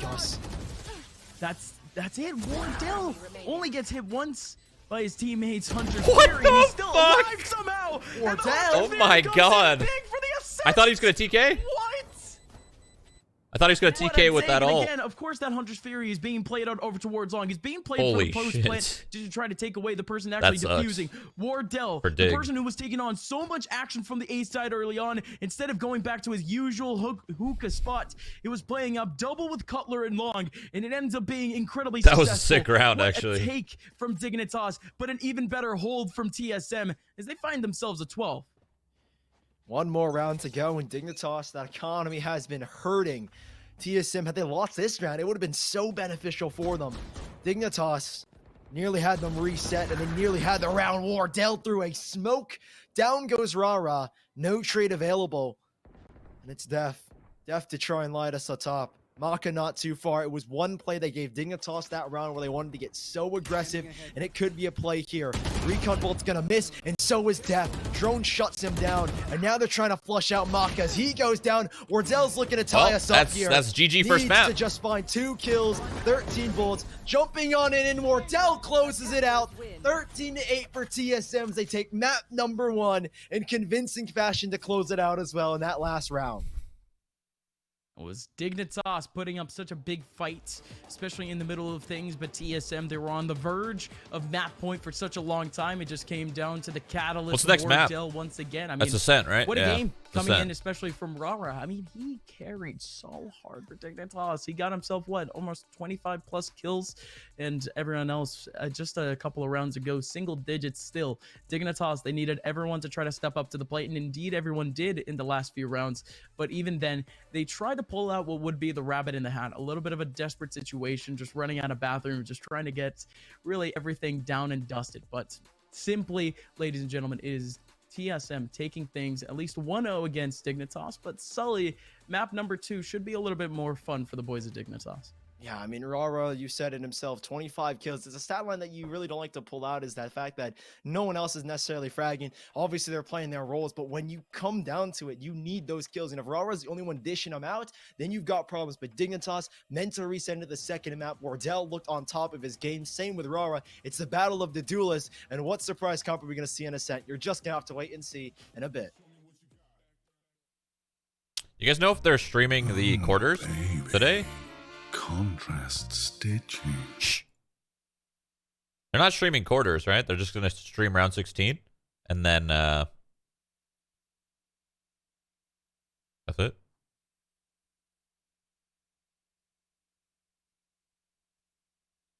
Tomorrow. Oh.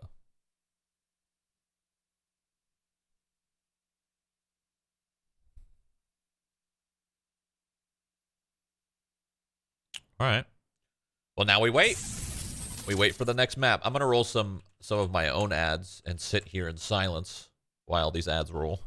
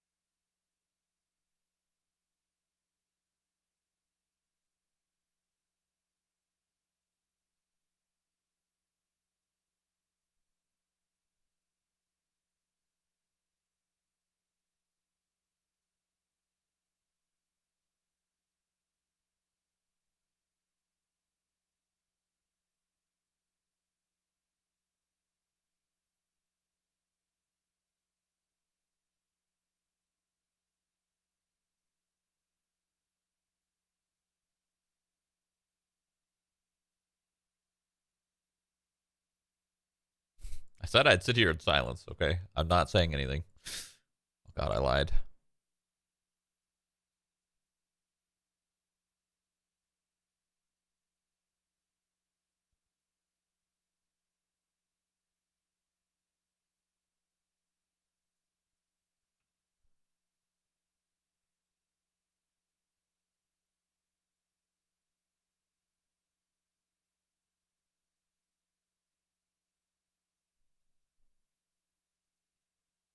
I hear the ads, but I don't see them.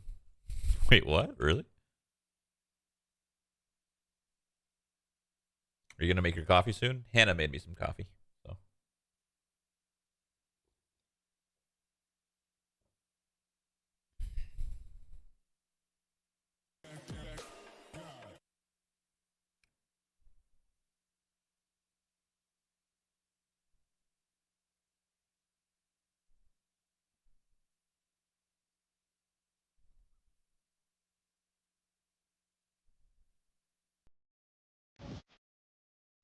ba ba ba. Now we just wait for the next map.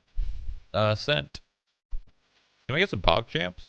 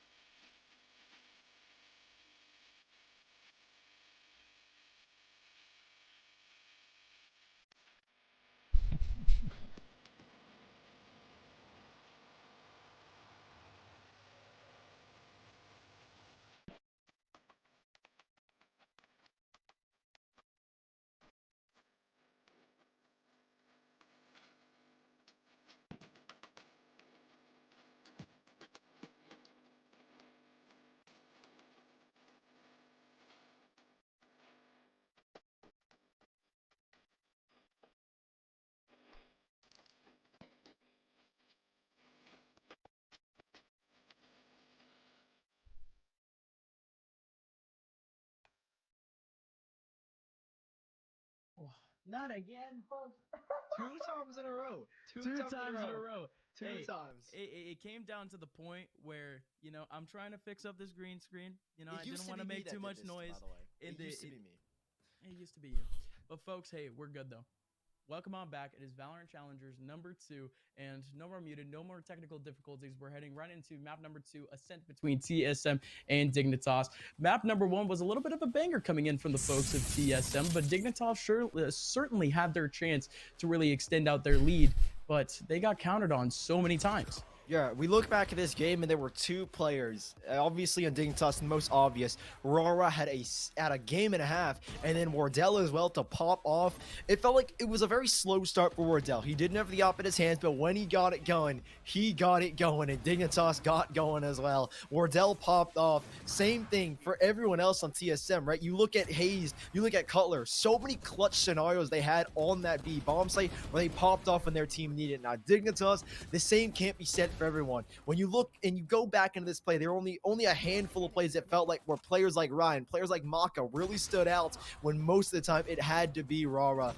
I don't know what to say for Dignitas besides obviously everyone is supporting Wardell. He's been very good, but when it comes down to the nitty gritty, if you only have one player picking up the kills, dropping 25 a map, and everyone else is starting to slack, then you're going to struggle, and Ascent needs to be where everyone turns up here for Dignitas. Absolutely speaking. Can we watch so, 100 because Thieves from your friends Dignitas, list, they please? played this map out a whole bunch, at least with their old roster. And I would say old roster, but they still have the core of it. They're 9-7 in the last 3 months on this map, just about a 56%. But in this tournament alone, they've only played Bind and Ascent. In fact, that was their first loss that they've had all tournament on Bind, and this is the first time that they're playing Ascent against a team that would be considered a little bit more tier 2. And of course, we're talking about TSM, a team that is 11-1 on Ascent, almost perfect on this map, and they've been playing just to see around the with score. their compositions a Can't little you bit see more that on a somewhere whole else? lot of other maps.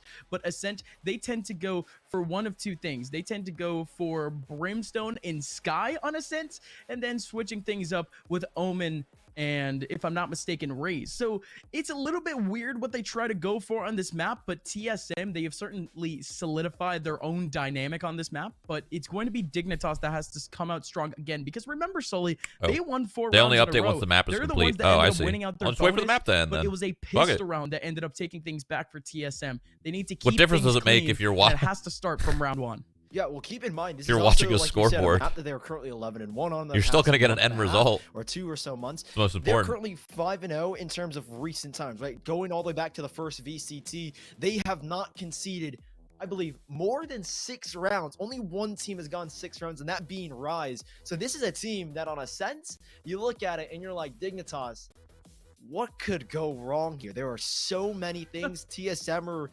again, have been looking unbelievable. In recent times, in those 5 games they have played, this is actually the map where they run Sky, Sova, and Brimstone. So things do get a little bit peculiar here. I'm curious to see what they bring to the table. Again, sticking to that no sense of the run, but instead going with 2 initiators. And this time around, it's not going to be 2 controllers. Sky and Sova, interested to see how they want to play this one out. And you won't have Sabros on that Raze anymore. He's been infamous for taking control with that Boomba. And without that, we haven't watched any, I think, demos or seen any VODs of TSM on Ascent. So this is a blank slate when it comes to what their strats are. Yeah, and again, very much anticipating what would be an early fast start for the boys at TSM, because it's Is that almost a exactly what we periodic saw on table on Bind. the It's going to background? be slow, Yeah. methodical early round, but they're explosions. They're very much calculated. It's very much a joy to watch and actually study to try to take on for your own strategies in the future, although I'm only plat. So it comes down to the point now for Dignitas when we're talking about Agent Comp, which they keep things more or less stable, especially on this map where Killjoy is actually very, very versatile, and as a controller, it's one of its best maps. So still, they're going to be playing up KJ on Def most likely, Omen up on Ryan. We still have Rara actually tending to play Reyna on this map, which is a little bit more of a curveball, because still you can play around with the duelist more, and it's the same thing with TSM, where they actually do tend to switch around their duelist roles.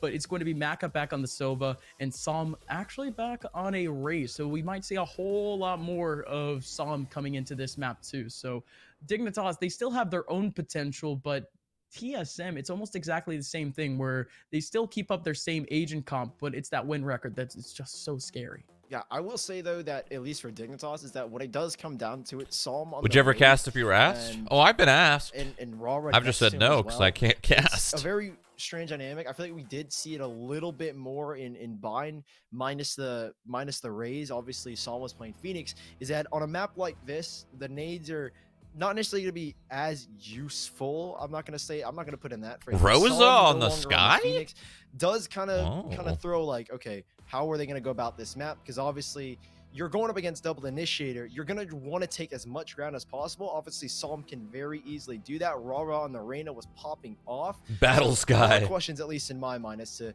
what's going to go through the minds of Dignitas. Again, we don't have any tape on these two teams in recent times of Ascent, so I'm kind of just spewing. I'm kind of just theory crafting what's going to happen. I imagine TSM are going to look for a lot of early duels, given the fact it's two initiators, and you have Wardell still sticking to that jet, Drone still sticking to his guts on Phoenix. So how is this one going to go? No idea whatsoever, because TSM have just thrown curveball after curveball.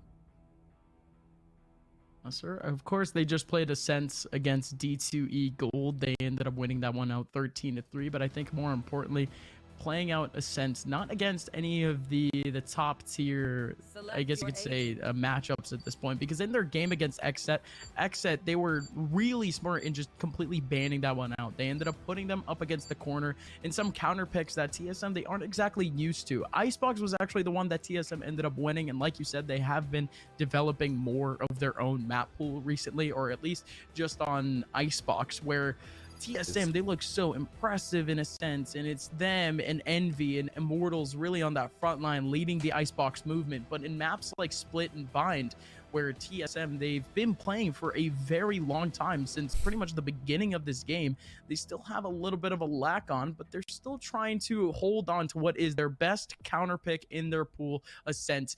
And it just so happens to be that Dignitas, they love Ascent. TSM, their best map is Ascent, and we're really seeing two powerhouses about to explode. Why do you think teams are using more initiator roles rather than duelists? Because anyone could be a duelist. No team has got the whole point of a duelist is to get space. Not more than 6. Anyone could do that. Has accomplished that amount. Not anyone can have the utility as a slated to be a one-sided map, at least in the eyes of TSM. Initiator or controller or whatever. Out of these teams, it's a blank slate in my eyes. It's a blank slate for them both. Who's gonna come as out a duelist? You're not just like fighting. That's not your job. Your job isn't to just fight. Your job is to create space for your team. Whereas Dignitas, they opt for 3 frenzies. Whatever game TSM seems to play, they seem to always be doing something different. I will say that. Already, Cutler looking for early fights. Nothing going in. Trailblazer to clear out B main, so they are looking for early fights. TSM, they're not gonna get anything from that just yet. Jeez, this is fucking crazy, dude. Sheriffs. Always the lurkers for TSM that seem to capture all the attention. This time it's Wardell on the front lines. Trying to catch up a pick and a whole lot of noise over towards the B side too, but Dignitas, I mean, they're still very much wary of the fact that TSM, they love to go for fakes, they love to go for these lurks. We saw it throughout the first map too. Ballsy pistol rounds. They still hold down to the 4-man setup on A. They just walk don't on want to in. get that up at all. Yeah. But it also could lead to a full retake too. So this is just overall a good setup for them, good conservative setup where they could still stay safe, potentially get some early frags. Yeah, so what's going on here already is Def is just trying to control this back portion of site where they can have easy access on the retake and try and at least force players on TSM to kind of sit back. You got any more birds? Nope. It makes it a lot easier for Dignitas because they have those flashes already in the Reyna. Def, he does his job, tries to hold them back as long as he can, gives the info, everyone's rotating. The Killjoy are they gonna play out of sight? I wonder. Towards mid, and now we'll 5-on-5 retake. These initiators can be huge in delaying and getting info, but Dignitas are getting ready to spur onto the site. Rawatos is out of Lear, and Drone's got the first blood in the retake. Still not a lot of damage as Dignitas. They're just left completely away outside of Util, and Maka actually goes for that first peek. But Depth, well-timed swing. Rara, same thing. In comes Hayes, now in a 1v3. And that is just well-timed from Dignitas as everyone from TSM just goes down. I think they had too many people in sight. Yeah, great hold as well from Dignitas. They keep all the players on TSM in the back site. Nobody's able to edge out. It's only Cutler stuck in B main, and Dignitas commit a shock dart and the damn frenzies, smoke even as well to try and flush him out of that position. And TSM, with players surrounding, players coming from every single angle, and you're all congregated in the back site. You've got too many angles to watch and not enough people to watch them. Dignitas take the first round, but TSM, we know what they love to do. They're going to full buy back here and try and contest even more heavily and see what they can get from this I don't know one. about that sheriff. Yeah, I don't know Nothing really either. to boast I think about it's a here. bad idea, man. TSM, What, they'll like, be just walking into you're two players, playing once Jet more with a Def setting up sheriff. I don't utility know. to try and hold them back. Early smoke. I don't like an it. Early push. I'm not a and there is fan, no but paranoia yet to respond as they conjugate back into the back sites, and they're going to try and hold this down. Both Def and Ryan alone on the site right now, and Nanostorms end up popping. It'll hold them back for now, but again, Dignitas, it's going to be a difficult hold here, and Def takes the first peek. Same thing with Ryan and TSM. They drop players, but they do get one back now. Ryan is still in the back lines, and Cutler fully knew that. Psalm actually takes one back with a boom pot. Now it's a 2-on-2. One time at least off the hole, but what a fucking spam. My lord. Maka with the spam down, gonna be able to get the kill back. And no plant down for TSM. None of that extra cash. Now it's just Cutler relying on the stinger. And Maka comes up huge at the end of things. I'm pretty sure he does that so he 2K can from bonus and Maka. buy the I op mean, after that. Dignitas, they were looking a little bit shaky, but they were still holding their own in terms of the hard 1v1s. But TSM, they had a huge chance off the post plant, but that just got defused immediately. I mean, what? Again, super What do you solid mean? from both Def and Ryan. Sabrosa trying to battle hard. TSM now down to just the full sheriff buy. It's literally the same thing they had at the beginning of the first half of Bind, where they lose the first two and then they go to 5 sheriffs. It is again, it's Cutler, I think, as well had the light shield, so they're gonna do what they can here. Try and take some guns out of the hands of Dignitas. Nothing too major of a loss. Dignitas gonna try and turn this one into a bonus. Drone, try and get the ult orb to get his run it back charged up. Maybe they can use that here, but regardless, even if they do end up losing this round, it'll be fully charged up early. So TSM, they do end up getting the run it back online. So Broza, though, tagged down heavily on the sky as he looks for a little more information, but he doesn't get much of it. Dignitas are going to slowly but surely start to gamble back to the A site. They'll leave Ryan just to spot. And TSM edging their way up here. Recon Bolt to clear. No movement yet from Dignitas, and no need to, as Def is going to start to get aggressive. They know the hit is coming, and Maka taking the early fight. I see what you're saying. I see what you're saying, but if they never win pistol, then what he's trying to do doesn't work. And Dignitas with a solid hold so far, as TSM are down to just 4.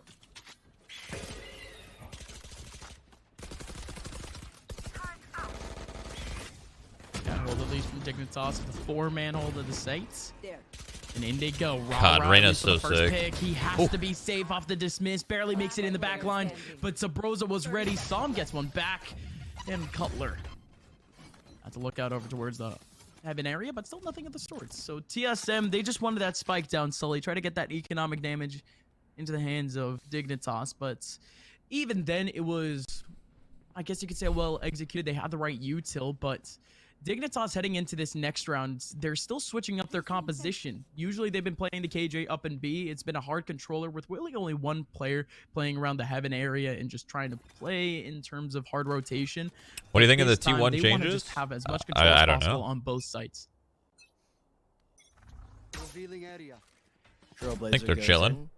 Sabrosa to get early control. Reveals that the majority of these players, I think he at least spotted a guaranteed 2. I don't know if Ryan was in the view of that Trailblazer, so they might not know that there's 3 here. And Dignitas are going to call early rotations, or at least I think they are. Maka is edging over back towards spawn. Minimal mid control off of the eco here, and Dignitas, they're very aware of the fact that this is going to be a retake towards this side. Or apologies, the bonus of Dignitas. Right.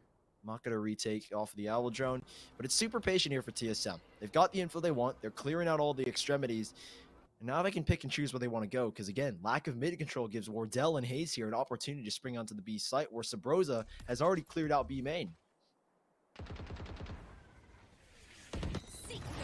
Again, mid control for TSM has been rarely used. Oh, thus far, but wow. Psalm just runs on through Sabrosa. That almost paid off big. But it doesn't matter.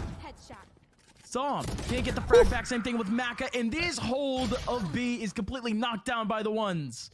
Def now on his way back. And not only that, but there's actually a B main lurk, B main flank. Dignitas, they have to find onto so much pressure. What on earth? Sabrosa? You good? I'm not even going to say 4x3. He totally saw him and just totally looked away. But it's all good. 3v2. Now for the rest of the boys, the TSM over towards the back of site. Still Dignitas laying around the courtyard area. Could still save up these guns, but The slight bit of utility. Just try to let just him gotta go for die. these picks, and Cutler has Unless a they're beautiful going position. for it? And honestly, just these post-plant positions in general have full up. These exits could be big, Sully, though. Yeah, that's all they're going for. They're trying to keep these players on the site. Def and Rara really trying to put a lot of pressure into TSM, but they do end up escaping.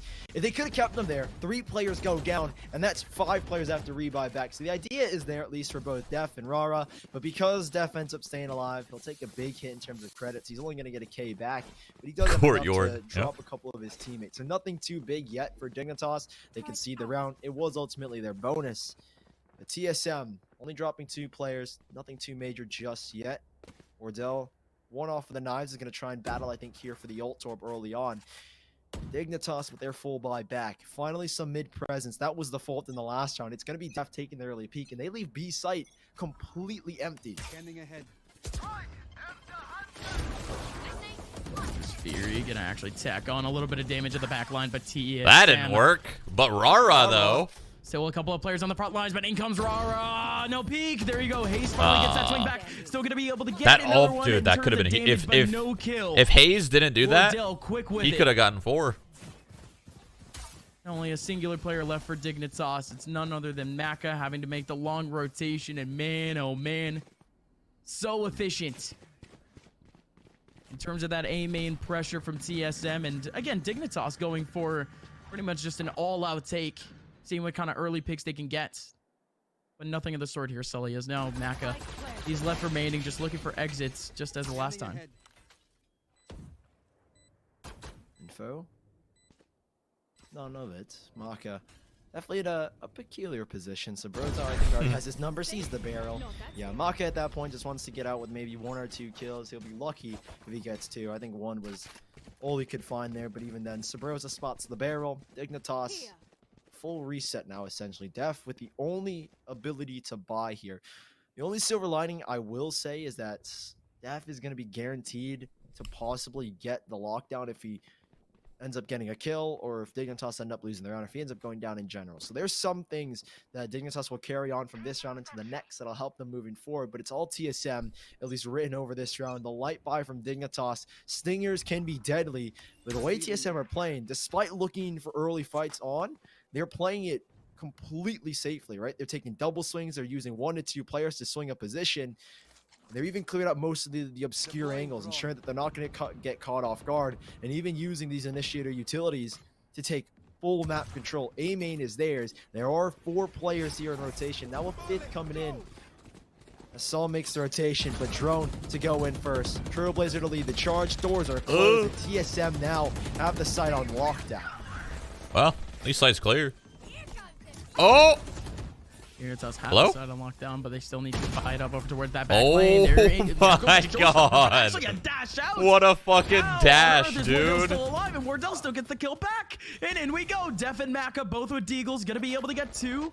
The Sheriffs work out in their favor, but still 3 on 3. Grind around the corner. In goes the flash. But even then, double What nano the swarm fuck covering up is the going lane. on? That is just so well done. But even then, the orbital strike is going to take out the lockdown. Dignitas, they had all of their options covered. Again, I just love that setup from the KJ, but again, forced Fuck to use that out gun. the ulti, and Def still Fuck gets that. the kill back. Hayes, then Wardell, last 2 players remaining.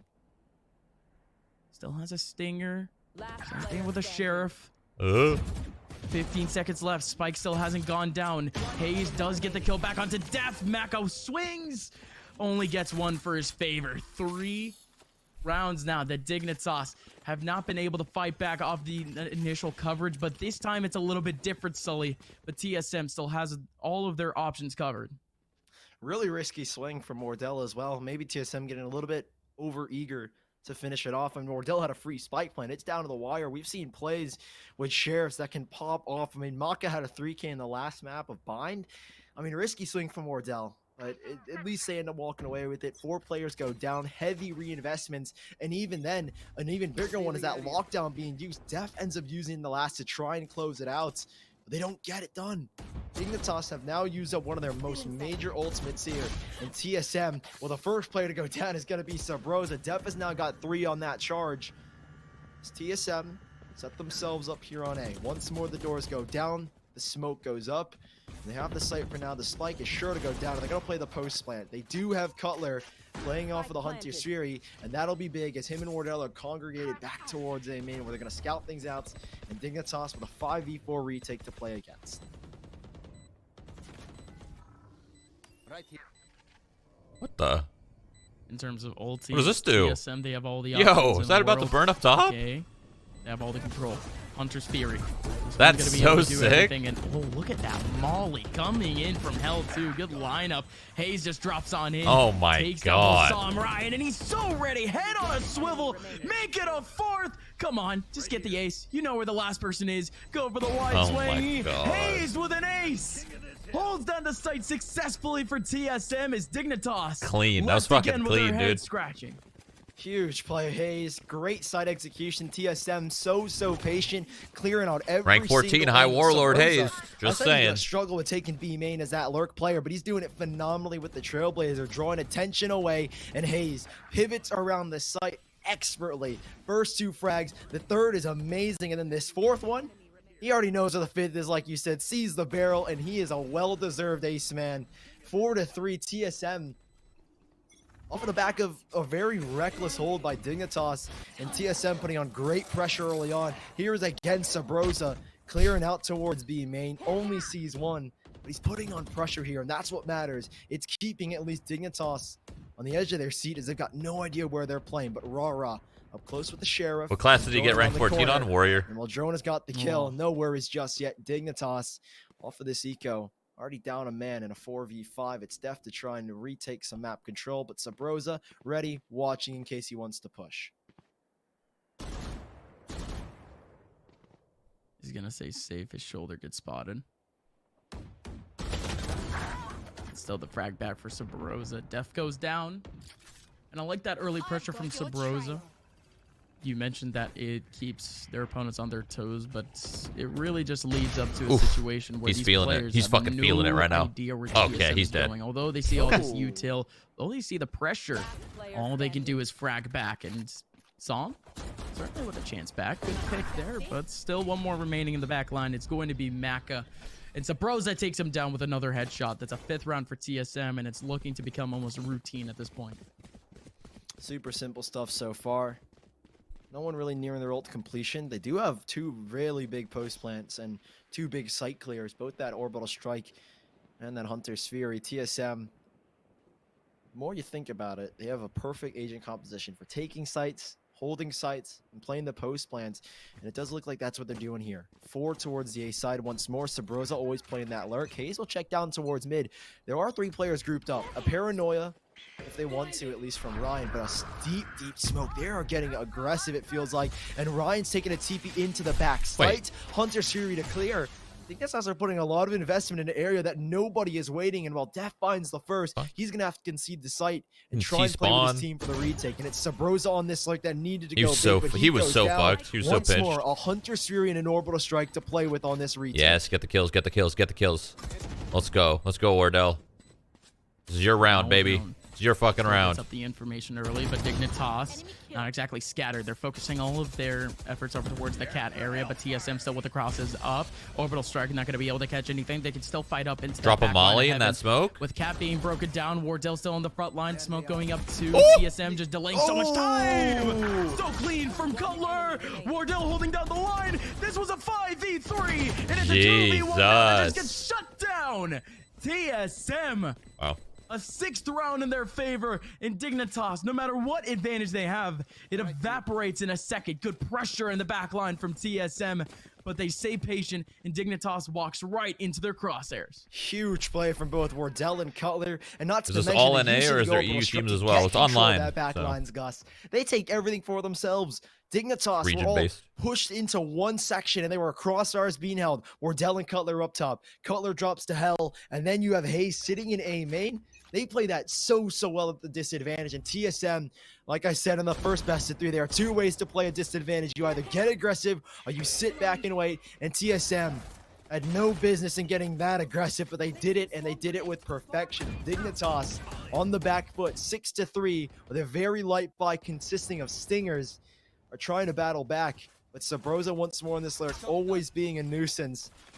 thorn in their side as TSM, they regroup, and they're going to default this one out, trying to feel out the map, knowing Dignitas have those lesser guns, and maybe, just maybe, they can bait out another lockdown here by Def. Hey Shroudy boy, if possible can you please read my last doggo? Also, any tips on aim, like I know everyone I think you've mentioned that because at this point, Dignitas are starting to get a little bit more desperate. It's now TSM pass to the higher rank. I'm just stuck in plat learning 3. mostly that Enjoy their the opponents are a 15. little bit more reactionary at this point, but good trade back actually by Mac. A double hold. Any cat tips on to a aim? Double hold mid. Not exactly I mean, the Zoomers these conventional, days but play aim labs, let's work so out the you trades. can try that. I don't know. Ryan does make a little bit of noise too. Subrosa knows that he's close, but he walks back into the smoke, trying to get the spray on to Ryan, and now it's a man advantage for Dignitas. Or if the plant goes down, the ulti could go up at the same time. It is. And cap being closed, they gotta go. The plant will be able to go down in the rotation. At least from Ryan is going to come in at a good time, but the run it back in a great position. Recon bold, and he got it back. Wonderfully done, but they lost control of sight. Def does take back Wardell, still trying to search for another one, and Drone was just waiting on sight, trying to see what he could pull off in a ring around the Rosie type style. And Practice Dignitas makes gonna perfect, be able to right? take down a So, fourth. just game. So again, good eyes. That's at the least. best They tip you completely can give anyone. leave Just the game. Just lockdown play. on its lonesome. The two players that were around the garden area just completely boot their way up into heaven, knowing that Ryan A would be up in cat. And not only that, but the spike just about to get planted. They knew that they still had the control back. So all options covered.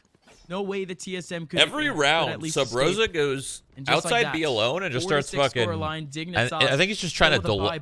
I think his only job is to make it so that they can never push B. I think that's his only job on this half. Rounds, and it's still very much efficient. TSM though this round, Sully, still focusing their efforts over on A for now, while they still have Subrosa pulling away attention on B. It does look like there's a slight tack pause. Can't imagine for either side. It's both teams neck and neck. I think TSM maybe just a moment to reset. They definitely are playing those late lurks, and Dignitas, they're trying to put a lot of focus in taking down Subrosa early on, right? We see a lot of early investments. Def pushing forward, dropping nano swarms, and TSM that forces them to readjust, because once they lose that presence, once they lose that lurk, would you like to compete in Valorant someday? Dignitas No. can make rotations, and TSM with this time probably just, I have no idea who's actually, I think it is actually Dignitas's call, so it is a technical pause at this point. Technical pause, okay. Dig tac, okay, so it's a Dignitas tactical pause. Oh, weird. A little bit longer. I think they're just taking their sweet time. I mean, we're used to tactical pauses in certain games being like a minute and a half long, so yeah, certainly we can wait out the time as much as we want. And Dignitas finally coming back into things. So yeah, still trying to readjust their setup in a sense, but even with the controller of Def holding down the B side, they still want to early paranoia in that area to potentially get a little bit of a wide swing or just to get some information down, but still nothing of the sort in that area. As TSM, they still held up their early call for A main. Love this from Subrosa though. He does get a little bit of sound over in B main, but he just boots on back to A. So now Dignitas, they're always going to be wary at some point of a rotation back, and TSM, they just need to focus on taking up the site. It's going to be a full retake too, Sully. Same exit here for TSM. Smoke down in heaven. Shock dart to try and force players back out of that smoke. Dignitas, they're going to blast down those doors. A smoke ready as well here for Hayes. Player backed up. That's going to be Cutler trying to play with his Hunter Shear. He's got Wardell as well next to him to try and hold it down.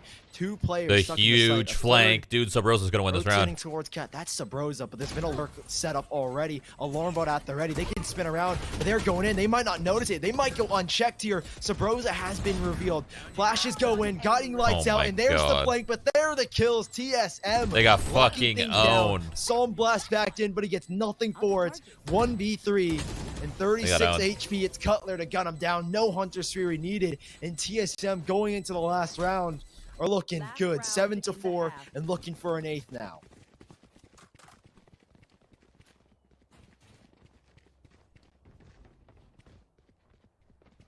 TSM, statistically, most of their rounds come in from the defensive side. 67% win rate. But in comparison to what would be their attacking side this time, and in this tournament, it's been 70%. So still very much efficient in just getting these high caliber takes. Chat asks if you're gonna go pro in every game you play. I don't think people realize what it takes to be a professional player in a game like this. It's not something that you could just willy-nilly like, oh, I'm gonna go pro, yeah. Around these sites. They're looking it's for not how that gambles. works, you know. And still without a whole lot of util, they have to really. It's a stay very commitment. It's a conservative in grind. how they use it, and in you the really early do rounds. have to drop everything They leave them else that you're questioning doing. Themselves. It's almost like a paranoia, but in the normal sense. But in we go. Dignitas going for something a little bit different. Mid control, and there's still have that's sick. eyes over That's mid, sick. but it doesn't matter. Wardell with the updraft knives. And that's essentially going to be it. They have full control of the B site. They're covering up the rotations. Wardell still has the knife, still gets the kill, although he's fully flashed. It's just nuts. 2 players remaining for Dignitas. They're left scratching their heads. No way they can make their way back. And Wardell is still on the barrels, and the boom bot finds him. 4v2, Sully. Smoke down towards B main. They're going to try and go for this. They have to. Last round of the half. They have 1 paint shell. They could clear this close corner, but Hayes playing that headshot angle. Hunter Siri invested. Cutler gunning for them. It's Hayes to That's take a solid down fucking half right confusion there. brought by the Hunter Siri now puts Ryan in almost an impossible, dare I say, 1 versus 4. He does end up using a paranoia, but there's not much he can do here. He's being watched by every single angle that he could imagine. And Dignitas, they don't take the half. And TSM, they have a lead 8-4 on the defensive side. Or apologies, the attacking side. That's the least favorite side. And now on the defense, TSM, so far it holds true. No team able to get more than 6 rounds on them. And Dignitas just falls short at 4.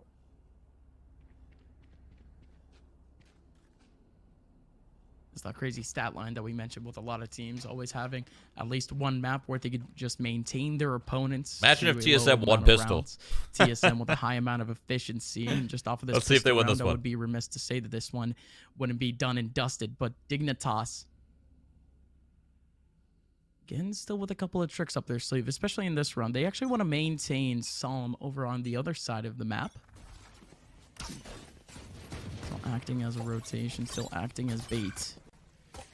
With a whole lot of noise being made in A main at the moment, they're going to be able to get early ultra. That's definitely going to help them out within the next 2-3 rounds.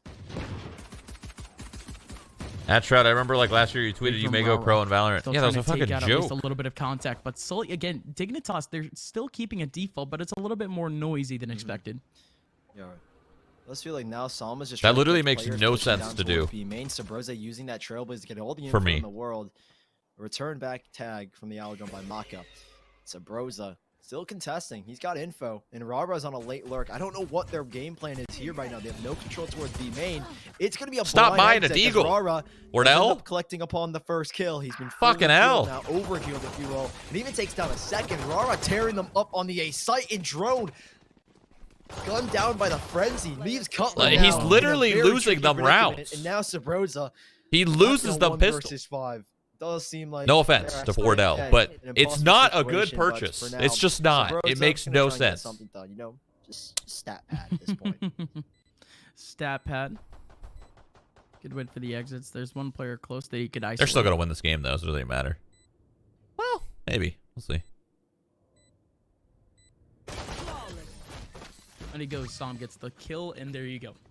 Dignitas still with the 5th, and things again are finally heating up for the boys at Dignitas. We were talking about it earlier on in the game where they still have a decent amount of potential in terms of their takes, decent amount of potential in their individual fragging. We certainly see it a lot more in Rara, and I'm If actually you're gonna use the sheriff on pistol, at least use it to your advantage. Not fucking This solo guy push a almost seems smoke. robotic. Like what? Sometimes he seems a little bit What are you too doing? cold in a sense, where he just stops his mouse and just waits for someone to just walk into it. We're seeing some of those situations now where Dignitas, they're trying to isolate scenarios from Dignitas, or I'm sorry, from TSM. Ooh, that to dart. Just let them walk into them. So Dignitas, yes, lots of early pressure Rosa? in terms of Oh, noise. but Rosa? In reality, Oh, they're waiting Rose? for a bait. They're just waiting for these players to rush on in. Oh! And indeed, there you go. Sabrosa? What? Ryan? Sabrosa still getting the kill back up to Ryan. He had the full angle, but Sabrosa's nuts. Oh, they You won may this have round. the They're about to best eco him. strategy in the world, but when you have frags like that, that's just nuts. 4v4, Sully. Spins back around. What happened to the Okay, audio? TSM It like broke. picking up another man advantage. Color even has a spike in his view. Same thing with Drone here. Next thing you know, Dignitas, a 4v3. Disadvantageous position as Drone getting a little bit more information. Even Cutler doubling back. He's got a bucket. He's got one to the face. Aurora. Drone cleans it up with the stinger. What has happened here? Dignitas, they might just concede the second round. Forced by Def left in a clutch. 1 versus 4 has a chance for 1 at least. Nearly had 2 there as well with Wardell back towards Cats. I mean, Dignitas, a lapse in their judgment, allowing Sabrosa to slip through. Ryan whiffing his shots, and Sabrosa with a 180 shot on the Sheriff. Fuck a pistol round, so dude. Many things went wrong here for Dignitas, and there's so much to pick apart. TSM find themselves somehow, some way, way back into that second round, and they end up picking things there. Jeez, Sabrosa. Oh, sheesh. Yeah, you gotta feel bad. That 1D just won them that round. Certainly not for the picks, because now TSM snagged themselves a 9th. And again, Dignitas, they were about to waltz into at least a little bit of a bonus for them going into this round. And that has just been completely knocked away. I mean, this team just needs a couple of rounds on the board. This team just needs any sort of momentum, and they're not getting any of that at the moment. Good heal up, by the way. Still getting that pressure in, and not only that, but knocking down the gate for the later potential that Dignitas would be able to walk on through. There. But Dignitas, again, trying to take mid-control, something that they were attempting to do a little bit earlier on, but TSM, they decided to fight that up immediately. This time we can finally see what the potential is like for Dignitas off the take. It is going to be just Drone watching that back. You have Cutler sitting on the back site. No movement for TSM. Drone is just very scared. Paranoia goes in. Now Drone realizes they don't have mid control. The smoke goes up to allow them to cross, and all Dignitas are doing are trying to account for the fact that they can't get flanked in market. They're worried there could be a lurking Drone off of the information, but it's Def that pushes on through. Cutler with a Bulldog. He's got the superior weapon here on the site. Same thing with Sabrosa Spectre. 2 versus 3. It's Ryan who leaps onto the site to finally take down Cutler. They are on their toes, and Psalm knocks Sabrosa onto this his would butt piss as me he off, falls down, man. and If I played this Dignitas, professionally, I'd be pissed. 2 versus 2 here, Gus. These fucking guns. Got the weapons, but here, Psalm, These fucking he's got a chance. guns, man. Hayes spins it back, and it's down to just 1. Ryan on low HP. 10 HP himself. He might get knocked down here, but he's in a 1v1. He's got a chance to win, but Wardell up top. High ground is superior, and TSM find themselves onto double digits. Can't believe Hayes was actually able to get that first pick, but it came down to Wardell too, and the off angle over in stairs, getting a couple of headshots through the wall onto Ryan to just leave a gust of wind for him to end up going down. So 10-5 scoreline for TSM. They cover up all of their bases, and Dignitas, they're just going to keep force buying every single round anyways. Yeah. Or are they? I think at this point they might need to do a half buy. Again, it's that same economic situation where they had in the first game, where they're down 10-5 or 10-6, and they've got to make an investment. It has to be very slight to keep TSM, or at least give them a chance to close out the round. They just want to secure a full buy for the next to at least try and prevent TSM from 12, and that's what they're going for here. 4 play towards this B side. They do have at least the lockdown for the next round, but Cutler takes the early fight. He gets the early kill, and they have the spike as well in their view. There's not much you can do here now if you're Dignitas.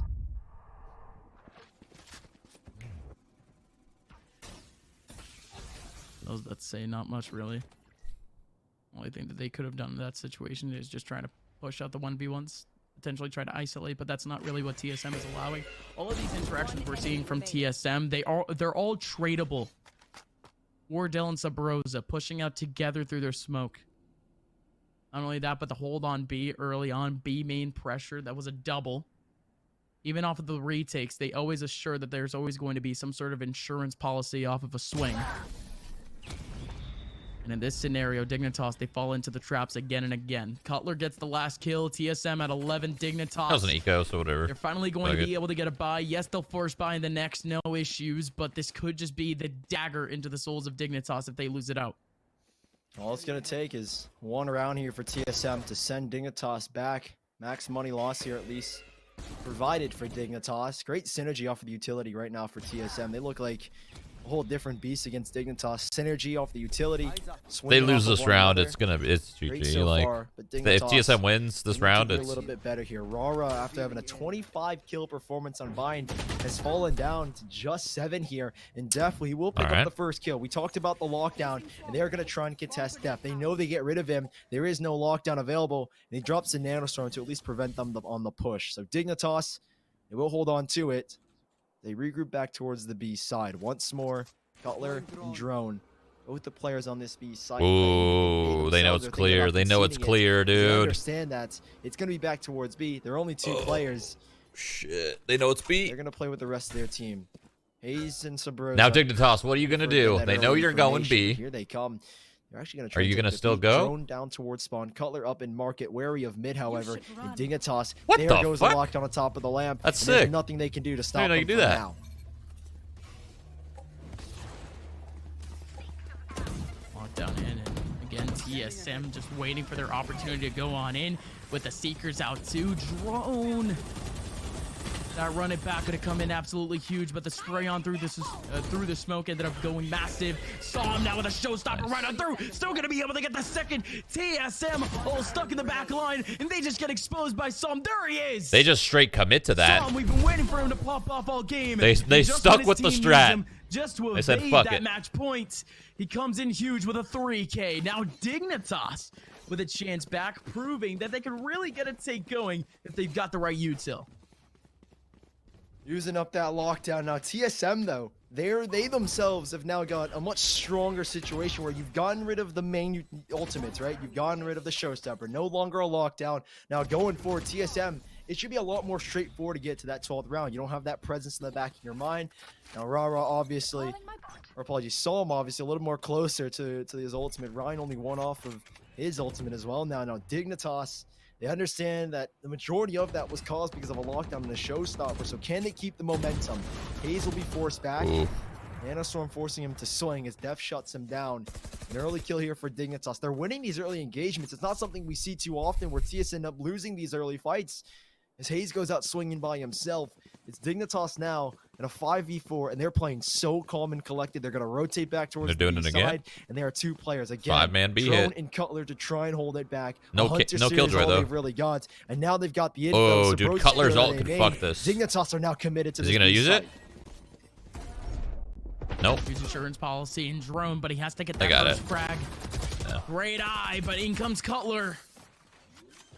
Does get back the Empress in terms of rah-rah, but nothing back for TSM as now it's a 2-on-4. Wardell gets 1 pick here and he can get the knives out. Oh, that was so close. Come in huge in just a little They hit bit, him. but it's the full util setup too. You have all the nanostorms over in short. It's got to be a save here. It's gotta be. They're looking for the exits too. This is a good setup. You have the op as well, Wardell. If he can get 1 kill, he can get the Bladestorm online for the next round as well, possibly. So he can drop the op to someone else and play off of it, and there it is. That's what he wanted. He's going to back out, but look at these exits. They're going look for at it. the damage. They're going to go for it. There's not enough time, but they're going to try and get the final kill, and they will get the final kill. Had it Oh not my been for God, Ryan that staying was alive, so I thought for sure he was going to go down there. So fucking much close, pressure. dude. Toss. They take down the final 2. I thought that should have been a guaranteed save setup once Wardell gets the Wardell kill, gets get on that out kill of with the knives. I was about to say, there Dude, I actually thought they were about to might have win. been a little bit time on that spike. It was a good attempt off the knives. I mean, even if that round ended up not being won by TSM, Dignitas's economy is still down in the dumps. Yes, Ryan is going to be able to reinvest and toss that down to one of his teammates, but we're not going to be seeing on some of these players, at least, their full util setup. But indeed they are, actually. It's not even that bad. TSM, they were looking at the long run rather than the round right after. So is what it is. Don't really know what the plan was, but we could just look on forward and see what Dignitas is trying to pull off in this round. They leave the spike a little bit back over towards their spawner. They're looking for some early picks here, Sully, and it's the same thing with Wardell, is he's just waltzing up mid. Could be able to catch at least 1 player off the rotation. There's a couple of players in top mid. Nobody's here trying to watch his back either with a smoke up in mid. Wardell waiting, gonna be able to get one. One up in top mid, gonna be able to trade. No, Wardell gets it back. 5v3 for TSM, and the double man advantage taken up by Wardell. This round's over. Hayes as well, fighting another down towards A-Main. It's finally That was a down little to strike unnecessary, back. Rosa, but Even that's then, it might okay. be too That's little, okay. too You late. guys should 2 still be ult fine, starts, I the think. Hunter's Fury and the Orbital Strike. There should be no chance they get a spike plan without being detected here. It is Cutler dancing around towards spawn. He's very cautious, but now he's got Wardell to at least reinforce the fact that anyone could come up mid, and he's going to watch for that angle.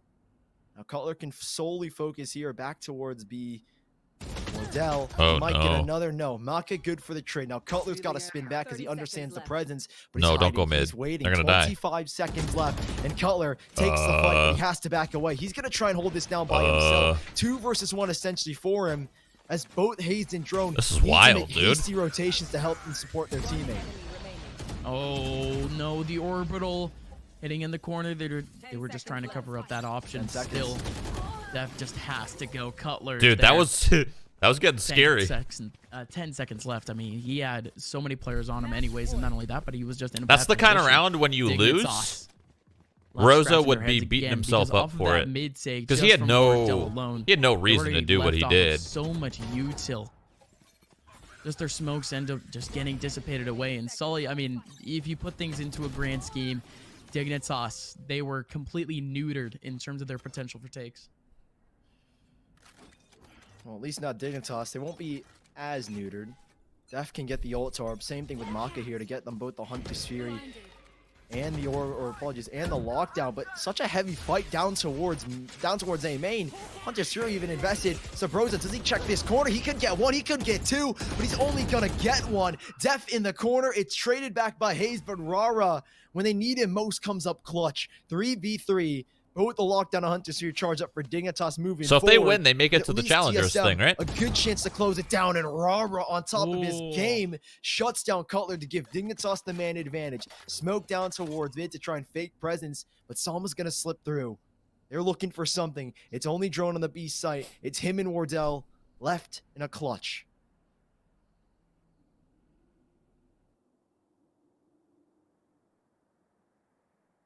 They split up the sites. No, they have too, one more game to Wardell. win. Gotcha. Just sitting alone in hell, waiting to see what the approach would be, with Dignitas having control of the entire map at this point. I kind of like this from really both players.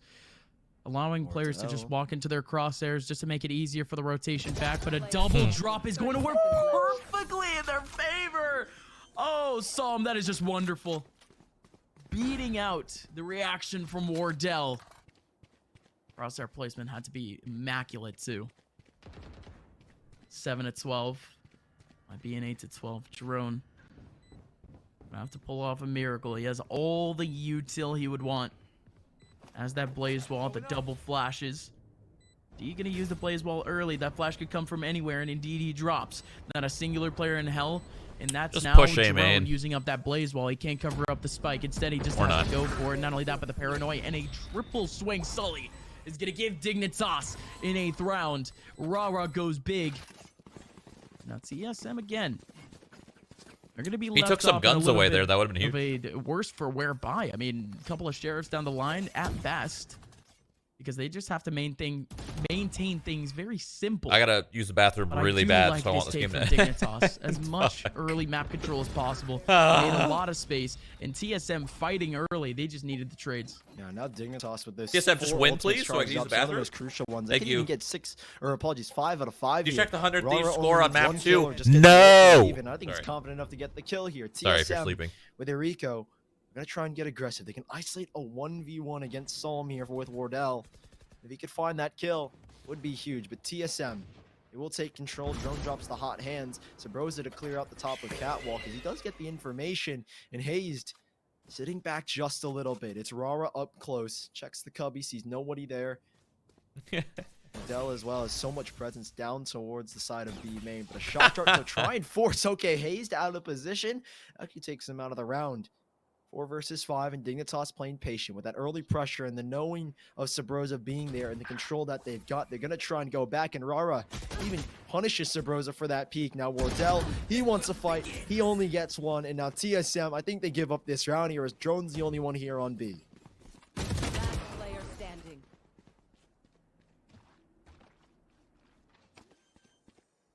It's funny, right? Dignitas, they haven't exactly been ones to get too many interactions around the map whenever they actually get a take going, but this time with control of Cat, they end up getting the 2 frags back. This time leaving TSM. The ones really relying on what would be a fat rotation back, or just a full retake, but still getting nothing of the sort. Folks, it's 9-12 as now TSM, they do have their rifles back. Looking at the ultis now, Sully, it's full down the line for Dignitas. and just 2 in the back at TSM, but they're very important. Hunter's Fury and the Orbital Strike. You know, big stuff here is mainly, or specifically for Dignitas, is that lockdown, that showstopper, and that Hunter's Fury. I mean, they are looking super, super good so far. Dignitas. It's all good. Never mind. Yeah, it was a little bit different on the other scoreboard. No, it ends up actually being just the more aggressive ones in a sense. The Knives back should be fun to watch. Same thing with the Seekers that would come in big a little bit later on in the round just to try to isolate a couple of situations. But otherwise, yeah, nothing much for that post plan. I was anticipating that Hunter's Fury and the Orbital Strike, but it was wrong. So still now TSM still low on options in terms of ultimates, but still with a little bit different of positions. They actually want to fight mid this round. Trailblazer going down. Drones will end up meeting. Now, who gets the more drone's information? passing Cutler by. can peer out. He won't be able to catch Rara, who's hiding around that box. Oh, if he shot that dart, dude. TSM with the info and the push down from Sabrosa. He's going to try and catch these players mid-rotation. Wardell's holding the angle off the operator as well. He's got a Blade Storm to fall back on as well now. The lockdown available, and that's going to be huge. Rosa force him off the angle here, though. could make a huge flank right now. And Wardell, he's still trying to fight the Will angle. he? Lockdown can go Nope. down He's 100% not. now. And Wardell, he needs to go big here. He needs at least a single frag. They've got no more flashes to force him away and Seekers to push them back. It's a great delay here as Sabrosa comes up big with an ultimate. But still, nice. They can't shut down the my lockdown. God. Finally, Wardell Oh my off the second God. shot, and Sabrosa Here we goes down go. and Market. TP into the back. It's Wardell that now needs to hold it back. There's one player with them, and it's Drone. But here they come, Dignitas. 3 versus 4, 15 and 15 seconds left to get onto the site. In comes Drone, has the front line. Still Wardell has to come up big, Oh going for a no-scope. Not going to be able to my get the kill. God. Instead, Psalm with the classic jumping on in. Snags down What a Wardell. fucking Now it's a round, 1v2 dude. For Hazed. Hayes spots one jumping through. Come on. Knows that there's Rank one on the right 14 High side. Warlord Hazed. Could be covered up by Leb, but still nothing. He has that information too. Nobody in corner. Only has a stimmy, but that would just be able to help him out in terms of the spray. The alarm bot catches him too. Defuse, nobody on the right side. He's gonna come into a huge surprise on the Holy left. shit. Saw him with a third. Sully, it's come down. I gotta go to the this bathroom. again. TSM, a good setup in terms of the hold early on, but Dignitas, they continue to hold W on site, Like clearing shaking out right now, all dude. their angles. And this time they went out the battles. Can Dignitas do this? They certainly can. TSM going for a half buy here. Dignitas can easily get onto 11 rounds. Now TSM, all it's going to take is one mess up. That's all it's going to be needed here for Dignitas. They have used every single ultimate. Unless Def mines 4 kills, they won't get another lockdown for a minute now. No presence on those ult orbs as well. Now it's TSM. No early fights being taken. They're playing so passive. And Sabrosa, he's done the same thing. Trailblazer out towards Cat, but nothing this time Knives around. out. Yep. Very patient with Wardell's Blade Storm being activated.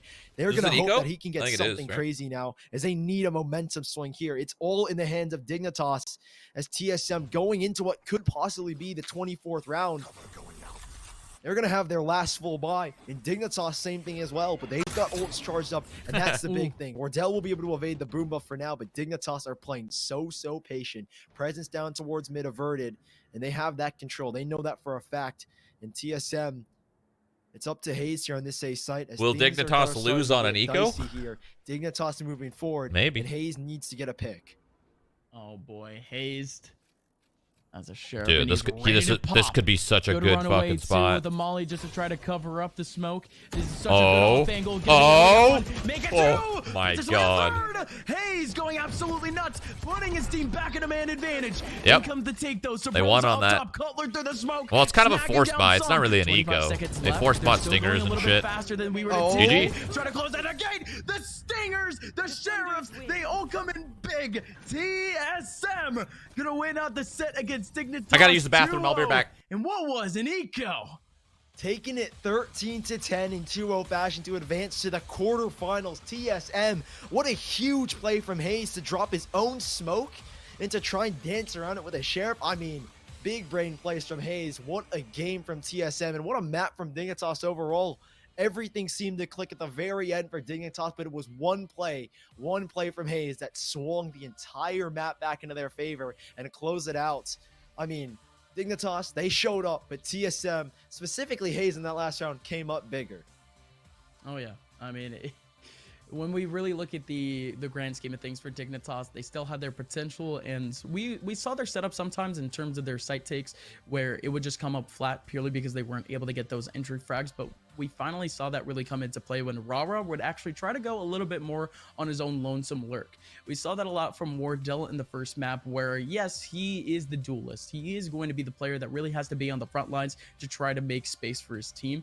But that was Rara's role in the second half of Ascent when he would start to go on the lurk a little bit, trying to find a couple of rotation frags and just trying to get that information. He knows that he could do so. He knows that he can escape from any sort of situation all on his lonesome, and the rest of the team, they would utilize that information to their fullest extent. So Dignitas, again, just good notes for them, at least for this game.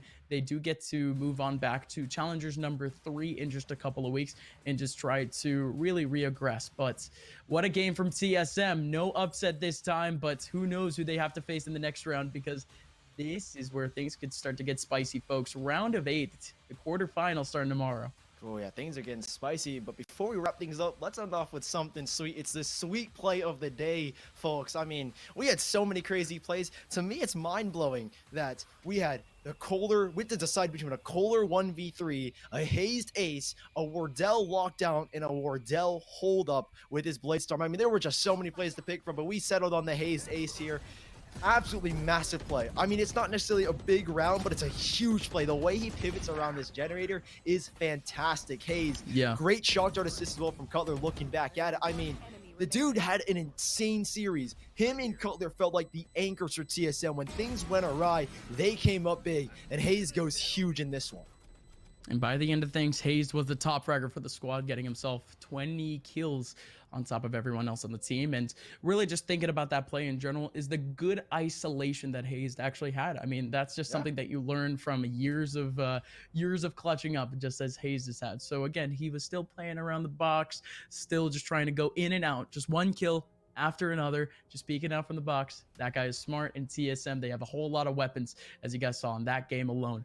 Folks, that's going to be it for our broadcast, though. Valorant Challengers number 2 heating up again. Quarterfinals both tomorrow and Sunday, and it's just going to be a fun time. Of course, TSM moving on to tomorrow. Looking down the bracket, we still have a whole lot of matchups going on right now for the round of 16. So if you guys want to catch up on those, there should be a couple of streams up on the Spike. But before we go, we wanted to thank once again our sponsor for this phase of the Valorant Championship Tour, HyperX. You guys already know it's the utmost quality and comfort. And I mean, usually I'm wearing a headset, as I mentioned before, but this time I got my in-ears in. Same thing from HyperX, but they are your peripherals and DRAM sponsor for this first stage of the Valorant Challenger series. And again, I usually use my wireless headset, but that's really just for my gaming. You would expect, you would expect latency, right, from a wireless headset. Nah, I'm able to game on that pretty well. And I mean, ever since I got my wireless headset, all I'm saying is that I ended up going from a gold to a plat. So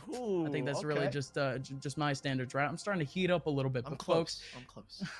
You are close. You are close. You're getting there. I never thought one day I would be out fragging you, but it is what it is. Folks, thank you guys so much for watching today's day of Valorant Challengers number 2. You can follow me on Twitter at @upwind_. You can follow Sully here at SullyCasts. It's been real. We'll see you guys tomorrow for quarterfinals action to see who makes it in to the closed qualifiers. We'll see you guys soon.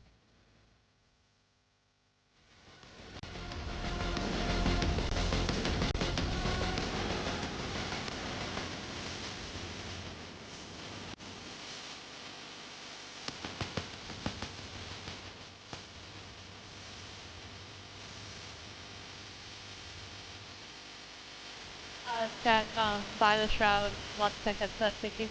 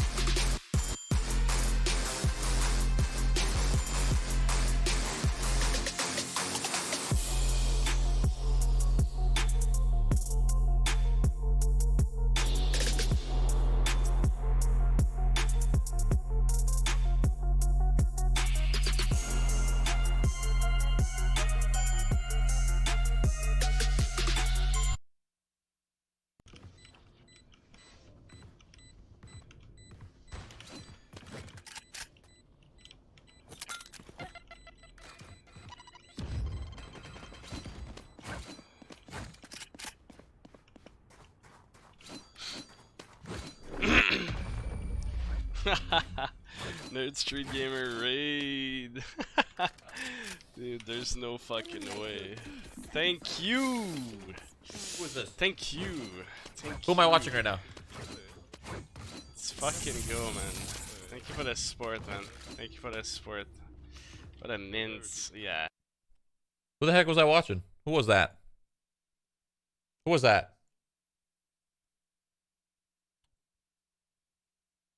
What do I play now? Real question.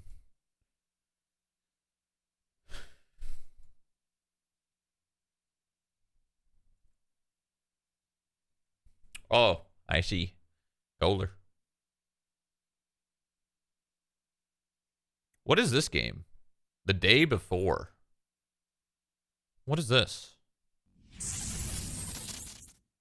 says coming soon. The Day Before is an open world MMO survival set in a deadly post-pandemic America. What is this? 5-minute trailer. The Day Before.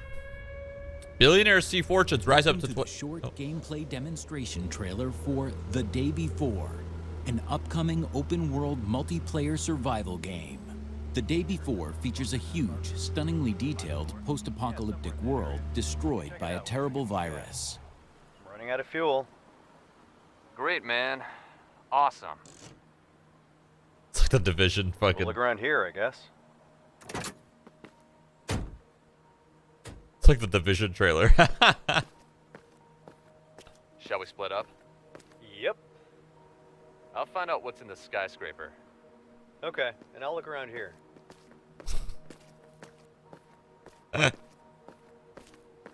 Nice.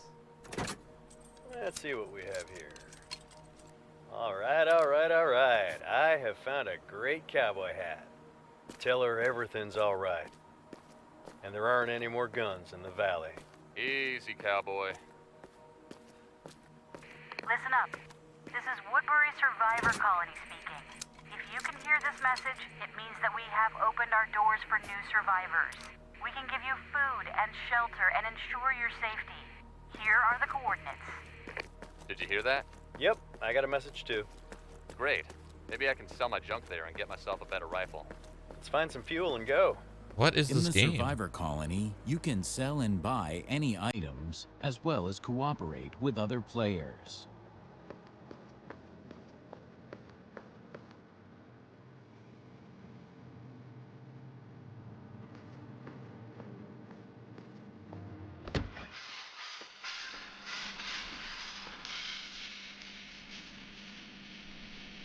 DMCA.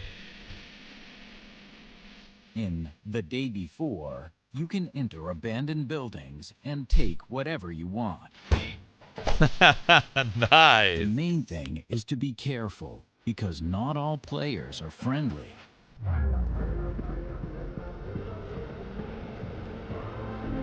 Let's pick up some supplies and get out of here.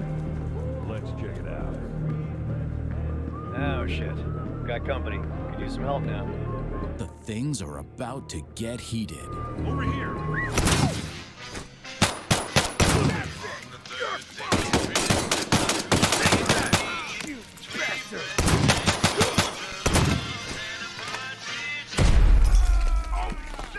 That grenade was cool, actually. It's a cool effect.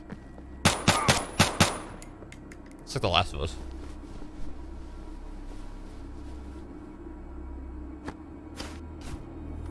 What? Huh? Dude, there's I too am many not of them. one to I ask gotta go for upstairs. things, but if you could take even a Okay, look I'm running toward you. spread this, I would be forever thankful. The snowstorm My is younger starting sister's right friend now, Emma and the needs help temperature is getting her falling cat junk fast. surgery for lung. Remember that when you Thank shoot you. and make unnecessary noise, it can attract unwanted guests even more terrifying than other players.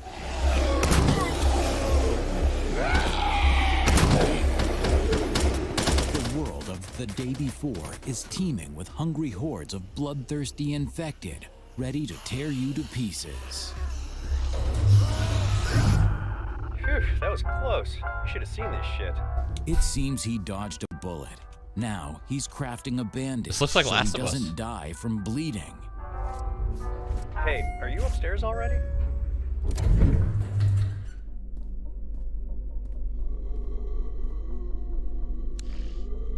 Shit. So what happens if you die here? You just lose everything, or what? How does this work? I feel like this is one of those. Where are you?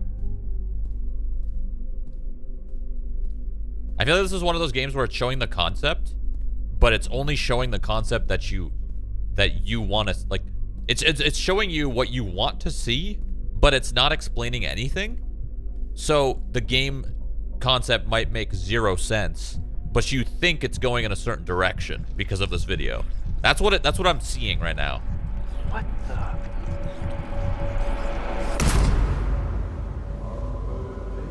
The day before. I don't know. It's like I think it's like purposely showing you like what you would want to see, but in reality, I doubt it'll be what you want. We'll see though. Who knows? Who knows? I think a game like this is actually like would actually be super fun because it would just be a survival game. Right? Survival games fucking are king. So, we'll see.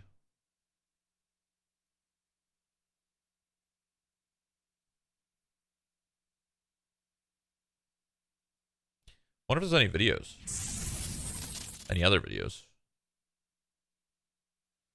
It's literally just The Last of Us. That's just not true.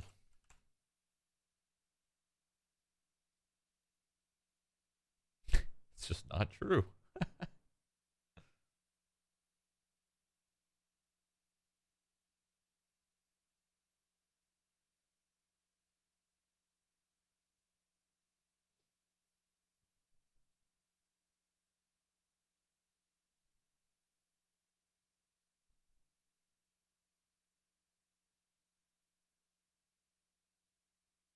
No more VCT? No, it's done. Attorney's done. What do I do now, though?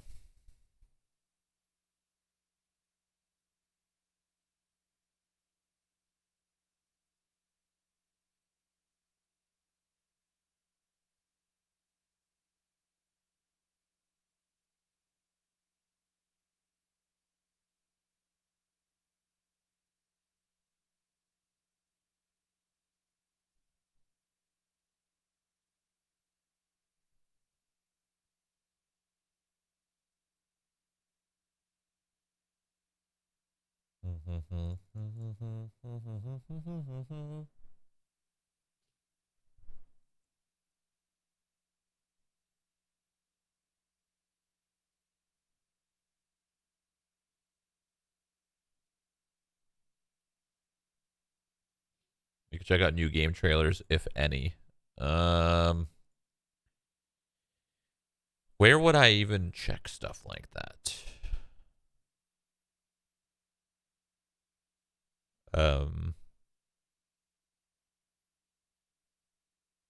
The fuck is Wolf Team Classic?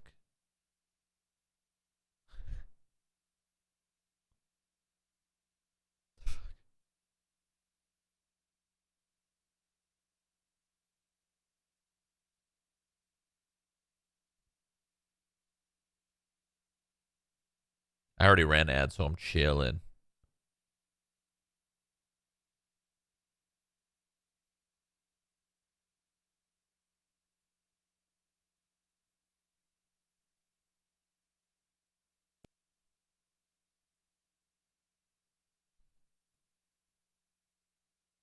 At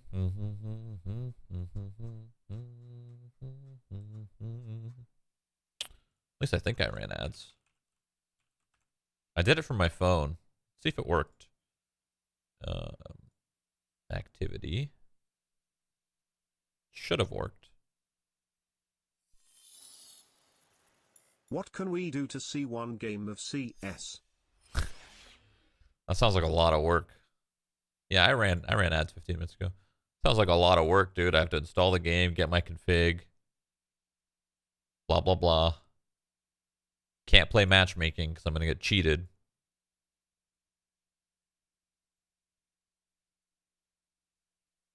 download Faceit, anti-cheat, restart my computer, queue Faceit.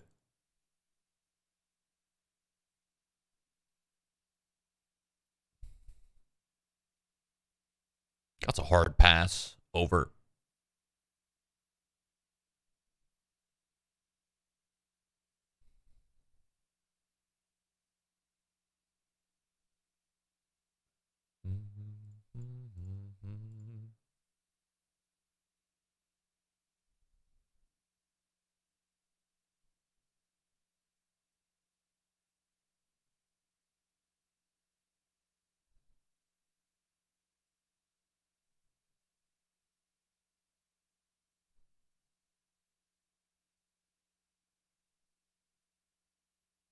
So did 100 Thieves, or yeah, did 100 Thieves win?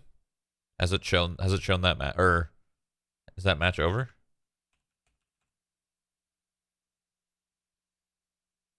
Oh, it's not over yet. But it's about to be. 100 Thieves 1-0, and the score is 10-2, I think. If I'm reading this correctly.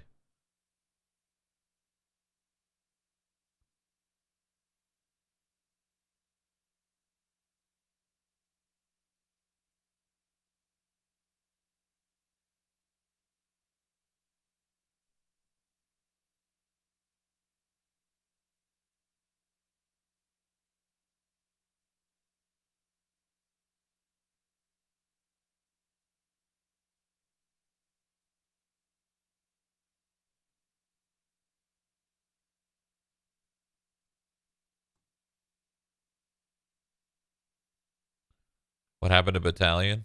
It's a great question. I think they're working on another game called Pro Mod. They're all about that like old school competitive style. Unfortunately, it's hard for that to take off. So, not sure how Pro Mod's gonna work, but I'm sure I'll like it.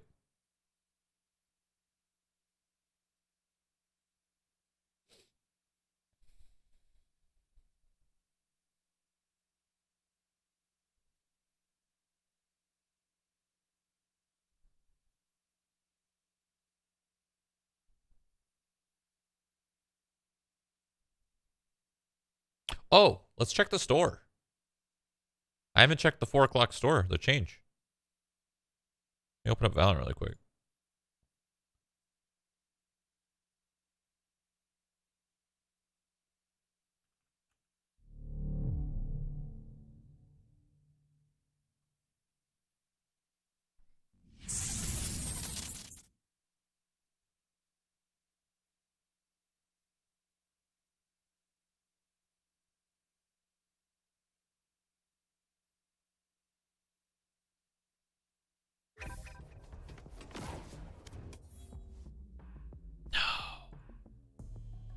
No, dude.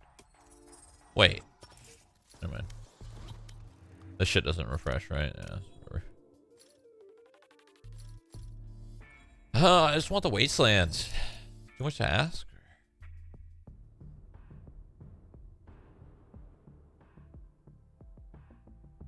No, I don't really want to play Valheim. I don't care for it. Not by myself, anyway. If I'm going to play, I'm going to play with people. Not going to just play the game. I'm here for the smooth, sensual voice. Just keep talking, Dad. Still waiting on the gaming podcast. Ha ha ha. Ha ha ha.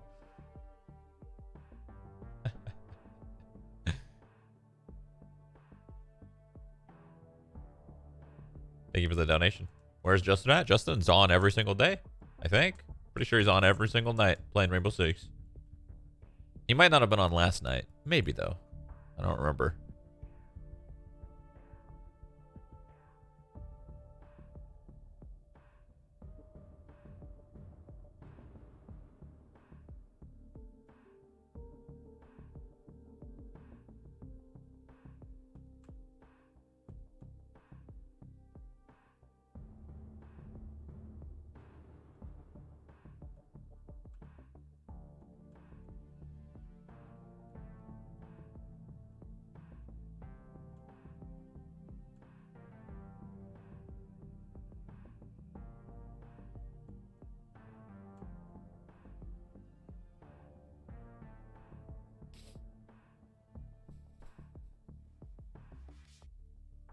Have you heard of Ashes of Creation? Yeah, I'm gonna be playing next week.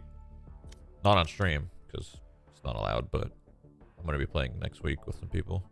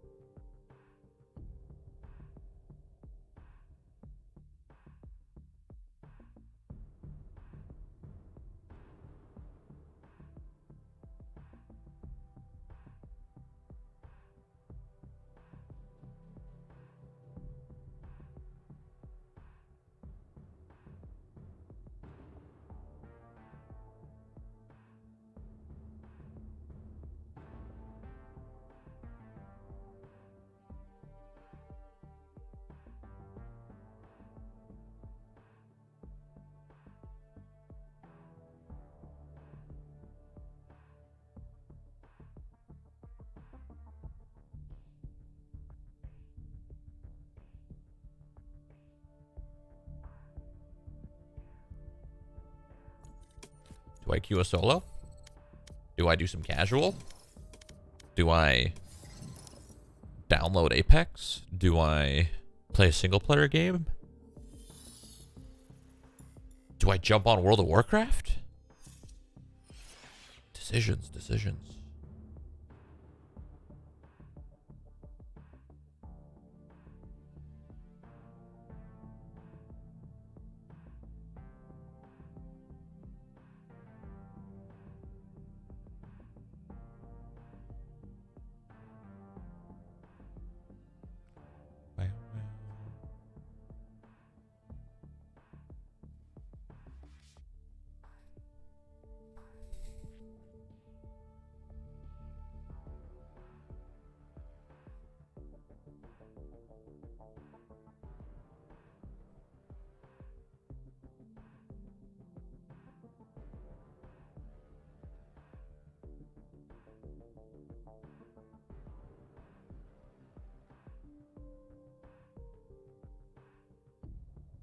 Daisy. Oh, good one.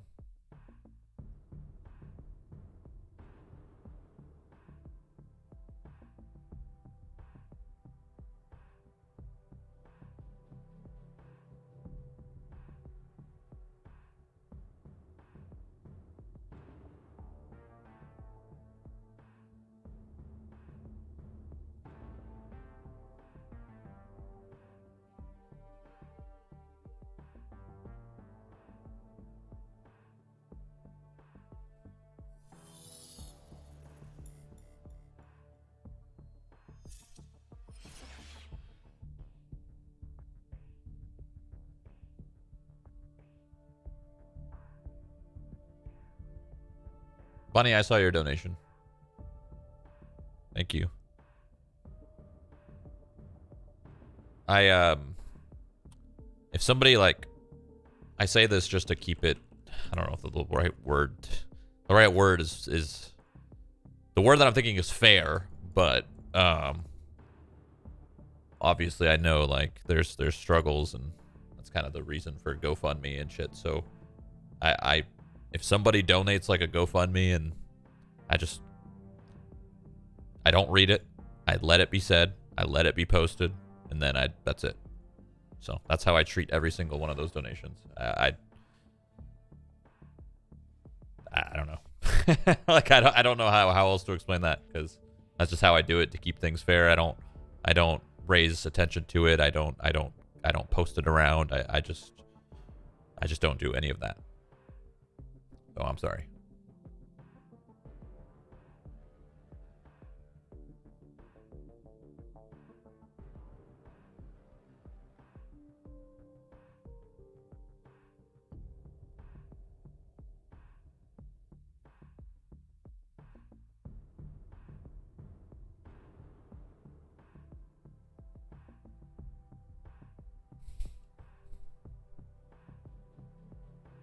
Check the 100 Thieves score. Oh my goodness.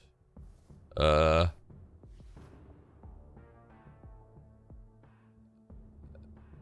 think it's over. I think they won.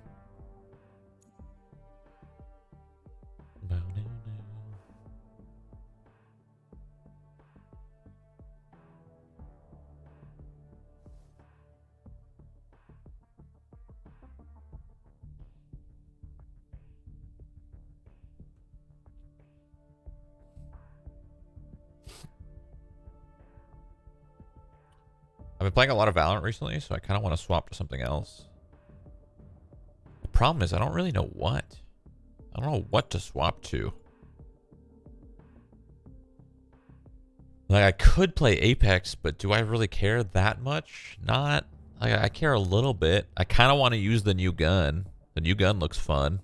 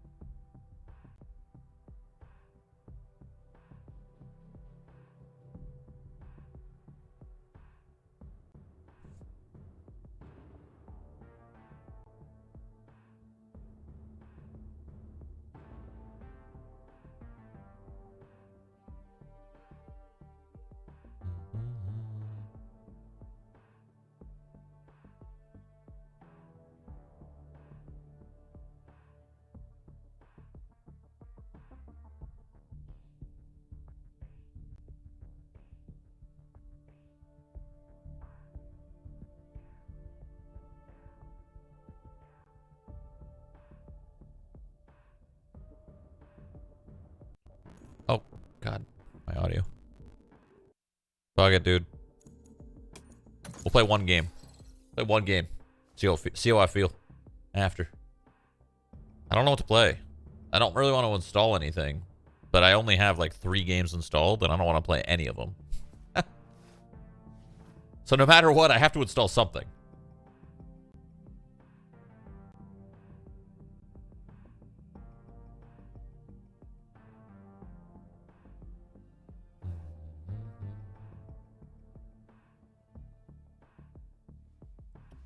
GTRP could be fun, but you got to realize all I would do is get into a truck and drive from point A to point B and not interact with anybody.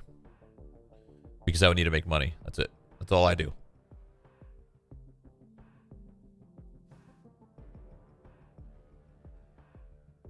It'll be fun for me. Probably not for you guys.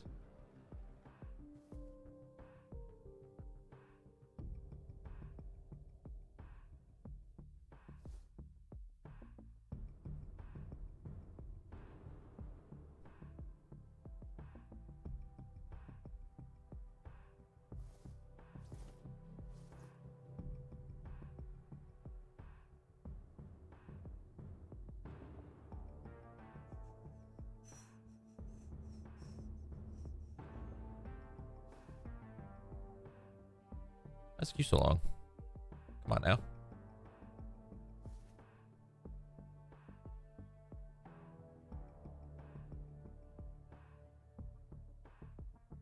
Holy, everyone's spamming CSGO.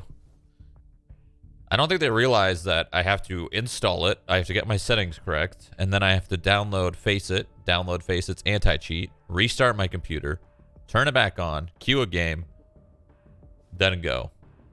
That's a process right there. That's a process.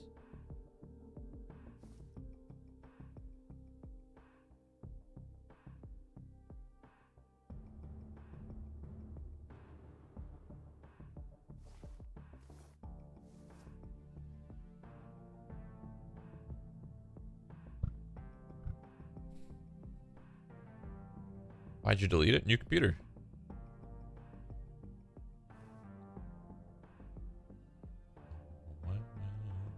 Match found.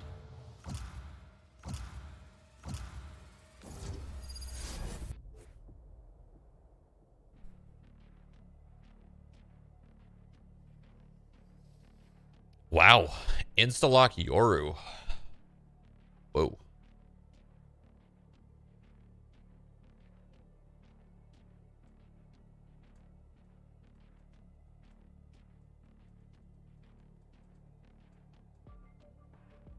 What's up?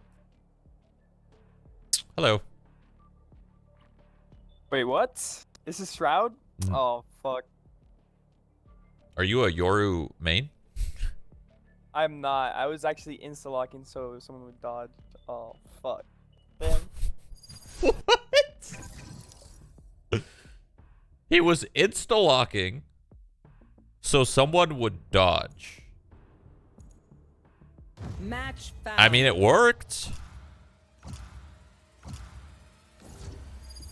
Hey, an even better map. Let's go.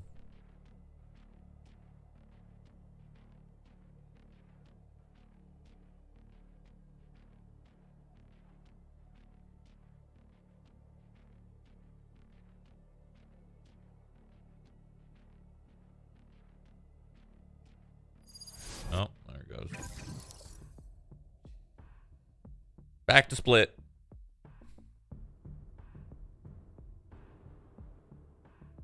Everyone dodges at high ranks. Always, always, always. Match found.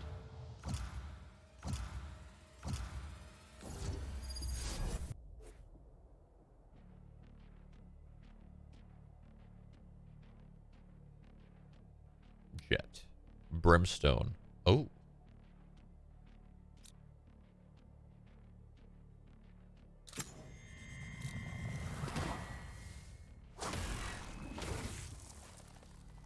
I like it. I like it. Let's do it.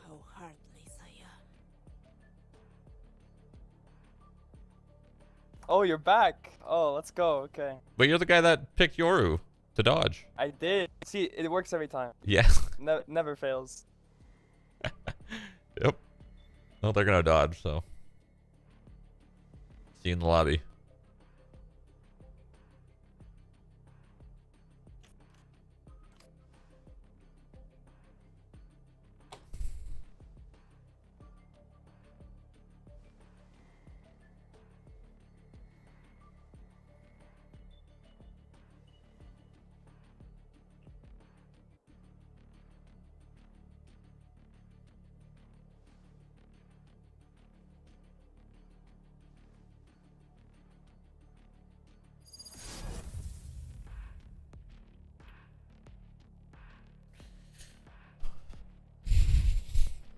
Okay. 144 lock FPS? Yeah, on the menu.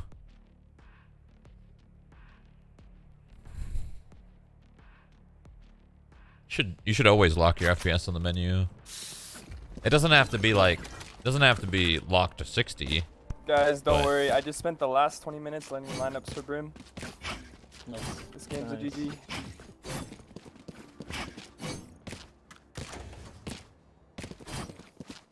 What do I buy here? Frenzy? Ghost?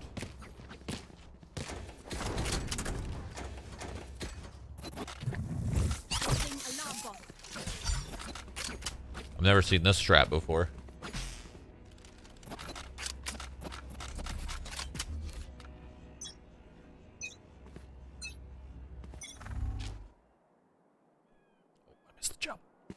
Excuse me. Thanks, that. Smokes are down. Smokes are down. Back green, back green. Backside, I'm blind. Think 7. Or 7 works. Heaven. Out, out. Whose chair behind you real? Yes.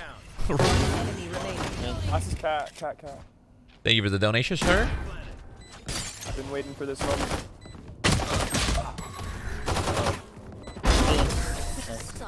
Good stuff. Send it. Nice. Brimstone, you must leave. Then let's wait. Where do we go?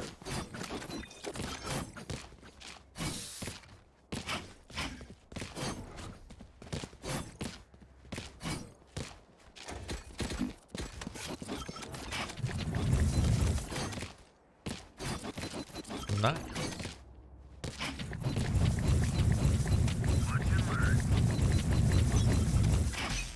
here. Revealing area. You want me to smoke your cat? Alarm bot out. Drilling B. One One cat. cat. I'll mark it. It's Omen.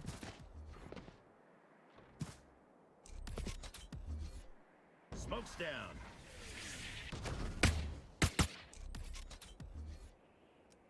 Cypher's here I too. can smoke B if you want. Where's this camera?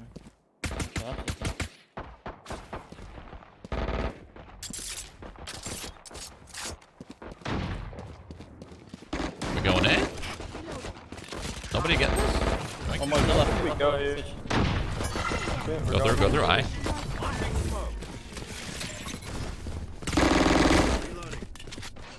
What's big flank? I have my bot flank. I'm watching CT. Maybe not actually. Enemy remaining. What did I hear? I don't know what I heard. I like that spray. Don't give them time to reposition. Good.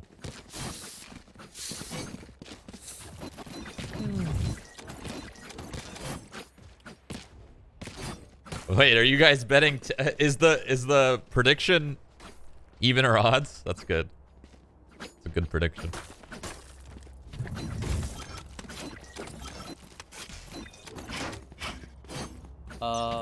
Reyna Gordon says hi. Chef? Gordon Ramsay Gaming. Yeah. The chef. Yeah, the chef. I'm going in. Fuck it. I'm smoking.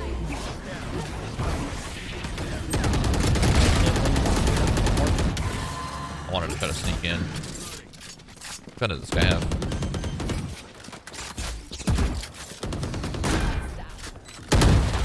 Go. One door. So, you have the 10K one tree. chair, chilling in the background. I'm gonna re-smoke your door. I re-smoked it. I still have one eye. Dropping in heaven. Heaven 28. Playing mine up. Heaven ding. Enemy Nice. remaining. One more heaven. Oh wait, you planted somewhere different. Fuck. Oh my bad, I didn't know you had it.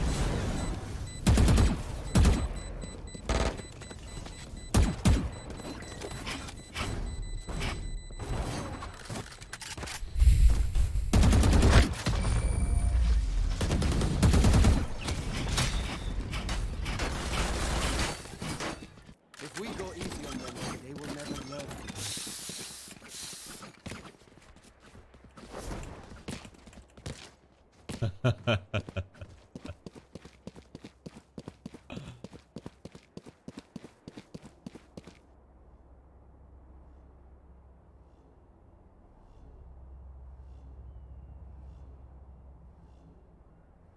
I'm trying to get ult here. No. Get out of my way.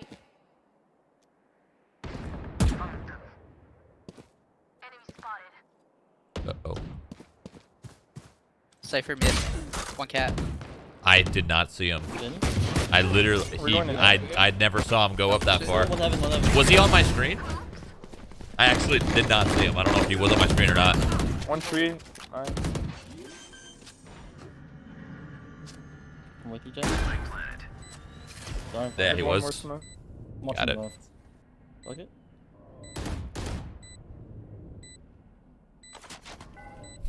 Try heaven. Scanning ahead. I'm re-smoking heaven, or actually I re-smoked here. I hear one cat.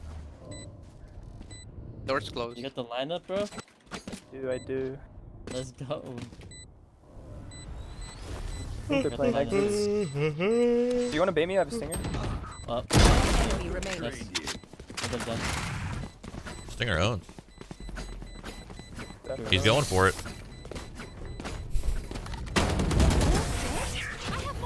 Never mind.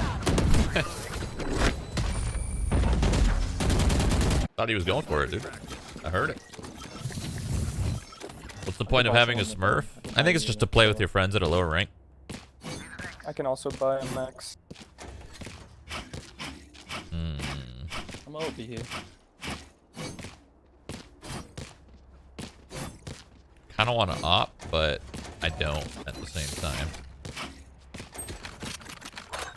Do you need me to smoke anything mid? Oh, nah. Got the spike. I'm join it.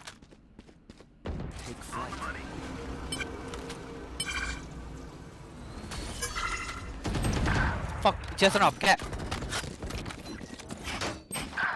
Uh-oh. Hit 40. Nice. Spikes down. One more tree. Hey, I think Omen's only 1A though. They will come. Standing ahead.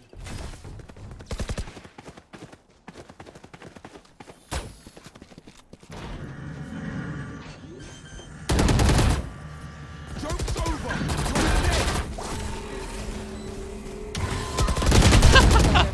Oh, I made a mistake. I made a mistake. What is this game? I made a bro? mistake. I shouldn't have done that. The only reason I did is because I thought the Omen was going to be there on like an insta trade, but the Omen was so far away. What do you say, drone? Ready to stretch your wings?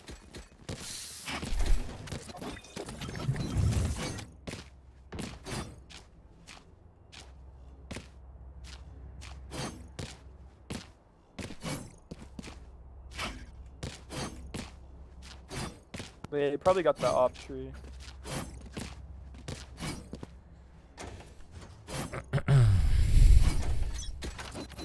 Wait, don't peek mid. I'm gonna use my bot. I'm smoking both mid.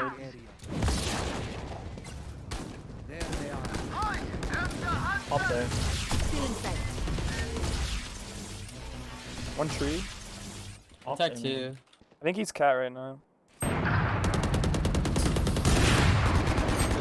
Very blind. Dead. I was so blind, sorry. Cat. Nice. Omen has ult.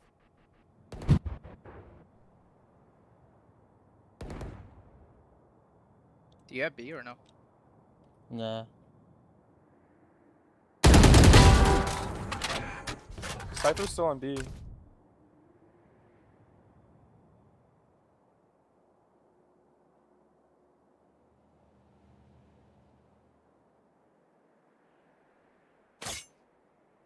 Shot down.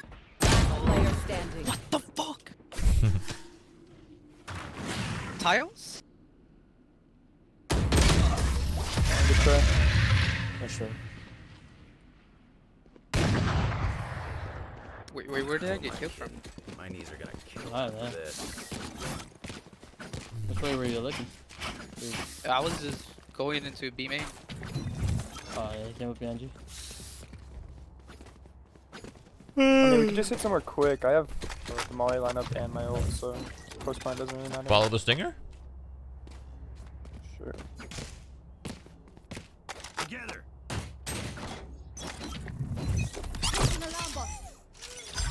Standing ahead. I'm ulting. Smokes are down. Heaven. She's out. I have the spike. The work begins. I'm re-smoking heaven.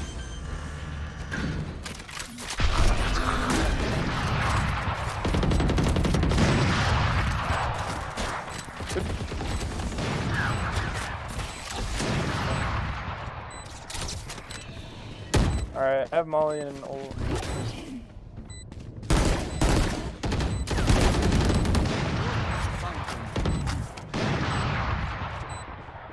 Last year, Heaven.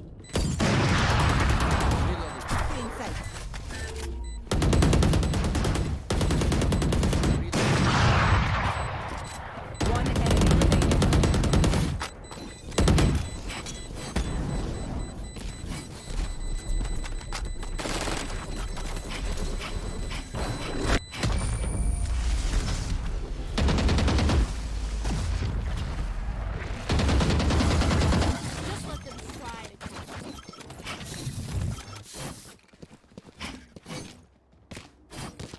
That dude sounds very similar to me. I'm tripping. I feel like we could just keep doing that.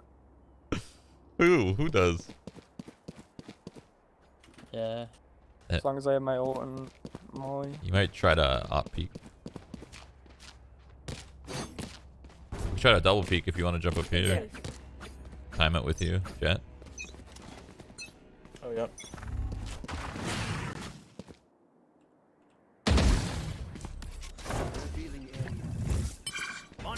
Smokes are down.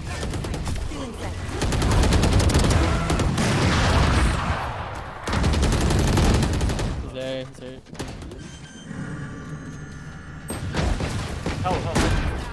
Wait, not health place. No?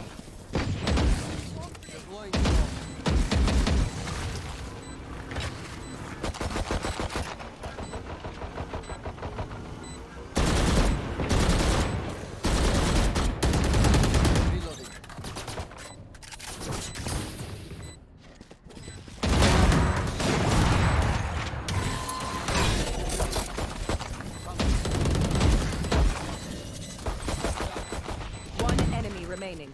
She's got the op.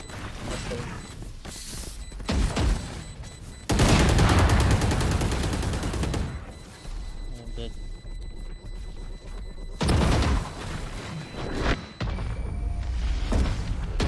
Nice. No, dude. Nice stuff. My city needs me. I can't be away for long. Let's send this quickly.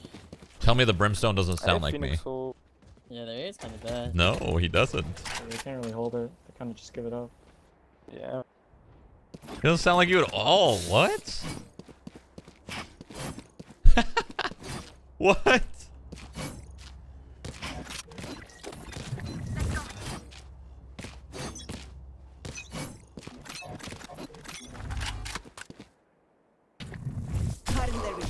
Cypher's on A. We could go B. Playing in.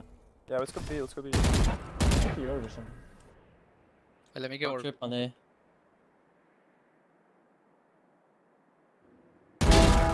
Nice. Let's go B. Let's go B.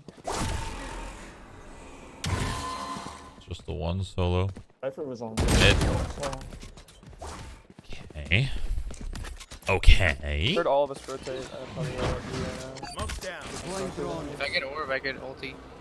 Okay. We just wait this out then. Try to get orb. How does brimstone sound like just? No, you guys are crazy. Okay, go ahead. You can only smoke CT. What? Oh, okay. Unlucky. Oh no, it's Justin. 66 Serena. Oh no, it's Justin, dude. He said unlucky. Oh, that's fucking funny.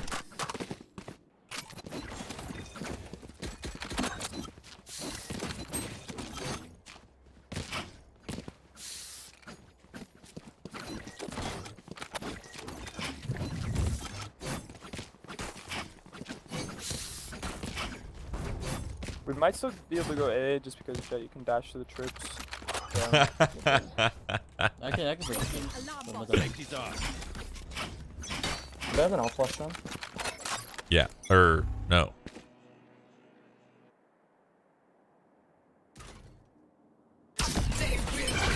Smokes are down. Smokes are down.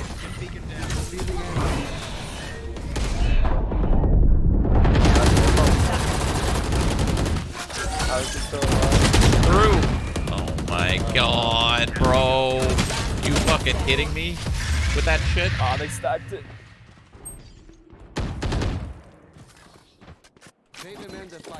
I can still afford a gun. I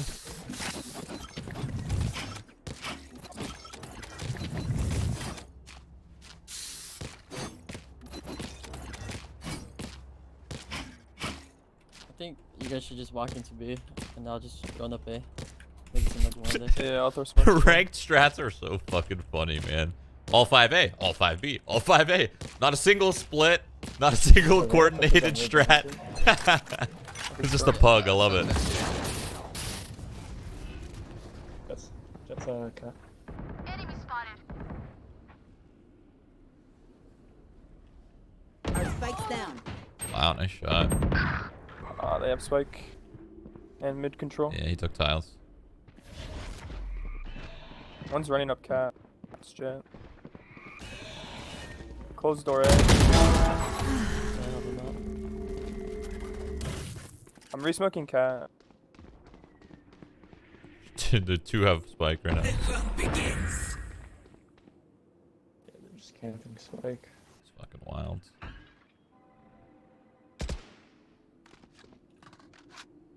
I'm gonna go around. I'm going around the flank next time. He's in it. Ooh, one main. They're all three there. What's this guy looking at?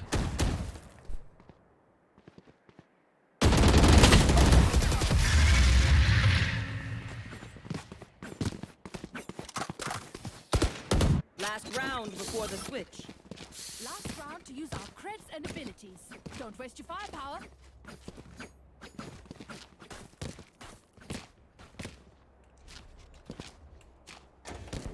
Yeah, it doesn't sound like Justin, but he's talking like Justin, and that's the best part. Probably gonna be awesome.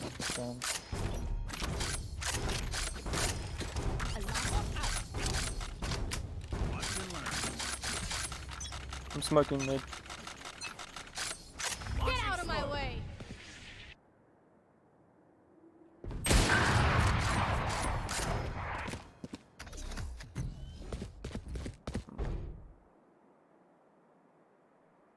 I know she wants to do it.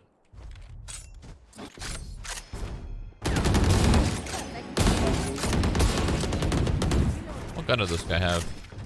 I think he's opping cat again. I'm gonna resmoke it. A vandal.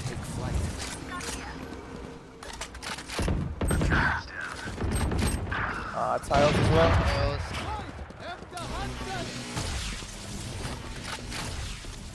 Tiles. Reyna was mid. Player standing. I hit her in the foot. Good try. Switching sides. I got things to do.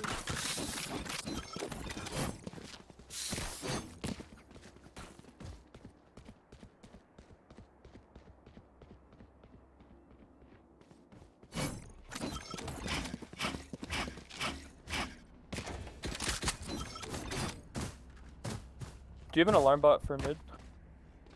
No, but I could get one. Yeah, I'm gonna stack it in. Reyna's a psycho. Yeah, it's just ranked, man. Everyone just fights shit. They've got nerve. Smoke's down. Come here, B. Smoked in there.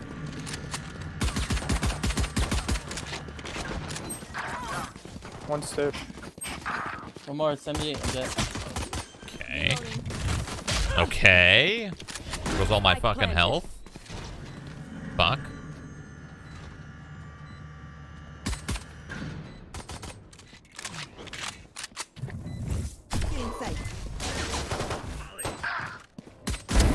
That's it. Last player standing. Under and backside, I think.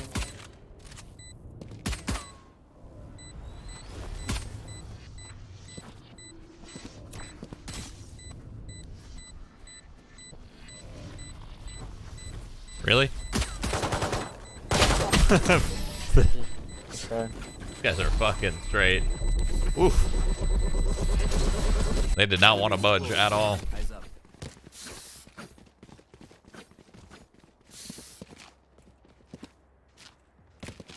Brimstone, do you like anime? Yeah. Okay. Kind of a weird question. No, you just I thought you were someone I knew, but now you're not. Whatever. Who do you think I was? It doesn't matter. That anime man.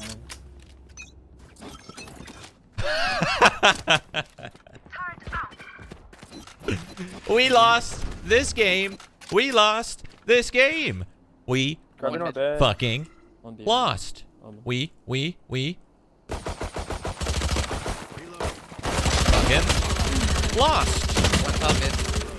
I got the fucking suck, baby.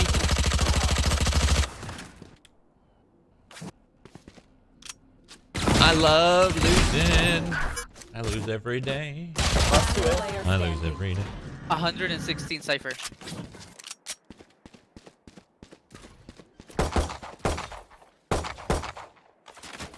Spike planted.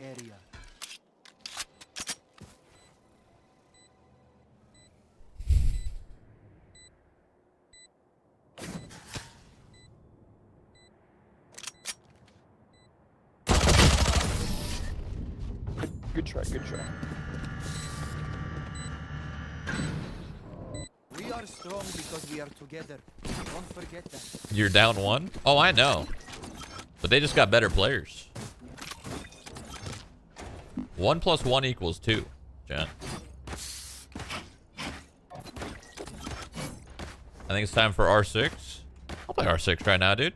Let's get the gang. Let's gang up. Everybody, gang gang. R6 is fun. Send it. Get out of my way. Go mid. Uh-oh. What's the point of even playing? What's the point of even playing this game? What's the point?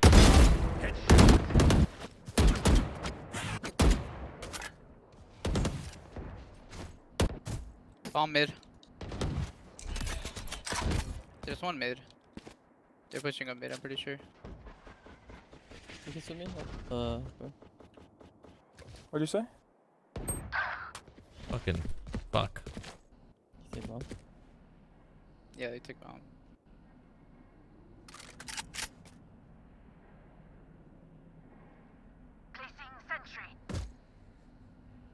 Getting over B.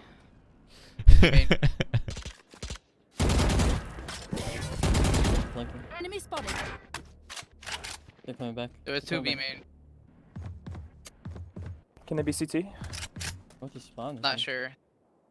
They know exactly where you guys are. Well, they drop bomb. They drop bomb outside B main. 30 seconds left. Sova is dead. Sova is dead. Oh, damn. They're They're an A.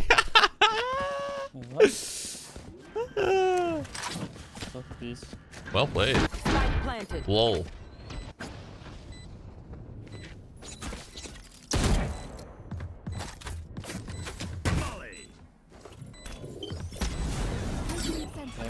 Scanning ahead. There they are. He's under. Enemy spot.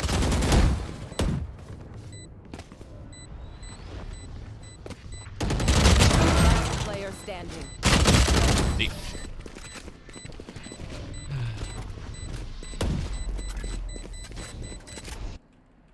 Stress if I die. It was great knowing you all. Also, delete my hard drive.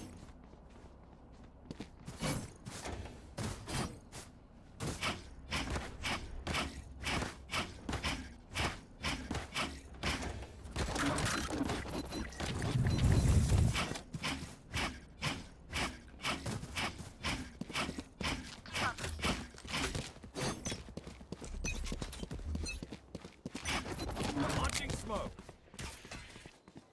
Turret out. Seems like an all A. I heard one outside. 33 on Phoenix, they're pushing. Can I just see one? Drop bomb A.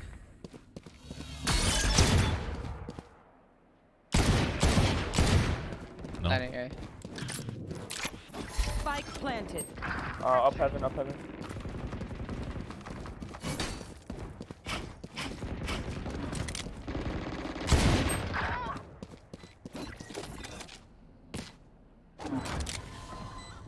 $114 jet. Oh, close.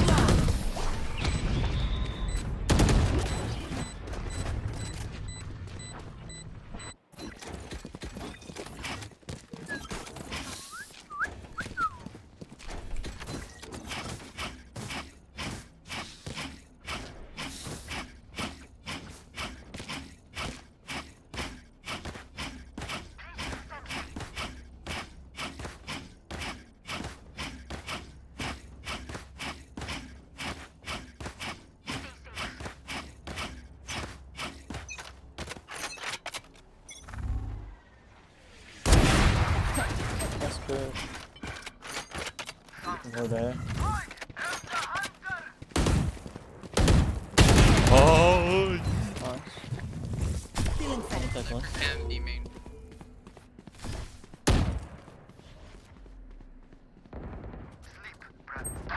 One more. Two more, probably. They're coming up B. On lane. One enemy remaining. He's on site, on site. Last is on site, yeah. Site.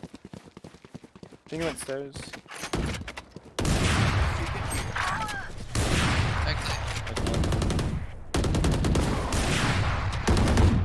I have an eyeball. He's dead. Good job. Oh, this is a much better trajectory.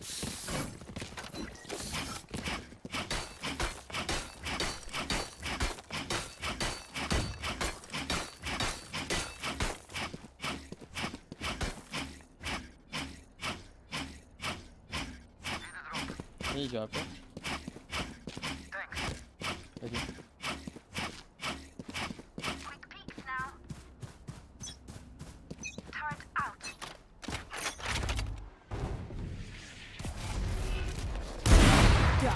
Nice. Two more B main. Jet's mid. Close market. Careful. I think he's on top right. Yep. Go.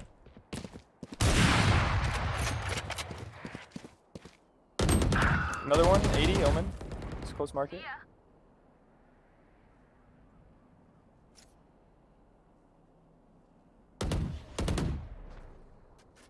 Scanning ahead. One cat. At 40. I know exactly where. Both. They're both there. Coming. Spike planted.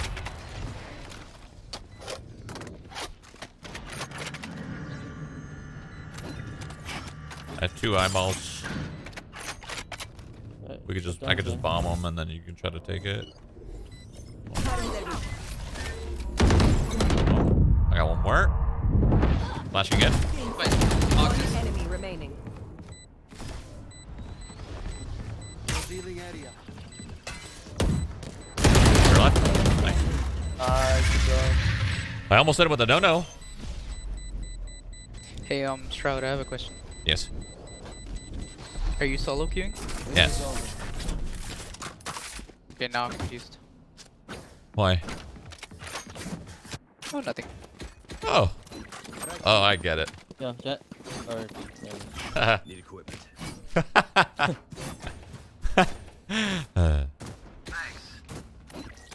you.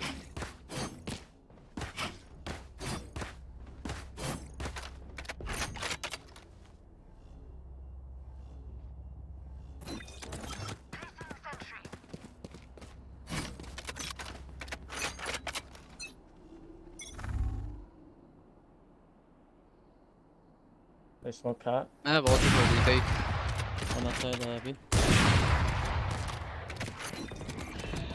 He dropped. Went out mid. Two out mid. One close. Nice trade. Dead. One's top mid. Walking in market. One B main. See this guy on radar still? Another B main, running back.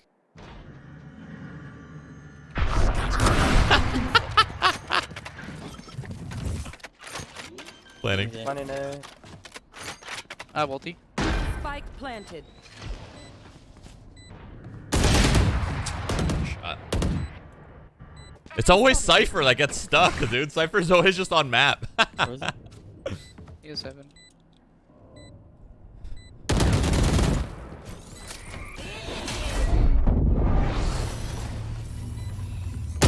Oh, well played. I knew you were there. Okay, don't throw. Wait. Don't give him a kill. The same. Always the same. Let's go. Nice. Yeah, that's exactly what I meant to do, bro. Yep, played out just how I thought.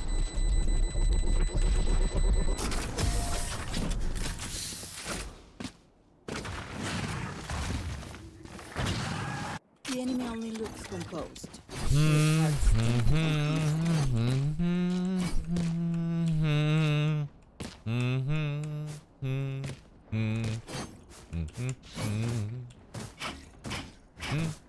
Watch my B mid. What'd you say? Watch my B mid. I'm gonna blind up. Sure.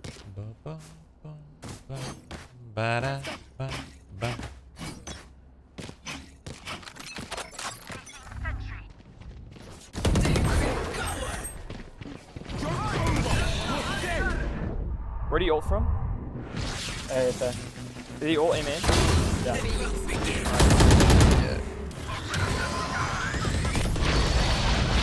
One's inside. Just inside. That's it.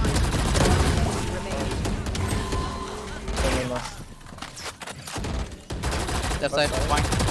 Holy fuck! She's so fast! I hate to say it, but probably best to play as a team. So, what's the plan? Need a drop. You get me, Solo? Thanks. Yeah, I got you. I think they come B here. I can molly them though if they start pushing. Watch this gamble, dude. I'm already coming. I'm pushing this too. I already moved my, I'm pushing this too. I believe. Launching smoke. Just second silence. They're out mid, tiles. Spike, spike, spike. Omen mid, Omen mid. Going mid. Someone want to I'm gonna come to resmoke it me, so you can push or up. want to come to me before it's too late, please? Someone go to him. Someone go to him. One more mid. I don't have bombs. Yeah, bomb's right here. Two cat. 84 on right now. They're going in tree. They're dumb.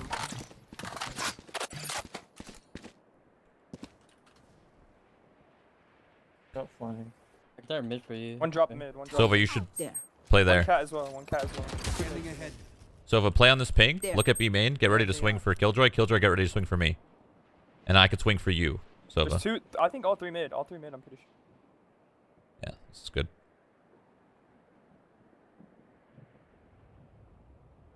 Unless one went through CT.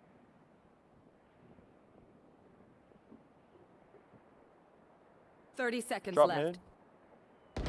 Fishing. Yeah, last two mid. Last two mid. Going tiles. Nice.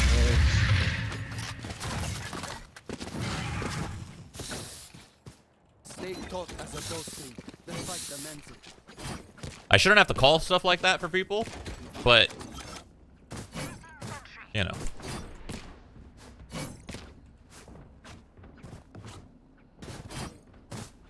It's ranked. So, you know. Actually, can I have an op this round? Need a drop. Sova, please. Thank you. Get out of my way. I don't like that. Nothing more back. No, nothing else I do. Put J I'm leaving. Oh, actually, okay. Yeah. I think they're going cat. I'm pretty sure. Yeah, well, cat smoked and I gave it up. Could be up market.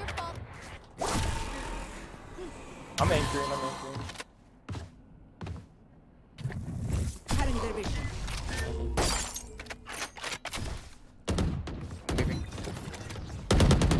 Speaking.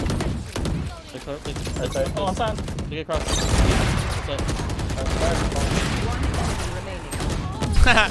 He shot my teammate. Nice, good job. Fucking turret, man. Match point. Oh look, they're desperate.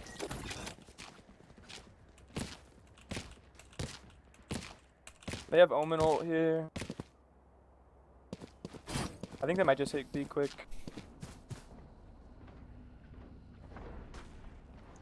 We have 3 here. I think we're good. Should we Yeah, I'll stack just it? molly B main. No, you're good. I can molly B main if they start coming. I'm pre-mollying boathouse. Yeah, pretty interesting. Yeah, flash B main. Up, close. I mollied it. I mollied it. They're out. Not out. Not outside. Not outside. Looking B main. I At least a couple here. They're out. 98. Can you molly? Can you hit? They're out. They're out. I already mollied. I know exactly. Thank you, Hannah. Backside. Stairs. Oh, I killed your dad. Close door. Spike planted. Cypher was close.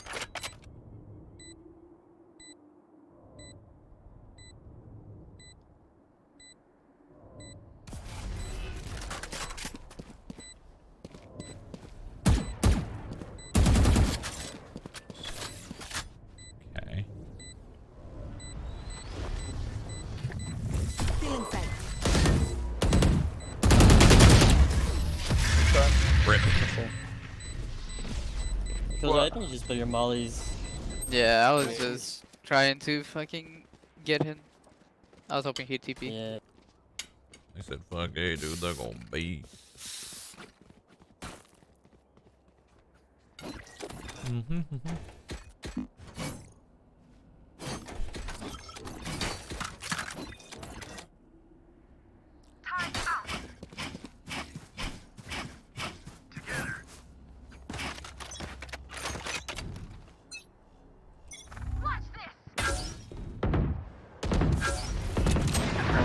I'll be top car. Yeah, top cabin or not.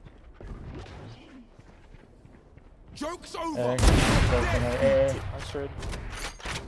He's out, eh? I smoked your main.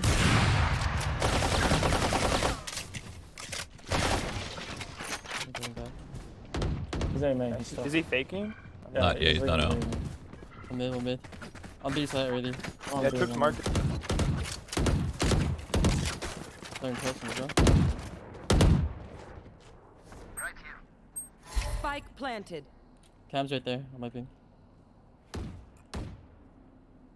Mark it.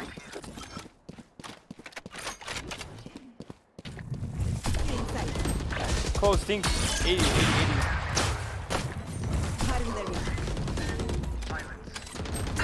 Full house, 50. Enemy remaining. Last backside. Last full house. Last 50. player Back boat. standing. Ready. Nice. Let's go, baby! Fuck yeah! GG. Good comeback. Big fan, Shroud. GG's. Defenders win. Okay.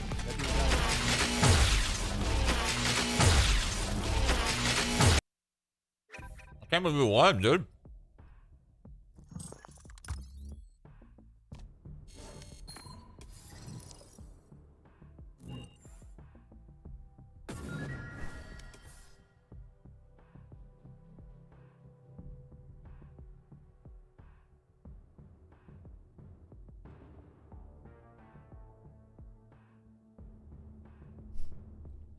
R6?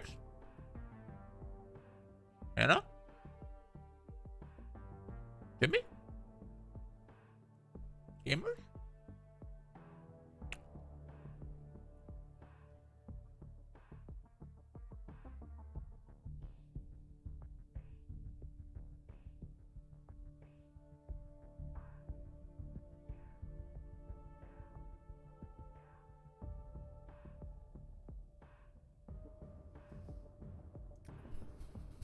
I'm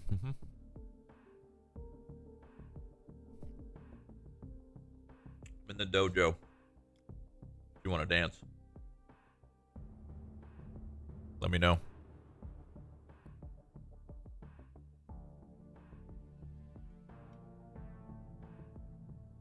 Yo, did you have even kills? Oh fuck. 21. No. Lost 10,000 on you. That's it? Oh, you got 100K. Can't be blowing out all. That's true. Hello. That's true. That's true. Hi, Hannah. Hi. Ready to play the best game ever? Yeah. I'm fucking excited.